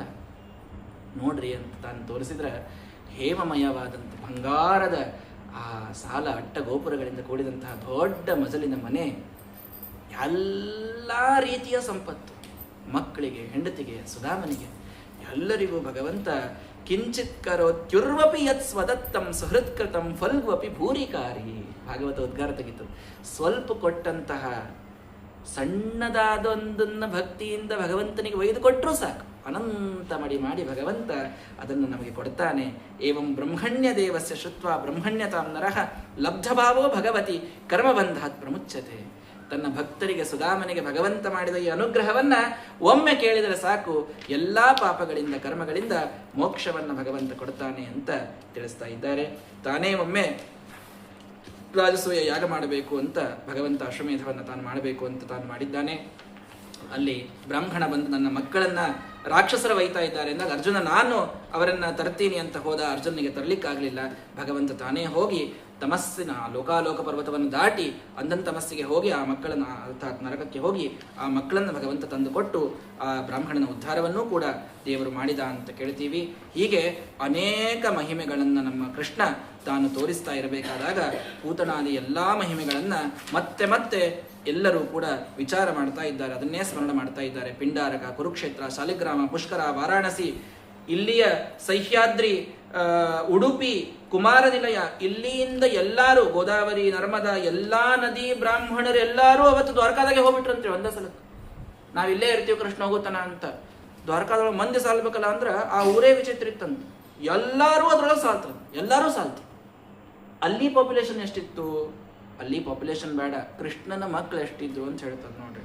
3,00,00,000 ಸಹಸ್ರಾಣಾಂ 88 ಶತಾನಿ ಚ ಆಸನ್ ಯದುಕುಮಾರಾಣಾಂ ಆಚಾರ್ಯ ಇತಿ ನ ಶ್ರುತಂ. ಭಾಗವತ ಹೇಳ್ತದೆ. ಭಾಳಿಲ್ಲ, 3 ಕೋಟಿ ಏನ್ರಿ, 8,000, ಒಂದು 80,000, ಒಂದು 800, ಇಷ್ಟು ಏನಿತ್ತಿದು ಕೃಷ್ಣನ ಮಕ್ಕಳಿಗೆ ಕಲಿಸೋ ಟೀಚರ್ಸ್ ಸಂಖ್ಯೆ ಅಂತೆ 3 ಕೋಟಿ.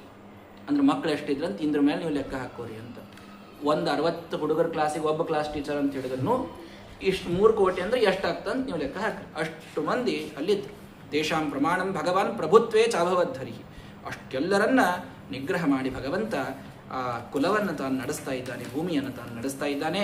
ಆ ಸಂದರ್ಭದೊಳಗ ಕೃಷ್ಣ ಪರಮಾತ್ಮ ತಾನು ಇಂಥ ಶ್ರೇಷ್ಠ ಯದುಕುಲವನ್ನು ನಡೆಸಿ ಜಯತಿ ಜನ ನಿವಾಸೋ ದೇವಕಿ ಜನ್ಮವಾದ ನಿಯಮಕೃತ ಪದಾಬ್ಜೈ ದಸ್ಯು ಪೀಡಾಂ ಸ್ವದೌರ್ಭಿ ಮುದಂ ಉಭಯ ದೃಶೀನಾಂ ಶ್ರೀನಿಕೇತಾತ್ಮಮೂರ್ತ್ಯ ಸ್ಮರ ವಪುರಬಲಾನಾಂ ಸ್ನಿಗ್ಧಹಾಸೇ ಕ್ಷಯಾಚ. ತನ್ನ ಸ್ನಿಗ್ಧರಾದವರ ಮಂದಹಾಸದಿಂದಲೇನೆ ಇಡಿಯಾದ ಭೂಮಿಯ ಆ ಪೀಡೆಯನ್ನ, ಆ ಭಾರವನ್ನು ತಾನು ಕಳೆದು ಆ ದೇವಕಿ ನಂದನ ಅನ್ನುವಂತಹ ಹೆಸರಿನೊಂದಿಗೆ ಆ ಜನಾರ್ದನ ಭಗವಂತ ಆ ಇಡಿಯಾದ ಭೂಮಿಯನ್ನ ತೀರ್ಥವನ್ನಾಗಿ ಮಾಡಿ ಅವತ್ತು ಯದುಗಳಲ್ಲಿ ಮೆರಿತಾ ಇರುವಂತಹ ಕಾಲ. ಮರ್ತ್ಯಸ್ತಯ ಅನುಸವ ಮೇಧಿತಯ ಅನುವೃತ್ಯ ಶ್ರೀಮತ್ ಕಥಾ ಶ್ರವಣ ಕೀರ್ತನ ಚಿಂತಯೈತಿ ತದ್ಧಾಮ ದುಷ್ಕರಕೃತಂ ಜನತಾಪವರ್ಗಂ ಗ್ರಾಮಾಧ್ವನಂ ಕ್ಷಿತಿಭುಜೋಪಿ ಯುರ್ಯದರ್ಥೆ. ಯಾವ ಭಗವಂತನ ಮಹಿಮೆಯನ್ನು ನೋಡ್ಲಿಕ್ಕೆ ಎಲ್ಲಾ ಸನ್ಯಾಸಿಗಳು ವನವನ್ನ ಬಿಟ್ಟು ನಾಡಿನೊಳಗೆ ತಾವು ದ್ವಾರಕೆಯೊಳಗೆ ಬಂದಿದ್ರೋ, ಆ ಮರ್ತ್ಯ ವಿಡಂಬನವನ್ನ, ಮನುಷ್ಯರ ದೇಹವನ್ನ ತೊಟ್ಟ ಆ ಭಗವಂತನ ಕಥೆಯ ಶ್ರವಣವೇ ಕೀರ್ತನವೇ ಚಿಂತನವೇ ಅವನ ಲೋಕವನ್ನೇ ನಮಗೆ ಕೊಡ್ತದಪ್ಪ. ಏದ ಮನುಷ್ಯೃಣೋತಿ ಶ್ರವಯದ್ವಾ ಮುರಾರೇಹೇ ಚರಿತಂ ಅಮೃತ ಕೀರ್ತೇರ್ ವರ್ಣಿತಂ ವ್ಯಾಸಪುತ್ರೈಹಿ ಜಗದಗಭಿಧಮಲಂ ತದ್ಭಕ್ತ ಕರ್ಣಾವತಂಸಂ ಭಗವತಿ ಕೃತಚಿತ್ತೋ ಯಾತಿ ತತ್ಕ್ಷೇಮಧಾಮ ಅಂತ ಸೂತಾಚಾರ್ಯರು ಈ ಭಗವಂತನ ಈ ಒಂದು ವಿಚಿತ್ರವಾದ ಮುರಾರಿಯ ಅಮೃತದಂತಹ ಕೀರ್ತಿಯ ಕಥೆಗಳನ್ನು ಕೇಳಿದರೆ ಜಗತ್ತು ತನ್ನ ಪಾಪಗಳೆಲ್ಲವನ್ನ ಕಳೆದುಕೊಂಡು ಆ ಭಕ್ತರ ಕರ್ಣಕ್ಕೆ ಭೂಷಣವಾದಂತಹ ಕಥೆಗಳು ಒಳಗೆ ಬಿಟ್ಟದ್ದಕ್ಕೆ ಮನಸ್ಸಿನಲ್ಲಿ ಭಕ್ತಿ ಅನ್ನುವುದು ಉರ್ವರಿತವಾಗಿ ಆ ಕ್ಷೇಮಧಾಮನಾದ ಭಗವಂತನನ್ನ ಪಡೀತಾರೆ ಅಂತನ್ನುವಲ್ಲಿ ದಶಮ ಸ್ಕಂದ ಸದ್ರತ್ನ ಕಂಧರಾರ್ಥ ಮಣೀಗನಾಂ ಮಣೀನಗಾಂ ಪಾರಂ ಯದ್ ಊರ್ಧ್ವ ಗುರುವಂಘ್ರೀಂ ವ್ಯಾಸದಾಸ ಸಸತ್ಯ ಅಂತ ಸತ್ಯಧರ್ಮರು ಯಾವ ಗುರುಗಳ ಪಾದ ಕಮಲದಲ್ಲಿ ಹತ್ತಿದ ಧೂಳು ನಮಗೆ ದಶಮಸ್ಕಂದವನ್ನ ಹೇಳಿಸುವ ಬಲವನ್ನ ಕೊಡುತ್ತೋ ಅಂತಹ ಗುರುವಂಘ್ರಿಗೆ ನಮಸ್ಕಾರ, ಅಂತಹ ಹರಿಯಂಘ್ರಿಗೆ ನಮಸ್ಕಾರ ಅಂತ ಸತ್ಯಧರ್ಮರು ಕೊನೆಯಲ್ಲಿ ದಶಮಸ್ಕಂದದ ಸಮಾಪ್ತಿಯನ್ನ ಮಾಡ್ತಾರೆ. ಅಂತಹ ದಶಮಸ್ಕಂಧ ಕೃಷ್ಣನ ಅತ್ಯದ್ಭುತವಾದ ಅನೇಕ ಚರಿತ್ರೆಗಳು. ನಾನು ಹೇಳುವಾಗ ಕೆಲವು ಪೂರ್ವಾಪರ ಮಾಡಿರಬಹುದು, ತಾತ್ಪರ್ಯವನ್ನು ಕೆಲವು ಕಡೆಗೆ ಹೇಳಲಿಕ್ಕೆ ಆಗಿರಲಿಕ್ಕಿಲ್ಲ. ಅನೇಕ ವಿಷಯಗಳು ಇನ್ನೂ ಇವೆ. ದಶಮಸ್ಕಂದ ವರ್ಷ ಶತಾಯುಹು ಅಪಿ, ದೇವತೆಗಳ 100 ವರ್ಷಗಳನ್ನು ತೆಗೆದುಕೊಂಡು ಬಂದರೂ ಕೂಡ ಹೇಳಲಿಕ್ಕೆ ಮುಗಿಯದಂತಹ ಕೃಷ್ಣನ ಕಥೆಗಳನ್ನು ಏಕಾದಶಿ ದಿನ ಅತ್ಯಂತ ಭಕ್ತಿಯಿಂದ ಶ್ರದ್ಧೆಯಿಂದ ನೀವೆಲ್ಲರೂ ಕೂಡ ಶ್ರವಣ ಮಾಡಿದ್ದೀರಿ. ಭಗವಂತ ಎಲ್ಲರಿಗೂ ಕೃಷ್ಣ ಕ್ಷೇಮಧಾಮ ಅಂತ ಹೇಳಿದಂತೆ ಇವತ್ತು ನಮ್ಮೆಲ್ಲರಿಗೂ ಕ್ಷೇಮ ಬೇಕಾಗಿದೆ, ಮನಃಶಾಂತಿ ಬೇಕಾಗಿದೆ. ಎಲ್ಲ ಕಡೆಗೆ ಮಳೆ ಬೆಳೆ ಎಲ್ಲ ಸಮೃದ್ಧವಾಗಿ ನಡೆದು ದೇಶ ಸುರಕ್ಷಿತವಾಗಿದ್ದು ಎಲ್ಲ ಕಡೆಗೆ ಯುದ್ಧದ ವಾತಾವರಣವಿದ್ದರೂ ನಮ್ಮ ದೇಶ ಮಾತ್ರ ಸುರಕ್ಷಿತವಾಗಿ ಇವತ್ತು ನಡೆದಿದೆ. ಕೃಷ್ಣ ರಾಮರ ವಿಶೇಷವಾದ ಅನುಗ್ರಹವಲ್ಲದೆ ಇದಕ್ಕೆ ಬೇರೇನೂ ಹೇಳಲಿಕ್ಕೆ ಸಾಧ್ಯ ಇಲ್ಲ. ಅಂತಹ ಸುಭಿಕ್ಷವಾದ ಸಮೃದ್ಧವಾದ ದೇಶದೊಳಗೆ ನಮ್ಮ ವಿಶಿಷ್ಟವಾದ ಸಾಧನೆಯನ್ನು ನಾವಿವತ್ತು ಮಾಡಿಕೊಳ್ಬೇಕು ಅಂತಂದ್ರೆ ಆ ಕೃಷ್ಣನ ಪ್ರತೀಕರಾದಂತಹ ಜ್ಞಾನಿಗಳು, ಋಷಿಗಳು, ಮಹಾತ್ಮರು, ನಮ್ಮ ಮಹಾಸ್ವಾಮಿಗಳು, ಸತ್ಯಾತ್ಮತೀರ್ಥರಂತಹ ಮಹಾನುಭಾವರ ಕರುಣಾ ನಮಗೆ ಅದು ಪಾಲಕವಾಗಿ ಪೋಷಕವಾಗಿ ಇವತ್ತು ನಮ್ಮಿಂದ ಸಾಧನೆಯನ್ನು ಮಾಡಿಸ್ತಾ ಇದೆ. ಅಧಿಕ ಮಾಸದೊಳಗ ಕೃಷ್ಣನ ಕಥೆಯನ್ನು ಕೇಳೋದನ್ನೋದು ಎಷ್ಟು ದೊಡ್ಡದಾದಂತಹ ಸೌಭಾಗ್ಯ ಅನ್ಲಿಕ್ಕೆ ಅದನ್ನ ವರ್ಣಿಸ್ಲಿಕ್ಕೆ ಶಬ್ದಗಳಿಲ್ಲ. ಅಂಥದ್ದು ದಶಮಸ್ಕಂದವನ್ನ ಅತ್ಯಂತ ಸಂಕ್ಷಿಪ್ತವಾಗಿ ಸಾರ ಸಂಗ್ರಹ ರೂಪವಾಗಿ ಗುರುಗಳ ಅನುಗ್ರಹದಿಂದ ಹೇಳುವ ಪ್ರಯತ್ನವನ್ನ ನಾನು ಮಾಡಿದ್ದೇನೆ. ಈ ಕಥೆಗಳಲ್ಲಾದಂತಹ ದೋಷಗಳು ನನ್ನದಿವೆ. ಏನಾದರೂ ಗುಣಗಳು ನಿಮಗೆ ಈ 4-5 ದಿನಗಳಲ್ಲಿ ಅಥವಾ ಈ ಹಿಂದಿನ 25 ದಿನಗಳಲ್ಲಿ ಕಂಡಿದ್ರೆ ಅದು ಕೇವಲ ಗುರುಗಳ ಅನುಗ್ರಹ ಅಂತ ತಿಳ್ಕೊಳ್ರಿ. ನಾಳೆ ಏಕಾದಶ ಸ್ಕಂದ ಬಹಳ ವಿಶಿಷ್ಟವಾದ ಕೃಷ್ಣನ ಪರಂಧಾಮ ಗಮನವನ್ನು ತಿಳಿಸುವಂಥದ್ದು, ಕೃಷ್ಣ ಮಾಡಿದಂತಹ ಉದ್ಧವ ಗೀತೆಯ ಉಪದೇಶವನ್ನ ನಮಗೆ ತಿಳಿಸುವಂಥದ್ದು, ಜಯಂತಿಯ ಉಪಾಖ್ಯಾನ ಅತ್ಯದ್ಭುತವಾದಂತಹ ಒಂದು ಪ್ರಸಂಗ, ಅದೆಲ್ಲವನ್ನು ತಿಳಿಸುವ 11ನೇ ಸ್ಕಂದವು ಇಷ್ಟೇ ವಿಶಿಷ್ಟವಾಗಿರುತ್ತದೆ. ಹಾಗಾಗಿ ಕೃಷ್ಣನ ಕಥೆ ಮುಗೀತು ಅಂದ್ರೆ ಭಾಗವತ ಮುಗೀತು ಅಂತ ತಿಳ್ಕೊಬೇಡ್ರಿ. ಕೃಷ್ಣನ ಇಲ್ಲೇ ಪರಂಧಾಮಕ್ಕೆ ಹೋಗಿಲ್ಲ, ಹಾಗಾಗಿ ಅಲ್ಲಿ ತನಕ ಕಥೆ ಇದ್ದೇ ಇರ್ತದೆ. ಇನ್ನ ಪರೀಕ್ಷಿತನ ಉದ್ಧಾರ, ಅವನು ಮೋಕ್ಷಕ್ಕೆ ಹೋಗೋ ತನಕ ಭಾಗವತ ಇರ್ತದೆ. ಹಾಗಾಗಿ ಉಳಿದ 3 ದಿವಸಗಳ ಕಾಲವು ಇಷ್ಟೇ ಶ್ರದ್ಧಾಭಕ್ತಿಯಿಂದ ತಾವೆಲ್ಲರೂ ಭಾಗವತದ ಶ್ರವಣವನ್ನು ಮಾಡಬೇಕು. ಮತ್ತೊಮ್ಮೆ ನಮ್ಮ ಕುಟುಂಬದ ಪರವಾಗಿ ನಿಮ್ಮೆಲ್ಲರಿಗೂ ಕೈ ಮುಗಿದು ಆಮಂತ್ರಣವನ್ನು ಕೊಡ್ತಾ ಇದ್ದೇನೆ. ಯಾರು ಬೇರೆ ಊರುಗಳಲ್ಲಿದ್ದೀರಿ, ನಿಮ್ಮ ಅಡ್ರೆಸ್ಸನ್ನು ನನಗೆ ಕಳಿಸಿಕೊಟ್ಟರು ಸಾಕು. ಫೋನ್ ನಂಬರ್ ಎಲ್ಲರ ಕಡೆಗೆ ಇರುತ್ತದೆ. ನಿಮ್ಮ ಅಡ್ರೆಸ್ ಕಳಿಸಿಕೊಟ್ಟರು ಪ್ರಸಾದವನ್ನು ನಿಮಗೆ ಅವಶ್ಯವಾಗಿ ಈ ಭಾಗವತದ ಪ್ರಸಾದವನ್ನು ತಲುಪಿಸಲಾಗ್ತದೆ. ಇಲ್ಲಿಯೇ ಇದ್ದವರು ಅಥವಾ ಯಾರಿಗೆ ಸಾಧ್ಯ ಇದೆ ಬೇರೆ ಊರಿನಿಂದಲೂ ಕೂಡ ಅವಶ್ಯವಾಗಿ ನೀವು ಬರುವುದನ್ನು ನನಗೆ ತಿಳಿಸಿದರೆ ಸಾಕು. ಎಲ್ಲ ವ್ಯವಸ್ಥೆ ಅದ. ತೀರ್ಥ ಪ್ರಸಾದಕ್ಕೆ ಏನೂ ಕೂಡ ಕಡಿಮೆ ಇಲ್ಲ. ನಮ್ಮ ಬಿಜಾಪುರಕ್ಕೆ ಬಂದರೆ ಎಲ್ಲರಿಗೂ ಹೊಟ್ಟೆತುಂಬ ಊಟ ಆಗ್ತದೆ, ಅದು ಮಾತ್ರ ಸತ್ಯ. ಹಿಂಗಾಗಿ ನಮ್ಮ ಪೂಜ್ಯ ಗುರುಗಳು ಮುಕಾಶಿ ಆಚಾರ್ಯರು ಕೂಡ ಮಂಗಳಕ್ಕೆ ತಾವು ಅನುಗ್ರಹ ಮಾಡಲಿಕ್ಕೆ ಬರ್ತಾ ಇದ್ದಾರೆ. ಅವರ ಒಂದು ಅಮೃತವಾಣಿಯನ್ನು ಕೇಳಲಿಕ್ಕೆ ಸಾಧ್ಯ ಆಗ್ತದೆ. ಕೊನೆಯ ದಿನ ರವಿವಾರದ ದಿನ ಸರಿಯಾಗಿ 10:15 14ನೇ ತಾರೀಕು ಮಂಗಳಾನುವಾದ ಪ್ರಾರಂಭವಾಗ್ತದೆ. ಮುಂದೆ ಆಚಾರ್ಯರ ಅನುಗ್ರಹ ಸಂದೇಶ, ಇಲ್ಲೇ ವಿದ್ಯಾಪೀಠದೊಳಗೆ ತೀರ್ಥಪ್ರಸಾದದ ವ್ಯವಸ್ಥೆ ಎಲ್ಲರಿಗೂ ಕೂಡ ಇರುತ್ತದೆ. ಅವಶ್ಯವಾಗಿ ಎಲ್ಲರೂ ಇಲ್ಲಿ ಬರಬಹುದು. ಬರಲಿಕ್ಕಾಗದವರು ನಿಮ್ಮ ವಿಳಾಸವನ್ನು, ನಿಮ್ಮ ಫೋನ್ ನಂಬರ್ ನನಗೆ ಕೊಟ್ಟರಿ ಅಂದರೆ ನಮ್ಮ ಮಿತ್ರರೆಲ್ಲರೂ ಕೂಡ ನಿಮಗೆ ಈ ಒಂದು ಪ್ರಸಾದವನ್ನು ಮುಟ್ಟಿಸುವ ವ್ಯವಸ್ಥೆಯನ್ನು ಕೂಡ ಮಾಡುತ್ತಾರೆ. ಇನ್ನೊಮ್ಮೆ ಎಲ್ಲರಿಗೂ ನಮ್ಮ ಪರಿವಾರದ ಪರವಾಗಿ ಆಮಂತ್ರಣವನ್ನು ಕೊಡ್ತಾ ಈ ದಶಮಸ್ಕಂದದ ಪುಣ್ಯವನ್ನು ಗುರುಗಳ ಅಂತರ್ಯಾಮಿಯಾದಂತಹ ಕೃಷ್ಣ ಪರಮಾತ್ಮನ ಪಾದಾರವಿಂದಗಳಲ್ಲಿ ಸಮರ್ಪಣೆಯನ್ನು ಮಾಡ್ತಾ ಇದ್ದೇನೆ. ನಾಳೆ ಏಕಾದಶ ಸ್ಕಂದಕ್ಕೆ ಮತ್ತೆ ಎಲ್ಲರೂ ಸರಿಯಾಗಿ ಜಾಯಿನ್ ಆಗಬೇಕು. ಶ್ರೀ ಕೃಷ್ಣಾರ್ಪಣಮಸ್ತು. ಹರಯೇ ನಮಃ.